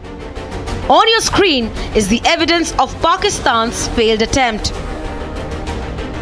On the other hand, Pakistan woke up to complete chaos. There were reports of explosion, destruction and fire. We said it, we did it.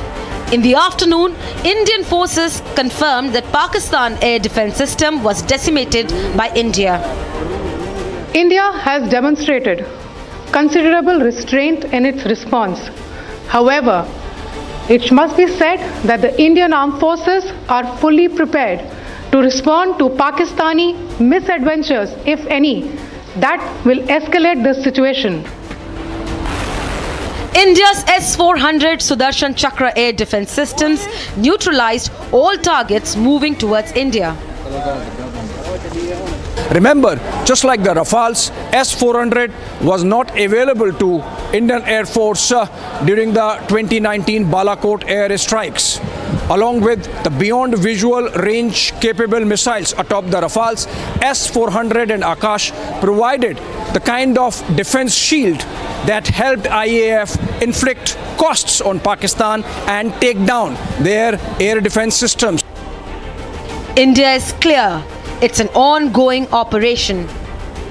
कुछ इंक्वायरीज, कुछ इंफॉर्मेशंस मांगे हैं। रक्षा मंत्री ने कहा है कि ये ऑनगोइंग ऑपरेशन है, इसलिए पूरे एक घटना को अलग से ब्रीफिंग या अलग से उसको प्रेजेंटेशन करना सही नहीं है, क्योंकि घटना चल रहे हैं, आप सबको मालूम है, इसलिए उसको उस तरीके से ब्रीफिंग नहीं होते हैं। इसमें पॉलिटिकल पार्टीज का ब्रॉड कंसेंसस के लिए ये बैठक था। Fear has gripped Pakistan. Their politicians are already crying. दुनिया में जहां भी देखें शायद हमारी कमी है, हम मजबूर हैं, हम गुनाहगार हैं, लेकिन रब ने कहा हम तेरे हबीब के उम्मती हैं, खुदा का वास्ता हमसे रहम का भला फरमा। India's action and communication is crystal clear. Our response was targeted and measured. It is not our intention to escalate the situation. However, if there are military attacks on us, there should be no doubt that it will be met with a very, very firm response. We have not escalated it. Pakistan has, and the terror nation must brace for response. India is hitting Pakistan hard and is going to unmask the TRF facade next. Pakistan is also home to a very large number of UN proscribed as well as UN proscribed terrorists, as well as terrorists proscribed by a number of other governments in the world. Operation Sindoor is not over. It is related to operational matters. It's been released by the Ministry of Defence. As more information becomes available, it will be released at the appropriate time. Once again, please don't go into operational details at this point in time, because this is a constantly evolving situation. India is exercising its right to defend. ये 22 अप्रैल के पहलगाम के हमले से शुरू हुआ है. Escalation वहाँ पे हुआ है और उस एस्केलेशन का जवाब भारतीय सेना ने, भारतीय फौज ने कल अपने एक्शन से दिया है. And Pakistan can do absolutely nothing about it, besides crying.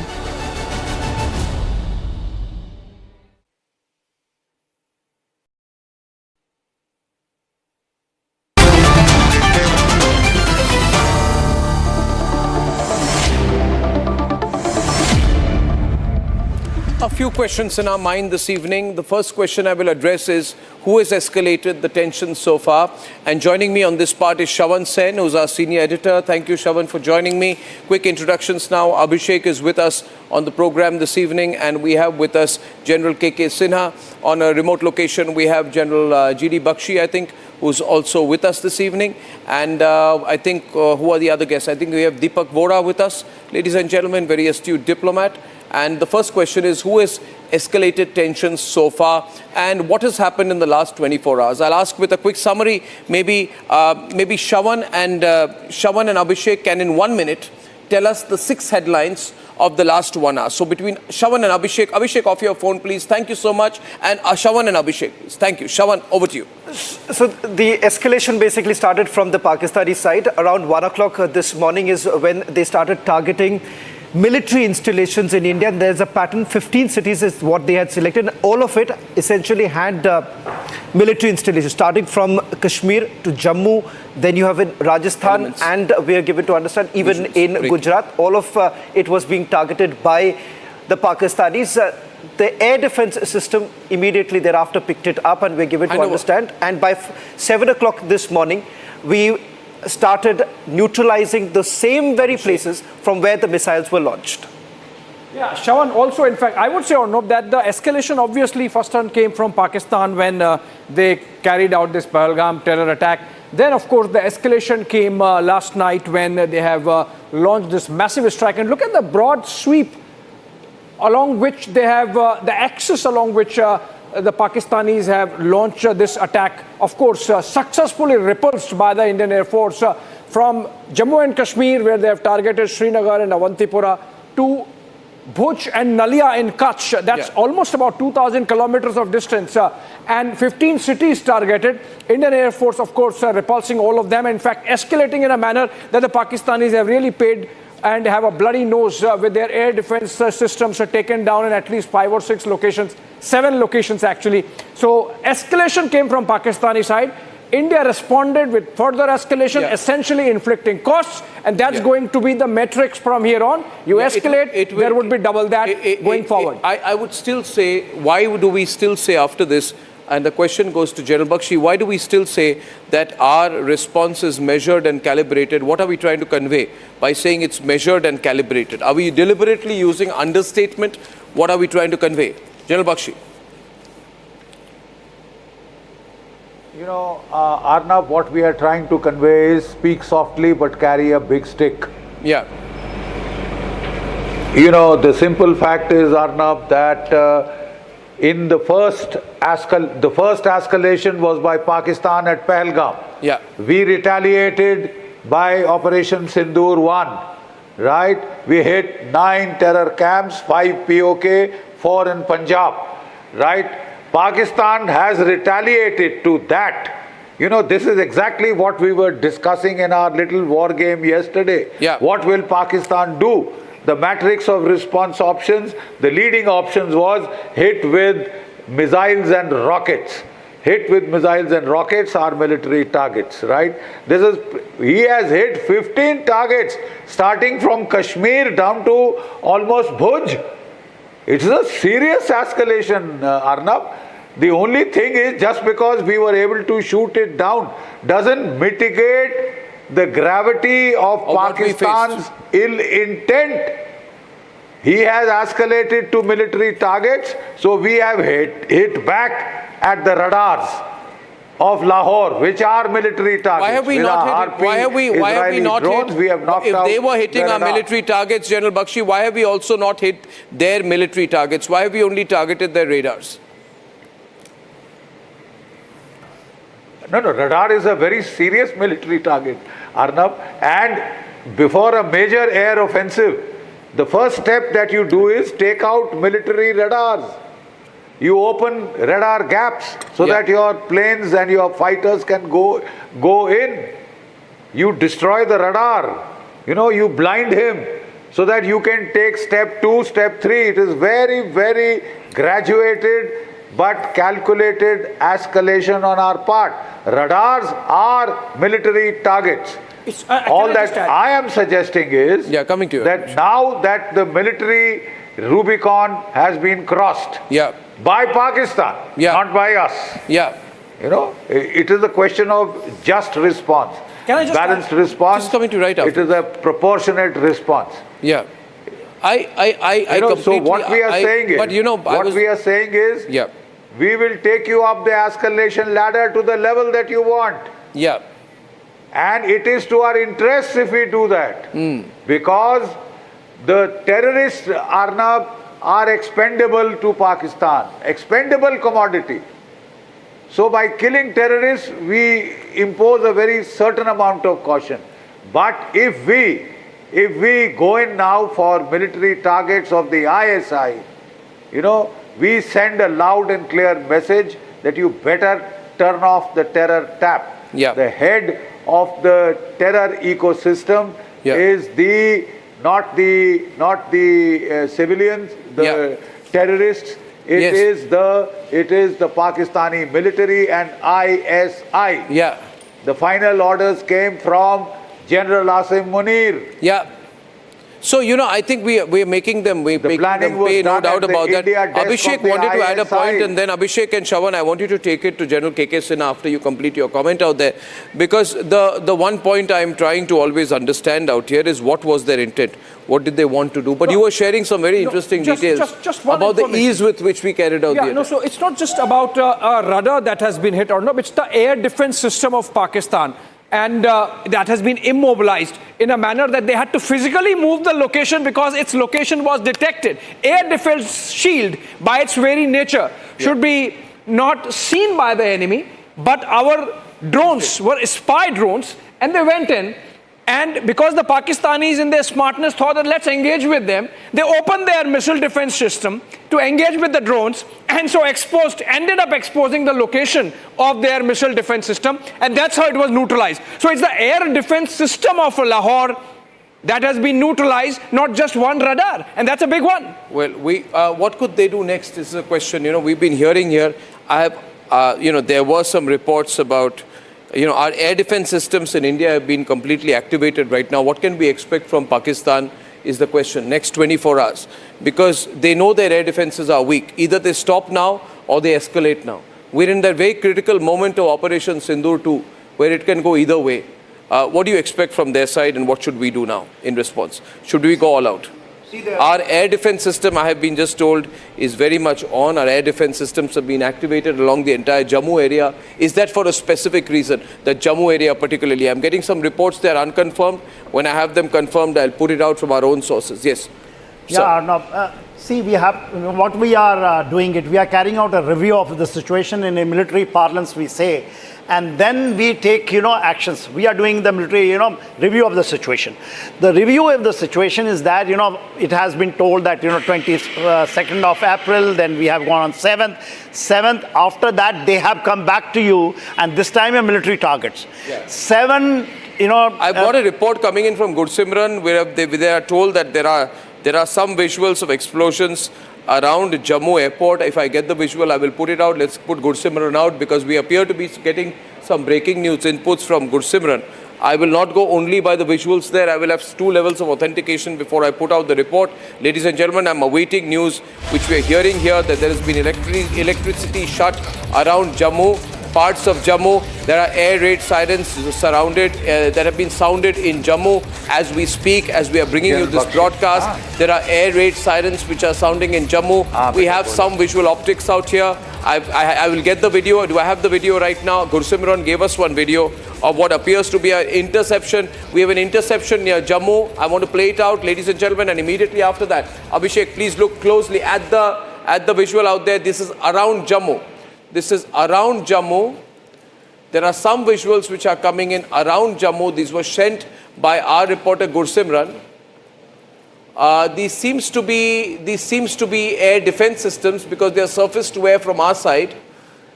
Can you, by looking at this, we are playing the video. Can I get the audio up and let's get Gursimran in fast, please, ladies and gentlemen. Gursimran in fast.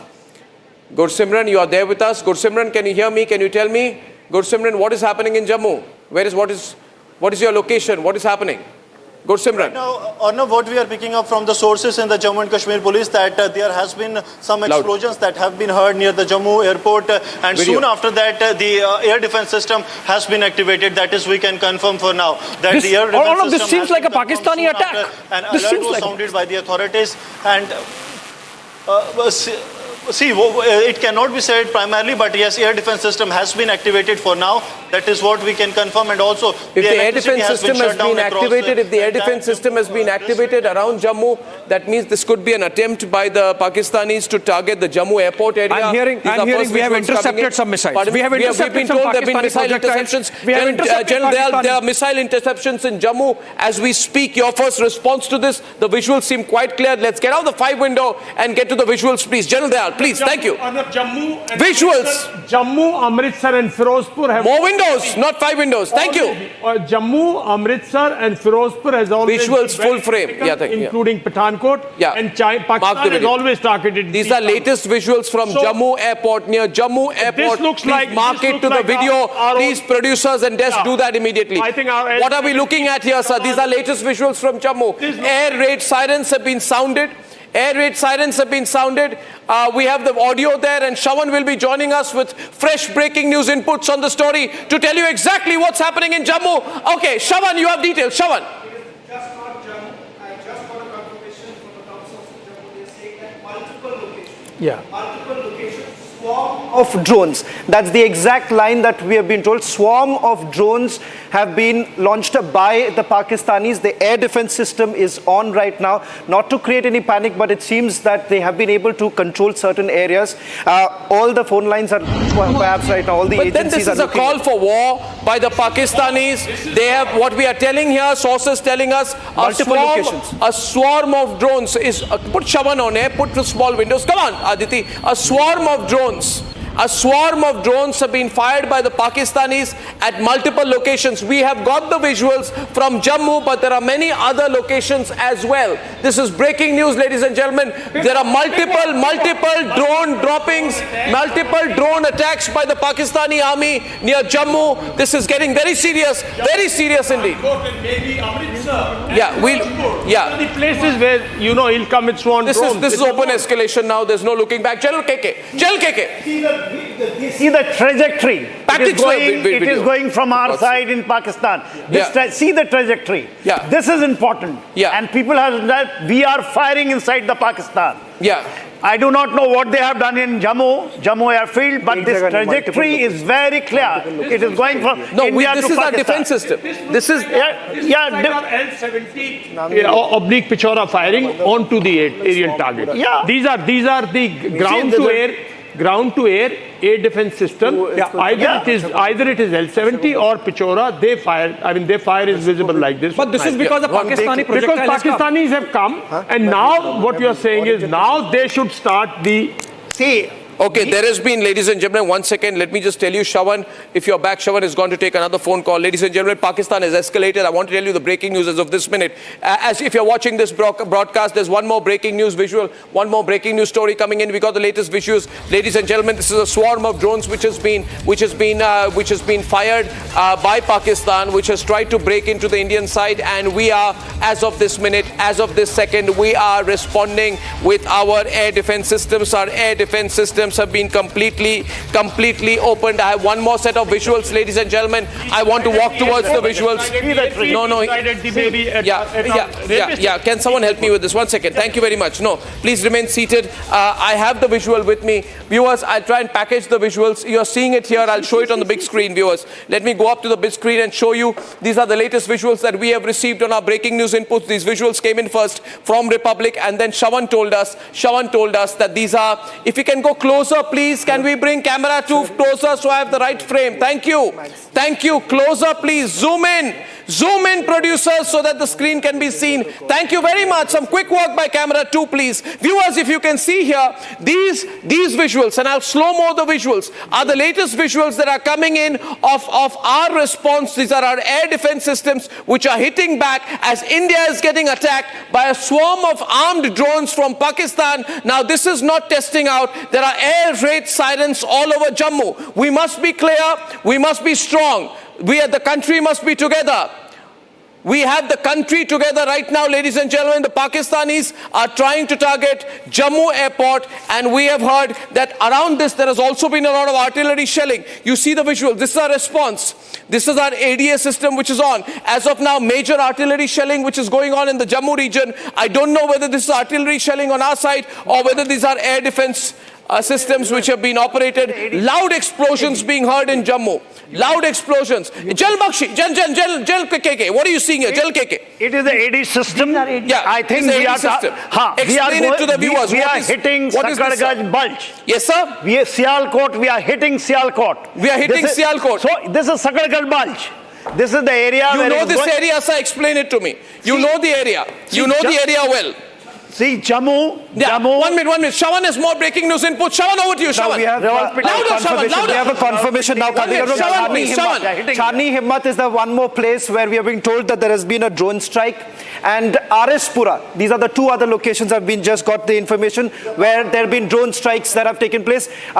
General, I think so. This is what they're basically targeting is the military installation because there's a CRPF. Take all visuals for God's sake. Don't ask me. I cannot be directing right now, production team. Put the visuals on air without asking me. This is a war situation, viewers. The production team must understand that. Take it full frame. Full frame. Different sets of visuals coming in right now. As of now, I'm breaking the news inputs as I'm getting them. You are seeing on your screen in this dark images, this is the night sky around Jammu. Pakistan has tried to target the Jammu airport. There is heavy shelling which has been on. And India, latest input coming in, India is intercepted. We are hitting back hard. Ladies and gentlemen, a Pakistani F-16 that took off from Sargodha is down. A Pakistani F-16 that took off from 09 Squadron of the Pakistan Air Force is down. We have been hitting back. This is victory for us. Pakistani drones have been intercepted at 3 locations. The 3 locations include Jammu Airport and Arispura. What is the third location? Now, what is the third location? Chani Himmat. Can he be on windows? Small windows, please. Thank you. So the visuals stay and the reporter is also on air. Thank you. Aditi. Yes. Sean. Chani Himmat is the third location that we have just got details of. This is also in Jammu region. I'm just getting another call. I'm just getting more details. Multiple locations, 3 locations right now. Gursimran is back live with us. Shawan. Gursimran, what's happening around you? What are you seeing? Gursimran. Reporting live this evening. We have the visuals. Gursimran. See what we can confirm that there have been multiple intercepts is what we are getting the confirmation that there have been multiple intercepts that have been done by the air defense system that has been deployed. There has been we have been able to actually get the information that there has been a movement from the area of Bahu Plaza and the Channi Himmat. These are the two areas where also there has been the threat that was intercepted, and it has now been intercepted now. Okay, this is what you're seeing here. I can get a confirmation. This General Bishambar Dayal and General KK and General, this is our air defense firing, which is an activation. Major air defense firing, which is in activation. So this is a suspected drone, and we are firing and hitting it back. But now, what does this mean in military terms? This is open escalation. They should be ready for a serious hit back right now. Serious act of war. It is war. They've tried to hit a civilian target. They've tried to hit an airport. They've tried. Very important thing you brought out. Sargoda. Yes, Sargoda. Sargoda. It is just behind Lahore, and it is in front of Amritsar. Yeah. So we had F-16. Yeah. If that is true, if it's information, confirmation, I do not know. F-16, very serious. Sargoda was hit in 65, in 71, completely it was taken out. Sargoda, very important. What should our response be right now, sir? This cannot be, we cannot calibrate this anymore. Either we go and hit them right now, or we do nothing. I mean, how do we push this? See, this must be, we must hit them back, firstly with air power, secondly with our missile power. They are hitting our airports, we should hit theirs. No, we should hit them, we should hit them hard. And thirdly... Sir, just sorry to be interjecting. Protection and safety measures are being taken. Our Akash air defense system and the S-400 both are active. S-400 is the Russian defense system, and Akash is indigenous Atmanirbhar air defense system. Both are activated and operational now in this sector. Absolutely. Let's not confuse people. S-400 will come into action when we have strategic targets like F-16. Like F-16, like his missiles coming into us. Presently, Akash, Pichor, we have number of systems today in our air defense. Akash is active, sir, I am told. Yes, Akash, L-70, it's airfield. Akash, upgraded Akash system. Upgraded Akash, but it is an airfield. Tanuska is there. All our airfields. Yeah. Okay, Gursimran, some more information, ladies and gentlemen. Gursimran. This is the time for us Gursimran. On the move, Gursimran in Jammu region, the call is dropped right now. General Bakshi, I'm getting more inputs. I'm going to put it all together. We have the Akash system. We have the braking. Samarpal Tur also joining us right now. Samarpal Tur, it's open right now. We're told this is a big drone attack. How can we respond? What do we have? Samar. On date, we can open up with our artillery systems at the moment. We can bombard the hell out of their posts and also into their concentration areas where their militaries are there, where their tanks have been lined up. These are the basic targets which the artillery can actually take them out. We have the intel, we have the satellite imageries.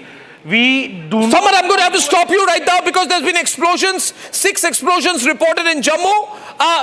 Gursimran is on the move as the very latest details from all his contacts in the Jammu region. Gursimran, our Jammu Bureau Chief. Gursimran. Honorable, 6 explosions have been heard before the interception. 6 explosions, that is what we are getting the confirmation from the authorities that were very close to the airport. See, airport was already on the high alert. There was a tabletop that was done 48 hours prior to this incident. That is what we are also getting the confirmation that the exercise, the grid was completely intact. There is no, at least for now, there has been no breaches. That is what we can confirm. But they also sent a F-16. They also set an F-16 from the Sargoda air base, which is now down. So, that means our air defense system is fully active, and we will not allow them to take off with F-16 or J-17. This is the ground situation of our air defense system. But now we need to have counteroffensive also, simultaneously. We cannot. There has to be a counter-offensive. There has to be a huge counter-offensive. Initiative has to be taken back. Yeah. So what I'm saying is... Huge escalation tonight, ladies and gentlemen. Just making sure that we get the breaking news right. This is a massive escalation by Pakistan. A huge escalation by Pakistan. Attempt to now target civilian targets, which is the Jammu airport. And we have every right to respond extremely hard. We have to do it. You have depleted his air defense system in Lahore. Package the visuals. Which is S-300 of Russia. You have depleted it. He doesn't have anything better than that. So if you have depleted that, then I'm saying Lahore is the ideal target, Sargodha is the ideal target, and from that side you come right up to Islamabad. It's going to be a long night. This is the time to strike. This is not the time to wait for him. This is war. I mean, we have to chase him back. We have to hit him hard. Okay, latest information. Deepak Vora is joining us on how he's looking at this overall in terms of the overall war dynamics. Latest information before I come to you. The whole Jammu airbase in Satwari has been totally sealed. The drones are being engaged by the army as we speak. As Gursimran told us, how do you view this escalation and what we need to do right now in this war situation, sir? We're clearly in a war situation right now. Thank you very much, sir. It's an undeclared war. You have all the wonderful generals here who have enormous experience, and you yourself know much better than I do. I do believe that this is the time we would have already activated our embassies, our ambassadors all over the world. We would have called in people here saying this is an undeclared war. And Pakistan is totally responsible. We've been saying this again and again, and that we will, I know what we were going to say, sir, I've done this many times, that Pakistan bears the consequences for this escalation. The first time we did not hit any of their military or civilian targets. The second time they tried to hit our military and civilian targets, we retaliated. Now they are hitting everything. They're giving us everything they have. We will give them back, and we make this very clear. We'll give them back with everything that we have. We'll hit them with everything. Yeah.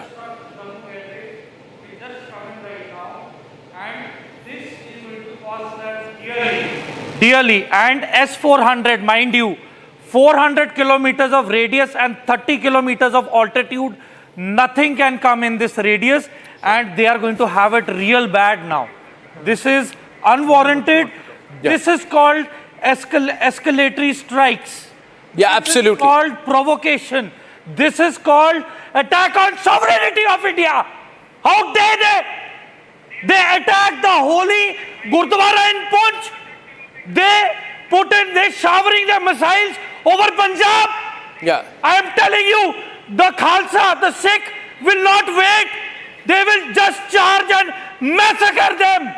But there will be a full response, Samar, but we must act with strategy and thinking. General Bakshi is with us, not attributable, of course, but we have concrete information that these are army AD guns firing on the drones. General Bakshi, these are army AD guns firing on the drones. We also have additional information coming in from our news desk that this attack happened when a lot of senior army and police officials were holding a meeting. Thankfully, all the army officials and police officials are safe by the grace of the God Almighty. Now, General Bakshi, we are viewing a situation that is dynamic. And earlier today we were told, let me go to General Bakshi. Jammu, Akhnur also has been targeted. Yeah. Akhnur also is facing a similar situation as Jammu with multiple drone attacks coming in from Pakistan. Well, absolutely. Well, we have information. Let me go to General Bakshi. General Bakshi, the locational timing, the fact that Akhnur has been targeted, and now the situation we need to prepare for. Obviously, they would have expected a counter from us. We have more visuals. Arnab, let me tell you, Pakistan's favorite reaction area has always been the Akhnur Chamb Jaudiya belt. 65, he preempted us there. 71, we wanted to go on the offensive, he preempted us there again. One of the favorite places for his attack, military history-wise, is Chamb Jaudiya, for which he has to suppress the Jammu airfield. Okay, we have a new video coming in. General Bakshi, allow me a moment. I want to run this video full frame, please. I want to hear this video. I want to run it full frame. Can I see the latest video coming in? There are more explosions in Jammu. Let's hear this for 20 seconds. Can we play the audio?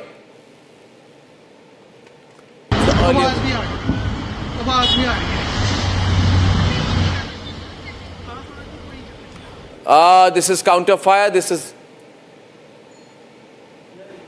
our air defense shield activated. This is Akash system. Okay, what you're seeing here, and Abhishek will explain to you, what you're seeing here from left to right, you will see that there is a projectile. What is that? It's our air defense system which has been activated, which means anytime there is anything coming in from the Pakistani border or the LOC area, we catch it at 400 kilometers and usually we down it within Pakistani territory. Yes, so this is a smart munition, Arnab. This is our part of our air defense shield. This is the indigenous Akash system, and there could be many more. In fact, the S-400, as you rightly mentioned, gets activated at a higher level. These are heat-seeking munitions. They sort of check the projectile coming, lock it, and intercept it, and demolish it. Then and there, that's demolish what is it. happening. Yes. Then and there, demolish it. Gursimran is with us. He's reaching the airport. We're going to stay live with him. Gursimran is moving in towards the airport. He's got out of his car. He's going right into the area. Gursimran is going. Gursimran, you're alive. Be safe. Gursimran, you're alive. Be safe. Gursimran is going straight into the Jammu area.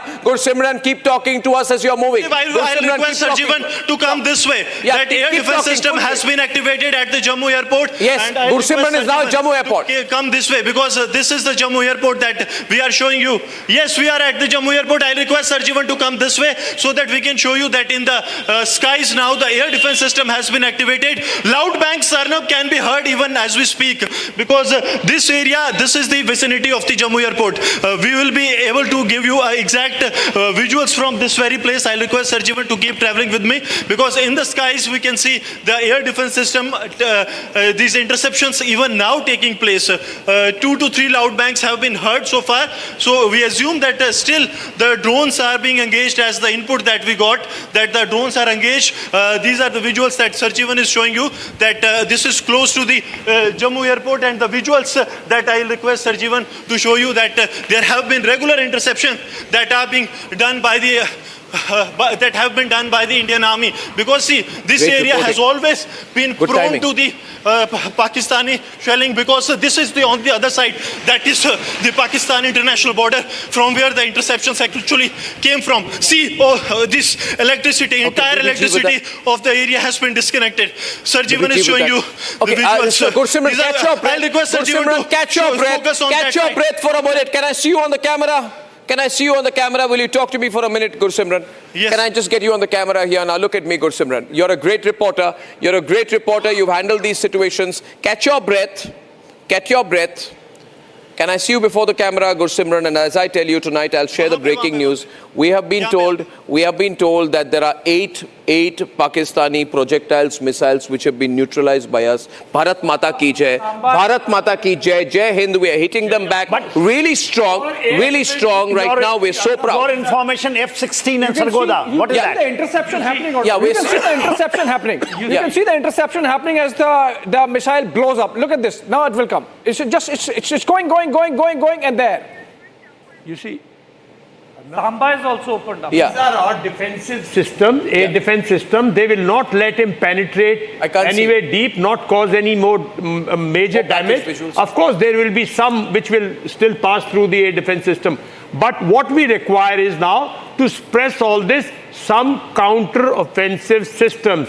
I mean, we also have got S-400, we also have got, Smarch, we also have got Pinakas, we also have got long-range missiles. It's time to completely, I'm of the opinion, go on a counter-offensive before he gets a breather, right? And air defense will always take it up. It will not projectiles. Yeah. No, I want to stay with the breaking news. And can I run the packaged visuals? Because people who are joining in right now will want to see what happened 15 minutes back. General Bakshi, this is a very close situation.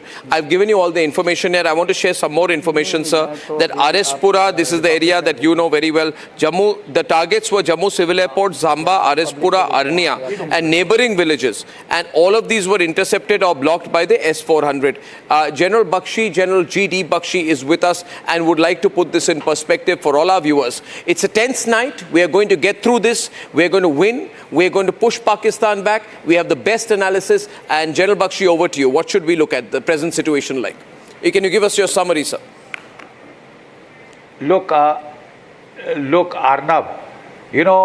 one of the most dangerous situations in the army or any of the active services is to be in a half-cock situation, neither war nor peace. Now forget about the civilian aspects of this. This is war. Please let your reactions be in that light. Yeah, General Bakshi, if you are holding yourself back in one way, I want to look good, I don't want to escalate, I want to impress Europe, I want to impress America, please impress Pakistan now. Your air defense is doing a great job. Yeah. Out of the 15 targets that he tried to hit, not one missile got through. Your interception rate of your S-400s, of your Akashes, MR SAMs was 100%. The Israelis had achieved 98, 99%. Yeah. I think our boys deserve a big pat on the back. Oh, absolutely, Now, sir. these are the defensive Absolutely, aspects of absolutely, their sir. action. Absolutely, all of us together, Arnab, please. Absolutely, sir. We're doing a great job. We're going to do this more. We're going to hit them now. Absolutely, This is General. India's Iron Dome. This is India's Iron Dome, and we're seeing it in system. effect. Absolutely. This is India's Akash. This Yeah. is indigenous. Yeah. And this is making a difference in You this know, war Arnab, of attrition shall I with give you Pakistan. one more input? Yes, sir, please, sir. Arnab, shall Please. I give you one yes, more sir, all input? yours, sir. Yes, sir. Look, Arnab, your air defense shield is 30 times better than Pakistan's. Yes, sir. If they want to attack and come and commit suicide, please let them come in. Let them do that. Let your air defense inflict heavy casualties. Yeah. Pakistan is not daring to use its air force. Yeah. Invite them to come in, incite them to come in, damn it anyway. Yeah. Inflict heavy casualties. Yeah. And then go on the BBG counter-offensive. planes, yeah, absolutely. Viewers, right now, AS-400s are activated. I also got a report, if you're watching tonight, I also got a report sometime back that in another area, I think it's the Pathankot area where the air defense systems have been activated. You've served in that area, sir, Samba area. Can you tell me why you think, sir, the Samba area has been chosen? Why has the Samba area been chosen? We have got cantonments starting from Jammu, Samba, Pathankot, right up to Amritsar. Yeah. Every town is a cantonment, every town is a military asset. Yeah. Right. So he has traditionally come into this area because what earlier General Sinha said was because his ultimate aim is north of Chenab, in that area. So he comes here. He has been coming here, he has been striking here because we have our armored locations. I would not like to mention all that here. Yeah. Absolutely. Well, we have someone who has just come back here with more information into our studios today. We typically got more experts tonight. We were not expecting this, Shawan, but now here we are in this unexpected situation. About 10 minutes to 9 tonight. Shawan, you have more info. They've also opened up in Punjab is what the latest information coming in. The drones were moving towards Punjab. That has been brought down is what we are being told. The other is as far as the ammunition depot, Major Tur, I was just saying that ammunition depot was also the target at Channi, Himmat, which happens to be in the Jammu region. Well, this is all moving very fast. General KK wanted to add something there. General KK, take a break, I think. You spoke something about the Sakaragal Bulge. It's just in front of, your Jammu region. See, it can be cut from both the sides. This is the most vulnerable area. 65 it was captured. In 71 it was captured and had given to them. We have also hit all in Sialkot, which you call Sialkot. It is a bulge. It is intruding inside from Jammu, Pathankot, and from this Amritsar. This is the ideal target. Sargodha, you said F-16 down. Yes, sir, I did.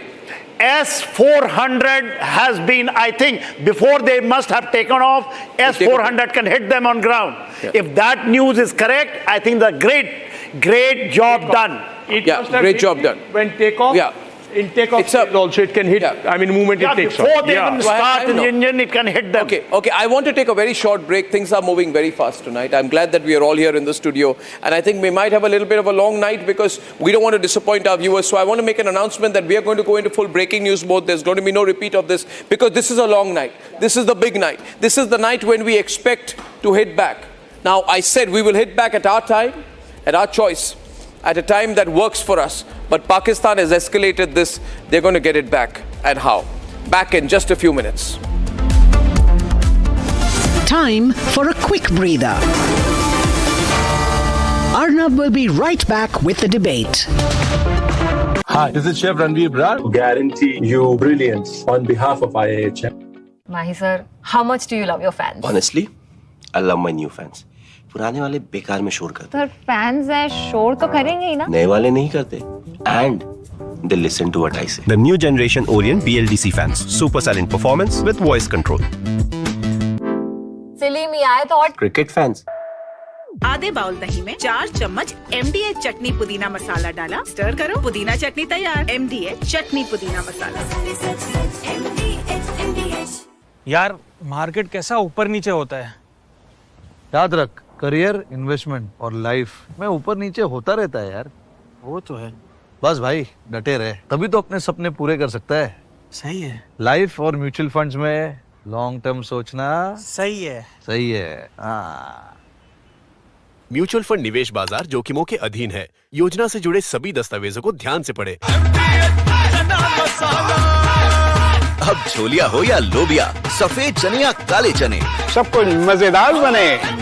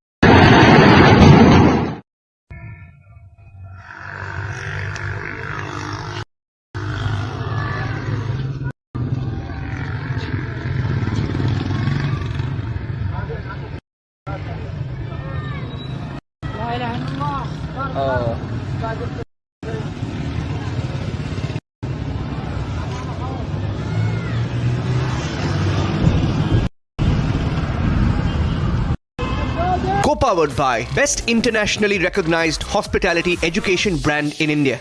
Hi, this is Chef Ranveer Brar and I'm here to tell you that also gives me the license to guarantee you brilliance on behalf of IIHM. Join International Institute of Hotel Management. दादी के हाथों का जादू और खुशबू से महकता घर, माँ की मुस्कुराहट और खाने की सुगंध, MDH गरम मसाला, क्योंकि हर रिश्ता है स्वाद से जुड़ा। Mahi sir, how much do you love your fans? Honestly, I love my new fans.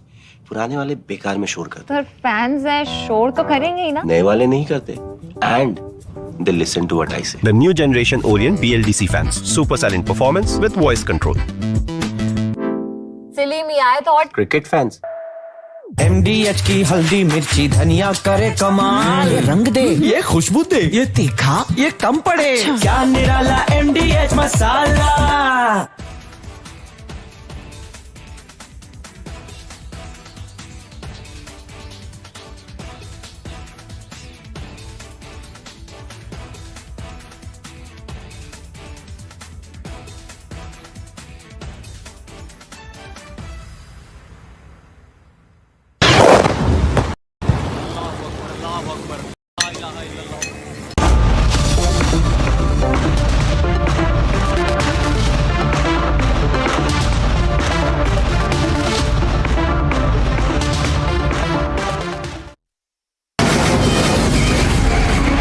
From the Republic Media Network headquarters, it's time for Arnab Goswami on the debate.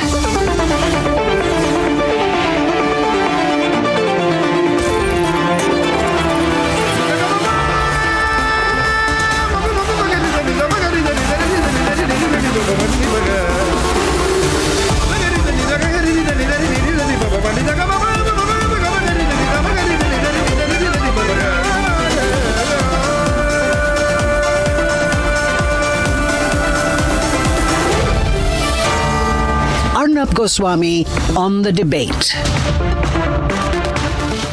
Ladies and gentlemen, welcome back. We're live and this is the nation's sharpest opinion on what might turn out to be a long night, because around 8:30 p.m. we got the news that there are multiple drone attacks attempted by Pakistan, and the operational word is that Pakistan has attempted drone attacks. We then got the news confirmed by 8:33 p.m. that there was a swarm of drones which were targeting the Jammu area. The news had begun to come in around 8:20, but we got authenticated confirmation by about 8:23 p.m. that yes, there had been air raid sirens, that there was a blackout which was immediately issued. That's where the civil defense preparedness comes into effect. And yes, there was a drone attack. Then by 8:37 p.m. we got a confirmation that our air defense systems had successfully launched counters, and in most areas there were projectiles which were neutralized. Our reporter Gursimran was then on his way to the airport of Jammu, and we hope to get him live to you in about 5 minutes at the most this evening. Ladies and gentlemen, this is therefore a war situation.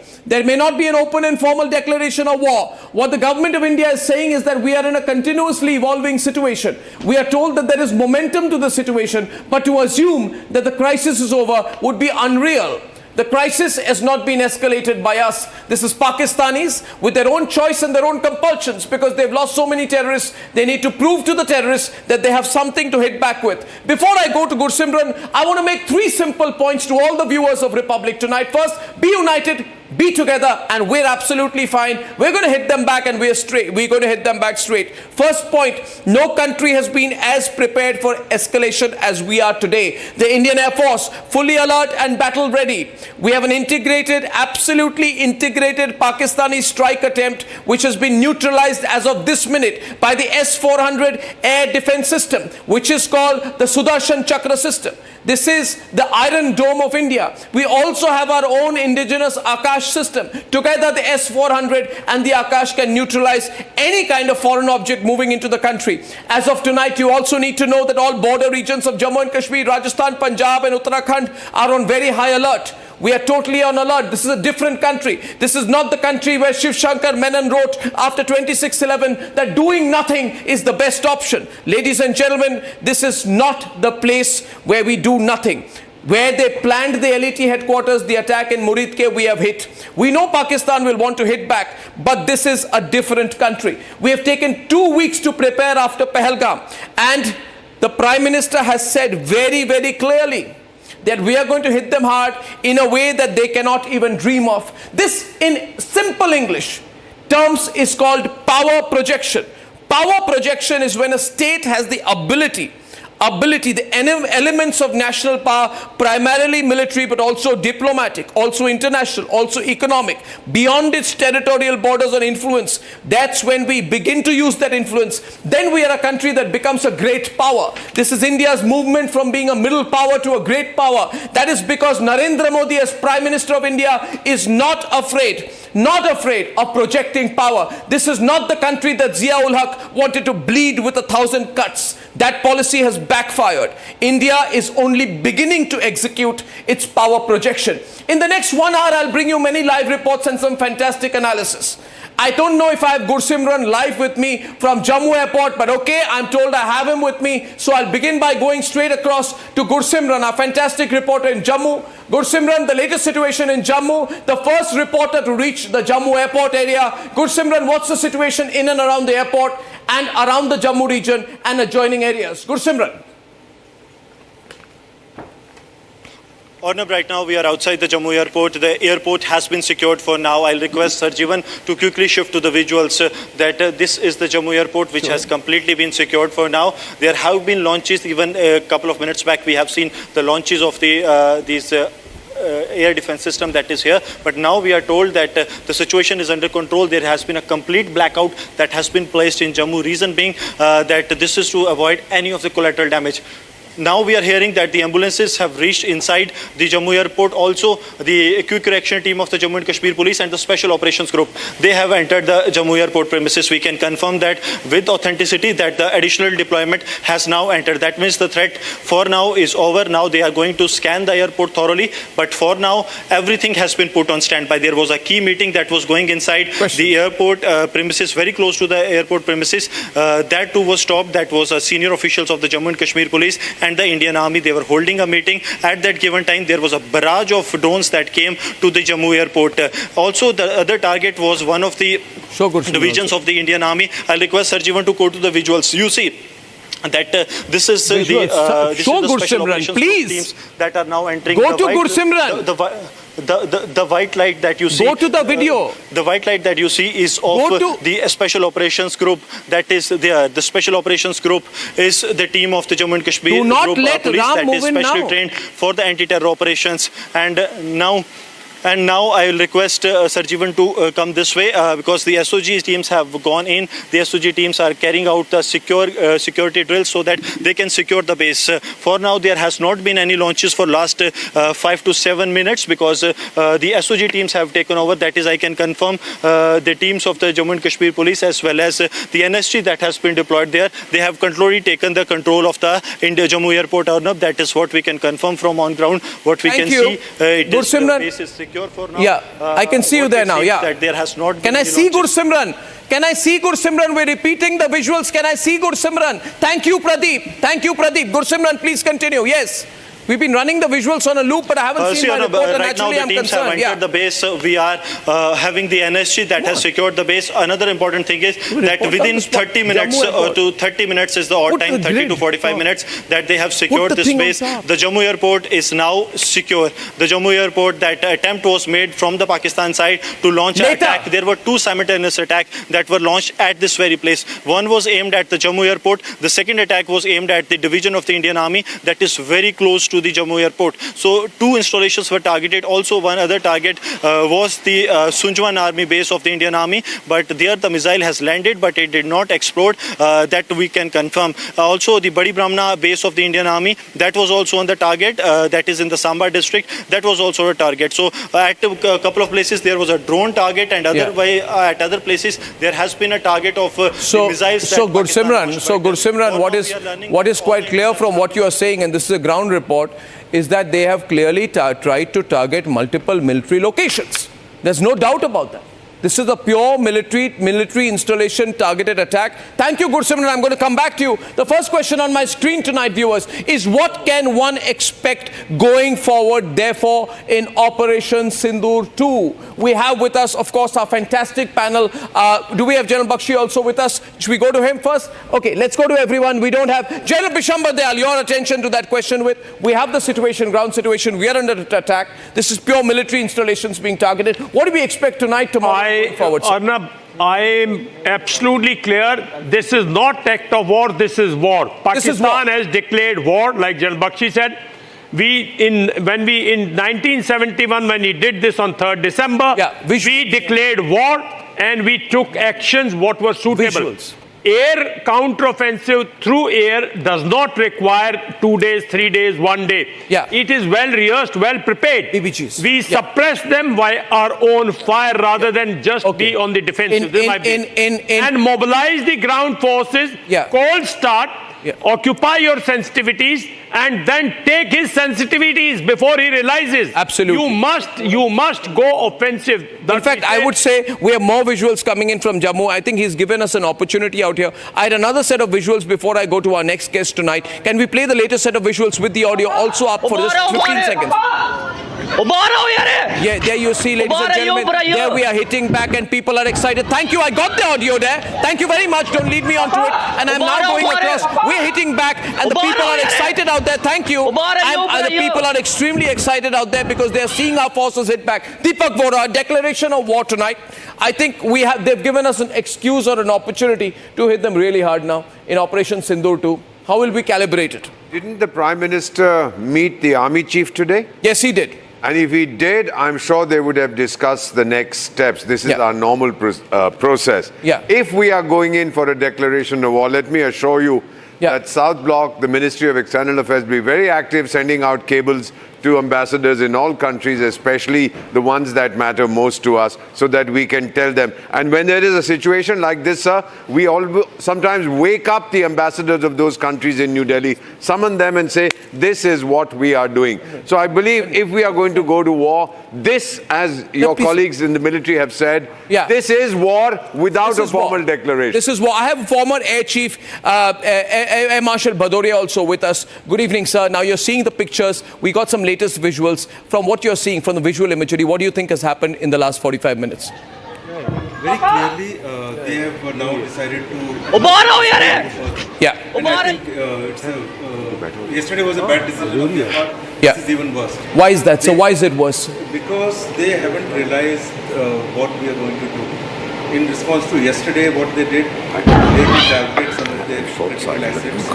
although it was still a measured response. We only went through their air defense. Only air defense, and that too only some. Yeah. We could have gone to 10 times the target, but it was a measured response. Yeah. It was in order not to escalate beyond a point, and also give them opportunity to de-escalate. Yeah. Very clearly, because government has said very clearly, we are not interested in escalation. Yeah. We hit terrorist targets. Yeah. You better stay off. But this is not a face saver they are looking for. I want to go across to Kamal Sibbal tonight, who's a fantastic diplomatic voice.